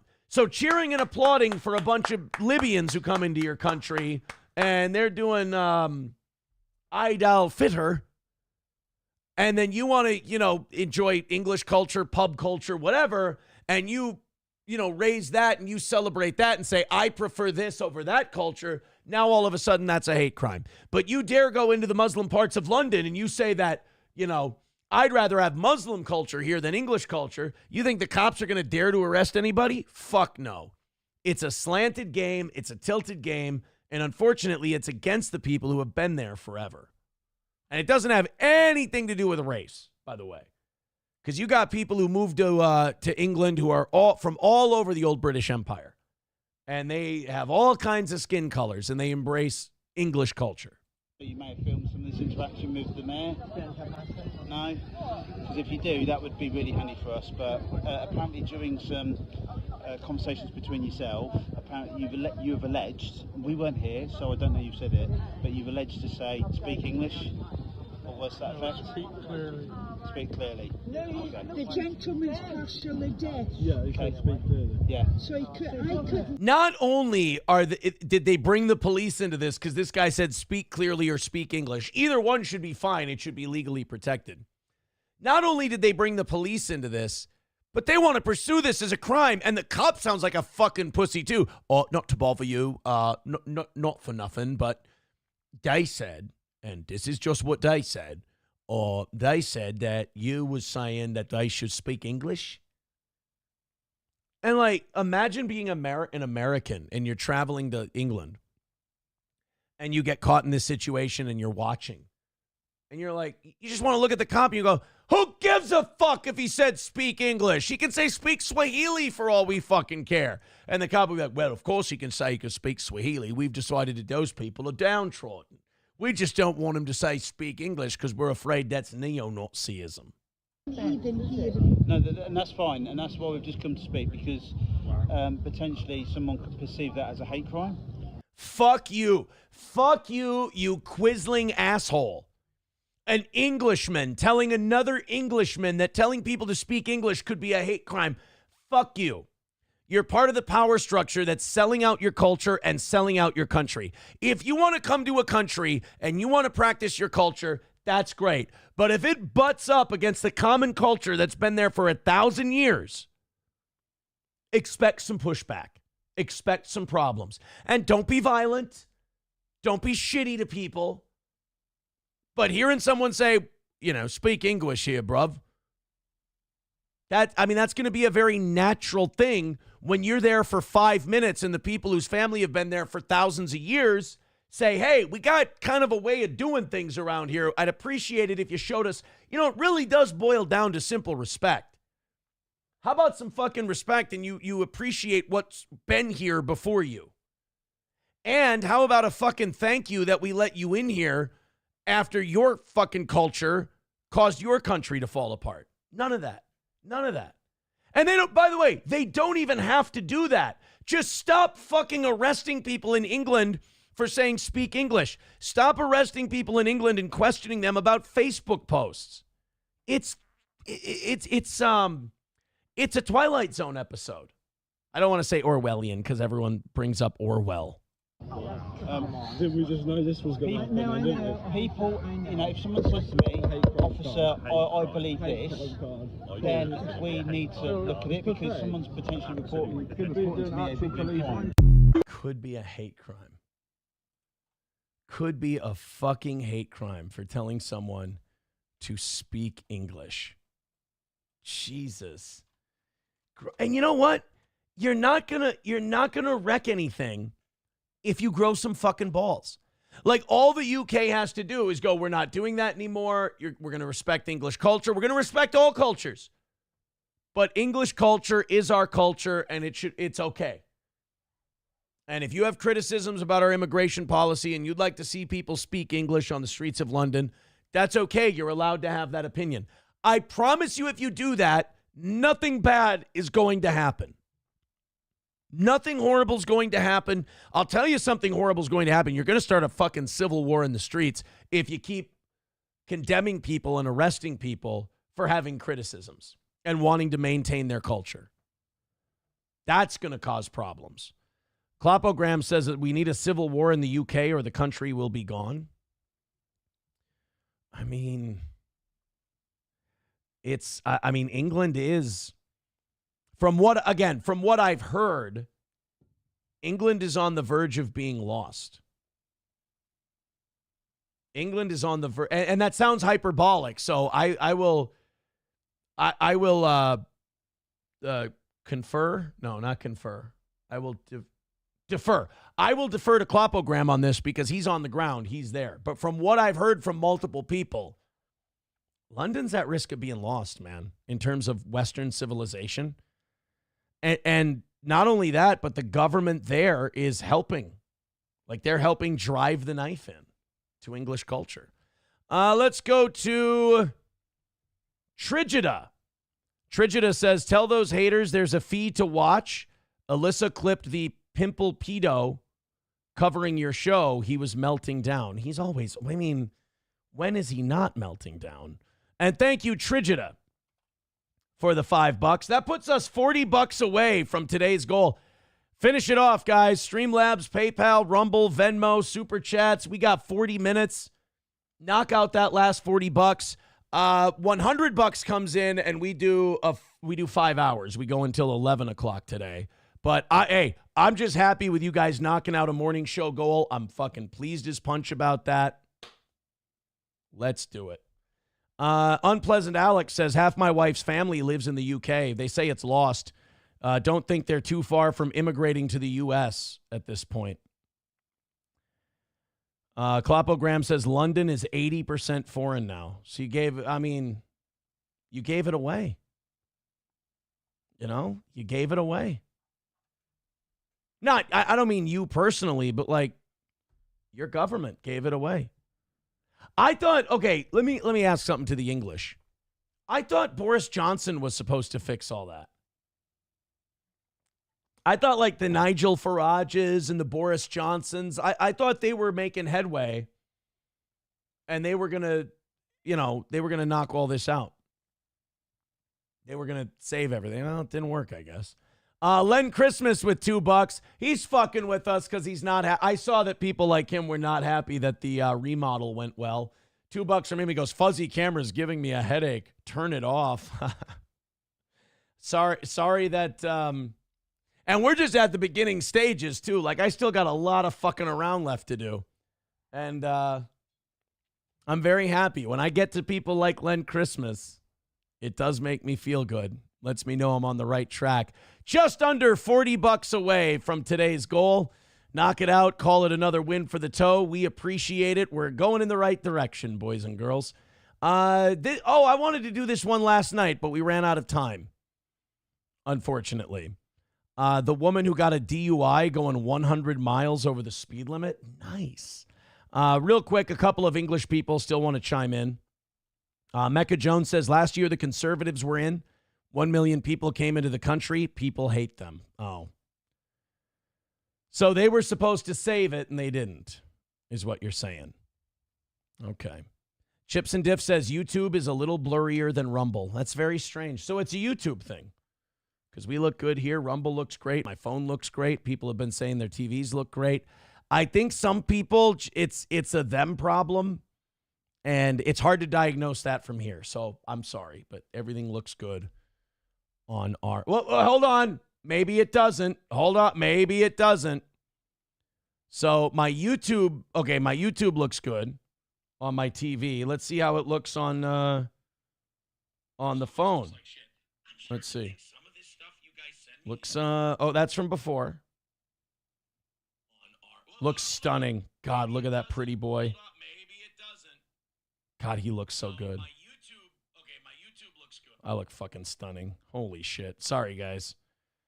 It looks really good. Dick around with your stuff if you have to, but beautiful. $1 from Klopogram says here's a little video about London. Uh-oh. Hello again. We have become so accustomed to various bizarre things in Britain over the years that we sometimes forget just how weird some of them are. Take the case of what was once the capital of England and is these days the capital of the United Kingdom. This is, of course, London. For 1,000 years or so, London was an English city. That is to say, it was a city in England, and the vast majority of the people living in that city were English. True, there were Frenchmen and Irish people, some Scots and so on. But almost all the people in the English capital were English. Forgive me if all this sounds very obvious. London was an English city because the overwhelming majority of citizens were English. According to the 2021 census, which is of course hopelessly outdated now, only 36.8% of people living in London are white British. 31%? And it's gotten worse since then? Oh, fuck, so it is over. So London falling, essentially. Okay. Millions of immigrants have entered this country since the 2021 census was taken 4 years ago, and almost all of them now live in London. We may therefore reasonably assume that the proportion of English people in London has now fallen below a third. That being so, with the English being such a minority in the city, I think it fair to say that London is no longer an English city. No, not at all. I don't know what you would describe it as these days. A global city, perhaps? An international city? What it most certainly is not is English. You know what I wish England, here's what I wish England was afforded. What I wish Great Britain was afforded. What I wish a lot of these European cities were afforded. I wish they were afforded the same generosity and the same leeway that Israel is given. Israel has diversity. Israel has minorities. Israel has Arabs in it. But Israel is seen as a state where the culture is Jewish. And that's okay, and nobody would dispute that. In fact, if you tried to dispute it, you're a Nazi, you're an anti-Semite. You're denying them a place for their people. Okay, fine. I just want the same thing for English people. That's all I want. I want the same thing for English people, for Muslim people, for German people, for French people, for Libyans, Egyptians, the whole deal. I just want them to feel like they have a culture and a country and it's respected. But it's not even the attitude that gets me. It's not even the telling people to speak English is a hate crime that gets me. It's the fucking double standard that bothers me. Because it's like watching someone, in a boxing match with an arm tied behind their back. And the other guy gets to use two hands. It's infuriating. It's really frustrating. So to see a country like Israel get to go, well, we're a Jewish state. And, with this Jewish state, you got to conform to our culture and this and that. That's fine. I think that's great. I think that's wonderful. And if people criticize it, we're going to vehemently defend it. We're going to call you names and we're going to fucking attack you and go after you if you try to take that away from us. Good. That's how you should fight for your culture when people try to come after it. Good for you. But why can't the rest of the world do that? Why do the English people have to give up their home? Why do the English people have to lose London and sacrifice themselves to the god of political correctness? It's not right. I'm not even saying the people who moved there should be disrespected. They should be allowed their culture. That's fine. But don't handcuff other people, literally and figuratively, for practicing same. This then is what I meant by saying that we have come to take certain extraordinary things for granted. Cast your mind back a few years and imagine that in the 1970s or 80s, you had suggested that if we didn't get a grip on immigration, then we would end up being a minority in our own capital. It would have sounded like the ravings. I remember that. I remember when English people would say, we're going to be a minority in our own country if we don't get a handle on this immigration. And people laughed at them, and that was seen as like neo-Nazi bullshit. Well, I don't think those people were neo-Nazis. I think they were wizards because they were able to predict the future. Of a crackpot racist. The idea would have been seen as Absolutely demented. And yet, here we are. Not only have the English been driven out of their own capital city until... But I had to beat them to death with their own shoes. That's who he sounds like. I was trying to figure out who this guy reminds me of. It's Del Preston from Wayne's World 2. But the immigrants and their son was a different story altogether. Only between a quarter and a third of the population. Did you find it a bit inappropriate to see the crack in the top of the man's bottom? Remain English. It is considered very suspect even to notice this, let alone remark upon it. I have not the slightest doubt that some comment on this video will be critical of me for mentioning this demographic. Let's find out. Shall we go to the comments and see what people thought? This was a video from History Debunked 7 days ago. Replacement is in full swing. The Great Replacement. As a working class Londoner, I haven't had any English colleagues for 30 years. It's fucking insane, right? And I get that. People would say, well, wait a minute. Aaron, isn't that the plight of the minority in any country, that they don't work around people who look like them and things like that? Yes, absolutely. 100%. But not in your own country. If you go to another country and you don't work with people who look like you, that's totally fine because you moved to that country. But for it to be that way in your own country, that's fucking insane.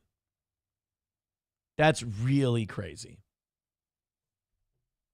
Approachable says, nice, but the new video layout, I can put my Google's map pop-up screen in the top corner and it completely covers you without blocking the video. Google Maps, what am I supposed to do about Google Maps? I don't understand it. Tim Bullinger with $1 says, why do you refuse to believe it's fuzzy when it's obviously fuzzy? Because a shitload of people the majority of people are writing it in saying it's not. That's why, and it's not on my phone, and it's not on my TV, and it's not on any of the screenshots I've been sent. All I'm saying is it's different for everyone, and the majority of the people aren't having a fuzziness issue. I'm not insulting you. I'm not shitting on you, Tim. I'm just reporting what I'm seeing. That's all. Why do you refuse to believe that it could in any way, shape, or form be you? Dive Bar says, clean your glasses. Renegger says it's not fuzzy. Das Optic Nerve says, yep. Chevrolet JP's a cunt. He writes, oh, totally fuzzy. So, okay, there you go. 4-1. So, I mean, look, you can't please everybody. You can't please everybody.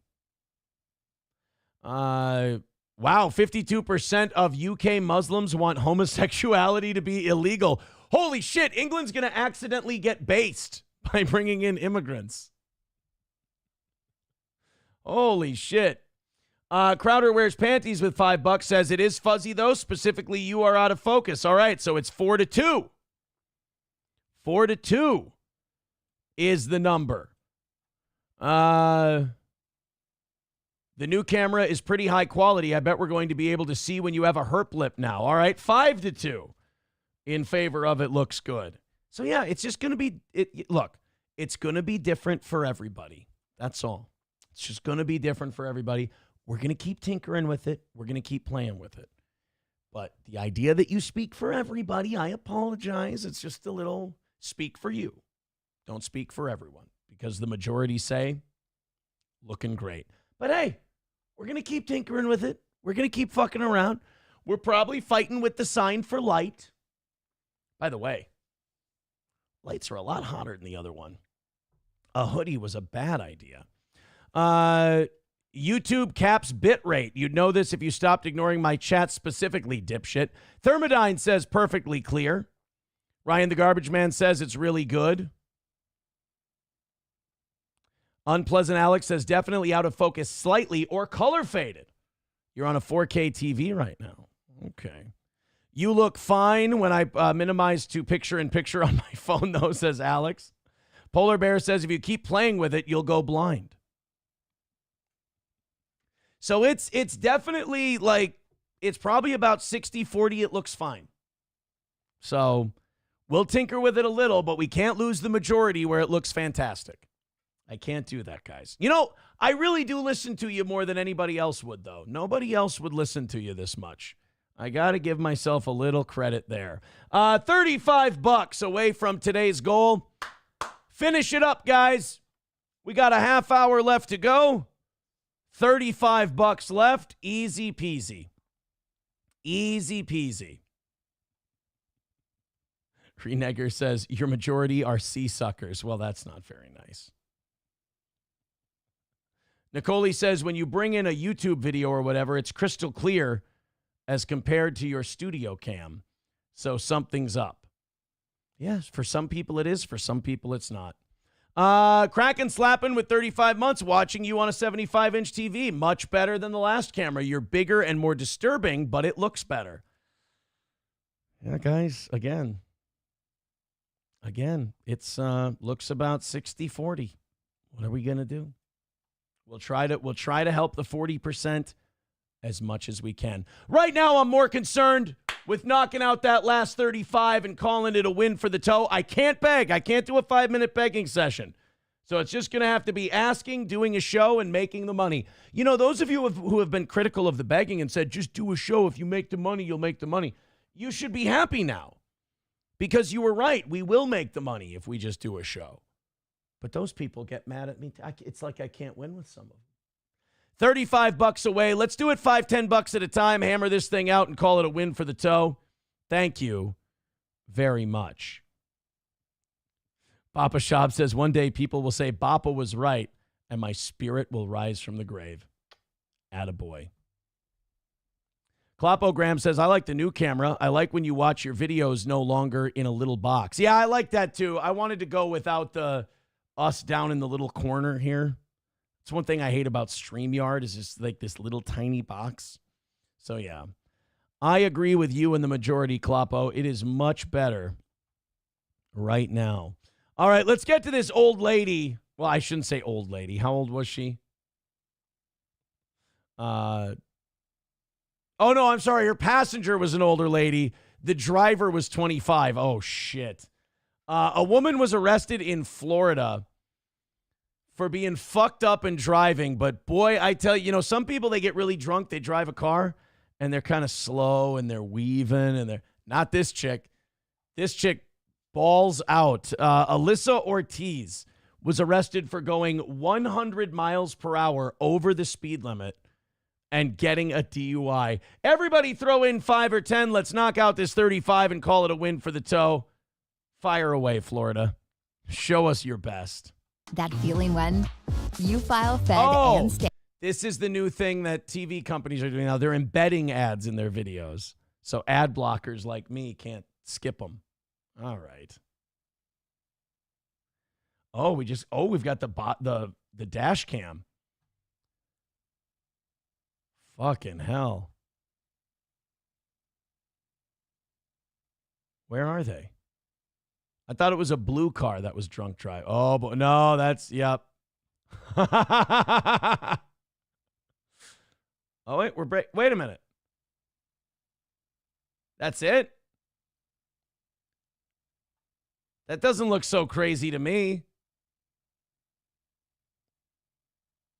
That doesn't look like 115 miles per hour or whatever. Oh, they're pulling over all nice, officer. You turned your body cam on way too late, or your dash cam on way too late. We're just pulling over all nice and easy. Go back. Go back. Where? Find me storming north. Oh, no, they're moving pretty good. They're moving pretty good. Look at them. They're getting around traffic this way, that way. We're weaving. I don't know. They're going pretty far over to the right. Oh, no, they're veering into the left. Yeah, they're fucked up. You know what? Yeah, you got to get them the fuck off the road. As a matter of fact, I'm going to give this officer one criticism. You hit that light way too late. Like, they really were all over the road from Jump Street here.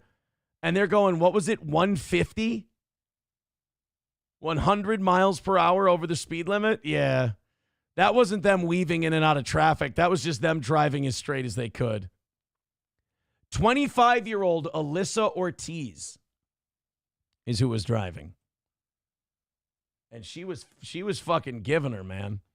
What do we know? What was the blood alcohol level? She was going 150 in a BMW in a 55 mile per hour zone at about 2:30 a.m. Sunday morning. The driver was passing cars and weaving in and out of traffic. The driver was identified as Alyssa Ortiz for pulling them over for a traffic stop on South Florida Avenue. FHP said Ortiz told the trooper that she had several glasses of wine and smelled alcohol on her breath. You know, what's nice about this, though, is they're not bullshitting the officer. Like, I hate, like, the I had 2 beers or I had 2 drinks excuse. Instead of just, she's like, look, I had a shit ton of wine. Like, why fight it? You're just wasting the officer's time. We did not get a breathalyzer on this one, though. FHP arrested Ortiz for DUI. We do not know what the blood alcohol level was on this one. Holy shit. You'd be going to court, though, just for the 100 over thing. Like, just for going 150, you'd be going to jail. But you throw the booze in there as well. Yeah, you ain't gonna get the win there, my friend. You ain't gonna get the win there. Bapa Shab says, is she hot? I feel like I'm asking the important questions. Well, here, let's find out. Alyssa Ortiz mugshot. Stabbing man in head. Wow, there's a lot of Alyssa Ortizes that have caused problems. Alyssa Ortiz, Florida. Student Alyssa Ortiz. Yeah, I don't have images. News. Wow, I don't even have her here. Florida DUI 150 miles per hour. No, I can't. Sorry, guys. I don't have any mugshot of her. Don't wait in line. Beat the That's the same fucking website. Yeah. I've got no mugshot. I wish I did. Look, I would love to objectify a woman, towards the closing moments of this program. Unpleasant Alex says you can still win your court case if the cop doesn't show up for traffic court. Saw a guy get off of a 65 over ticket.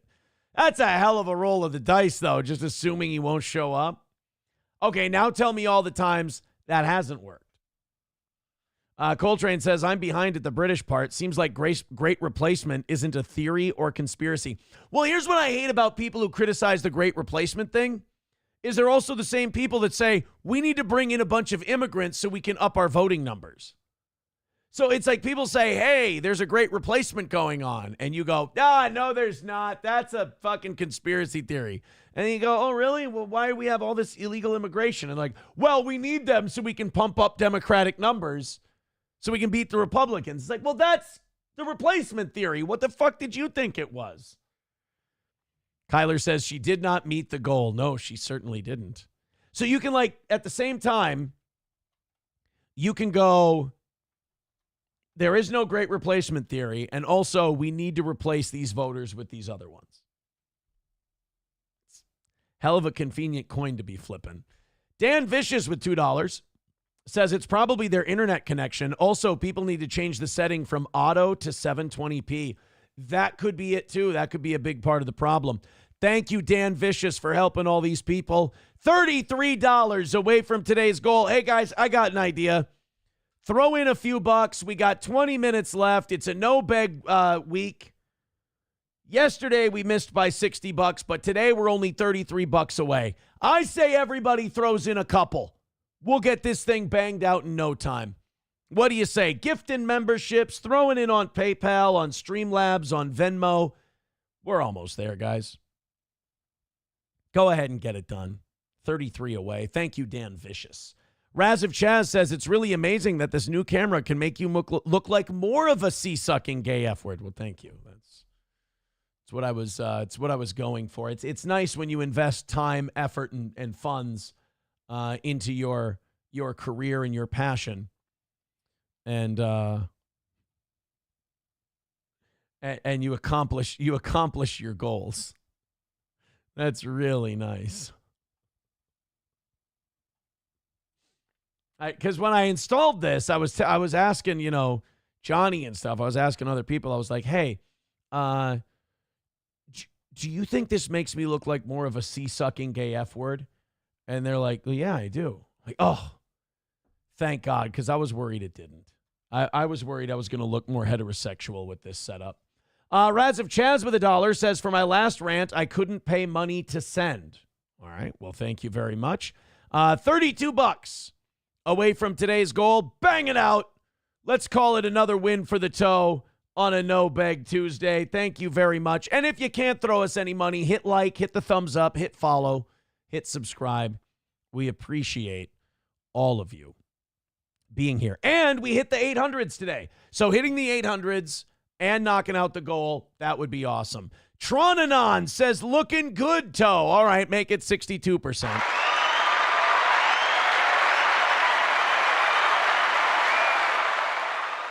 Approachable says, between the camera and the lighting, it really brings out the homo in your eyes. Now, here's my deal. If we're $30 away from a goal, and you've got really demeaning gay things to say to me about our new setup here, then could you throw in a couple of bucks to call me a sea-sucking homosexual? That, I can't tell you how much I would appreciate that. Streamlabs, PayPal, Venmo, Super Chats, Rumble Rants. About 15 minutes left to go. We're way too close to miss today. Let's do this. I want this no beg thing to stick. I don't want to go back to the old way. So knock it out and let's call it a win. Did you see the American pastor that went down to South Africa? Now, first of all, time out. Just don't fucking go to South Africa if you're a white American Christian. It's a terrible fucking idea. But this American pastor was preaching at church services in South Africa. Why? Because he's an idiot. Josh Sullivan, a missionary from Maryville, Tennessee, was preaching a Baptist church in South Africa on Thursday night when 4 masked gunmen stormed in, kidnapped the pastor at gunpoint, drove off with him in his own car, and then vanished, according to police. See, I don't know if you know how things are in South Africa or how they've been for the last while, but white skin ain't exactly crushing it right now in South Africa. So I don't know. Of all the places I could go and I could convert people to the word of the Lord, I'd maybe start on the easy levels, maybe Chad or something like that. South Africa, a little hot right now. A spokesperson from the U.S. State Department told the BBC that they were aware of the kidnapping of a U.S. citizen in South Africa. They said there was no greater priority than the safety and security of U.S. citizens abroad. Captain Beachy, Captain Beachy, Beetge, Captain Beachy, said that he hoped the pastor is staying alive. If you guys don't knock out that fucking goal, I'm going to be mad. I deserve it. Captain Beachy told the BBC, there's $2 from Len Christmas, says tarantula on your head looks more realistic with fuzz. Well, you need to change your settings, buddy. Raz of Chaz with $1 says, hey, I think the new camera really shows the true you, Aaron. But you said I looked like a homosexual earlier. Hey, wait a minute. Coltrane says, I prefer the old blurry camera. God damn it. $30 away from today. There's Tronanon with 5 gifted memberships. Holy shit. That means we're 1 gifted membership away from another win for the toe. $5 away. Thank you, Tronanon. We want the gold, sucker. Hulk Hogan, we coming for you, nigga. Oh, you have no idea how happy this makes me. Oh, I accidentally wrote Trunanon. That's not good. Oh boy. $25 from Trunanon. Sorry, buddy. I apologize.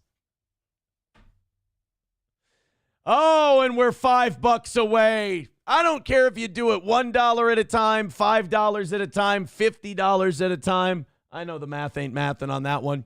But we're only $5 away from today's goal. Now, if you guys go 60 over, then I have to go till 11. That's the rule. I wasn't going to ask the morning show crowd because, we're just trying to get to 0 these days. That's all.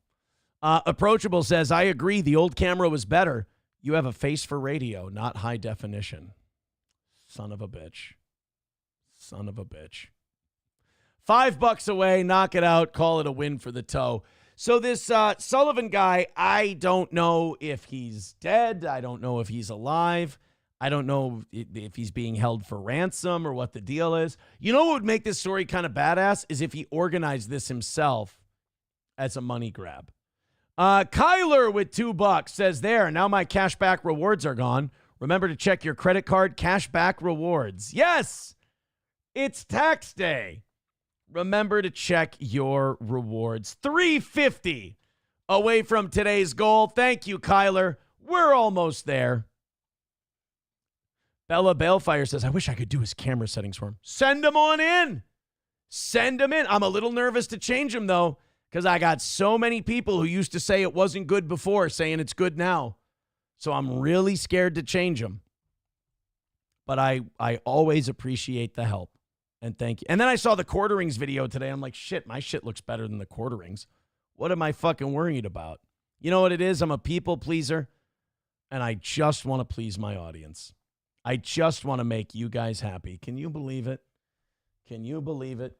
So we were talking about Luigi Mangione yesterday, and, like fucking clockwork.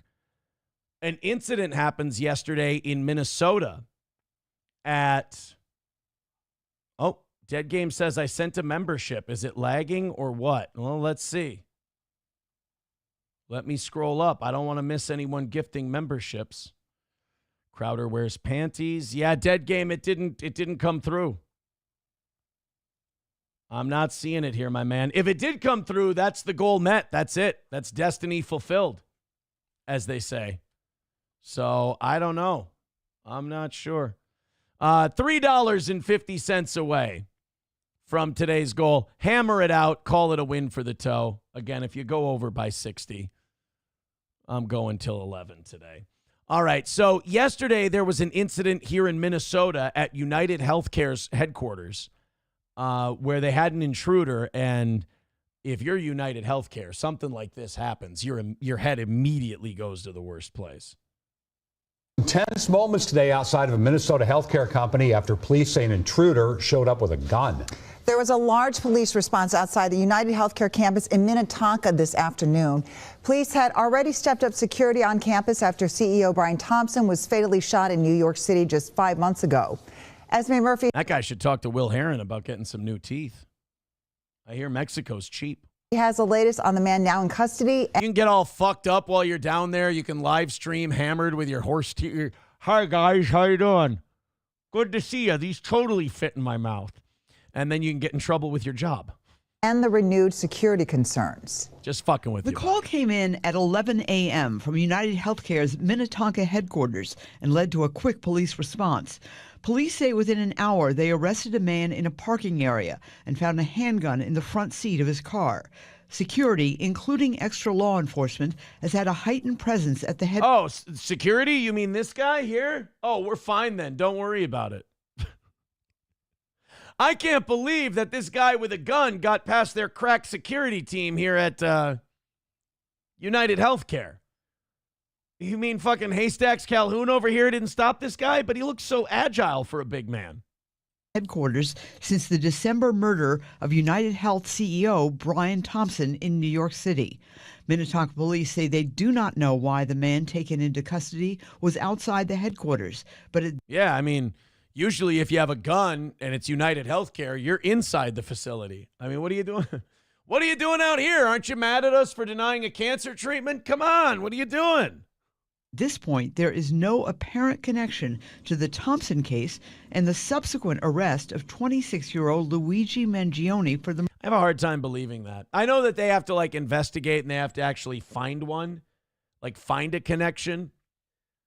But with a lot of these, you can just straight up go with your gut and you can go, this was a guy who's inspired by Luigi Mangione. I mean, thank God nobody was hurt. Thank God there wasn't an actual incident because, again, I don't care how, I don't care how, radical you are or how political you are or anything like that. But none of this stuff is going to do anything. Like, none of this stuff, like, even that Brian Thompson, he's a replaceable cog in the machine. Notice that United Healthcare has a new CEO. I don't know his name, and I think that's by design. But they have a new CEO. They're doing the same shit they used to. Nothing's changing. You're just going in there. You're hurting people. Not only are you hurting people, but you're breaking apart families. And you're not doing... And any change you think you're making to the healthcare system, you're not. Because all of these people, United Healthcare doesn't give a fuck. They're going to replace them anyway and just keep doing the same old shit. Raz of Chaz with $1. Thank you very much. That puts us $2.70 away. $1.70 away. Thank you, Adam Simon, for the $1.50. Raz of Chaz says, with this new camera, I noticed April isn't in studio. Where'd she go? God damn, this new camera is pretty sharp. And there's Dead Games gifted membership. And guess what that means, boys and girls? But I'm afraid I've got some bad news. It means another win for the toe.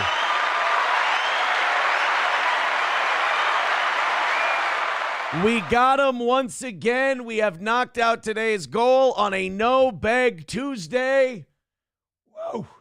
I love it. I love it. If $60 does come in the next 7 minutes, we'll go till 11. Whoever makes up the shortfall from yesterday, whether it's evening or morning, they get it. They get the excess time, as it were. Atomic Ray with $1 says, happy birthday, Jesus. Another win for the toe. This is another one. I just got a thing from the Jehovah's Witnesses the other day. They knocked on the door. I must not have been home, because I usually talk to the Jehovah's Witnesses. And they left me a brochure. I'm invited to a church service today to celebrate the life of good old Jesus Christ. Because a lot of Christians believe Jesus was born now because of, the Immaculate Conception, Franco Harris, that whole... And so they don't believe that Jesus' birthday was on December 25th because the math doesn't work. It just doesn't biologically. So they think that Jesus was born right around April, which, again, I don't think makes any sense because wasn't the Immaculate Conception in December? When was the Immaculate Conception? Yeah, Monday, December 9th. So that still wouldn't work for his birthday. It's too early. It would be September, October, around there. Because it takes 40 weeks. It takes 10 months to have a baby. So you're talking, September or October should be Jesus' birthday. And let's be honest, the weather, we should change Christmas to that. The weather is so much nicer. My God. No pun intended. Sorry about that. Raz of Chaz with $1 says they saw you on the news and knew you needed God. Renegger goes, 9 months, retard. Have you had kids? Have you had kids? It's 40 weeks, right? How many weeks in a month? Don't hurt yourself. Don't hurt yourself. Don't you fucking hurt yourself now, Renegger. Don't you do it. How many weeks in a month? 4. Good. What's 10? What's 40 weeks divided by 4? Oh, that would be 10. Good work, Renegger. You got it. No, the reason they usually go 9 months is because by the time you realize you're pregnant, it's 9 months from there. That's what it was. People got Jesus was born in the spring, numbnuts. How? December 9th, January, February, March, April, 4 months. Mary had a 4-month pregnancy. Would she have a little lamb? More of those jokes coming in my upcoming book. Life's a joke. Tell it. Phantom X says, I knew a Mexican dude that insisted on being called Jesus with the English pronunciation and not the Latino Jesus pronunciation. Shit was wild. I'd call a guy Jesus for sure. I knew there was an African exchange student. His name was Niger. And I was like, no, man, I gotta stick with Niger. You wouldn't believe what he wanted us to call him. It's insane. Insane. 199 from Red Fox Mad said maybe that intruder is related to Nick R. It was 9 months for me after giving the wife a body shot, says Renegger. Well, see, Renegger, no offense, buddy, but that's cheating. That's cheating. That's called inducing, and that goes against the rules of the math. Coltrane with 371 says, you are all the talk on St. Cloud's shittiest. Oh, yeah, I'm on there. I'm on Fox 9. I'm on Bring Me the News. Steel Toe's box office, baby. Steel Toe is box office. They recognize. They recognize. Here's a quick listener text. I'm on audio only, and it looks amazing. I hear I look very good in audio. People say that all the time. I'm not exactly sure what that means. All right. Rescue our people. Dub's got something. Dear NASA, why are you lying? Okay.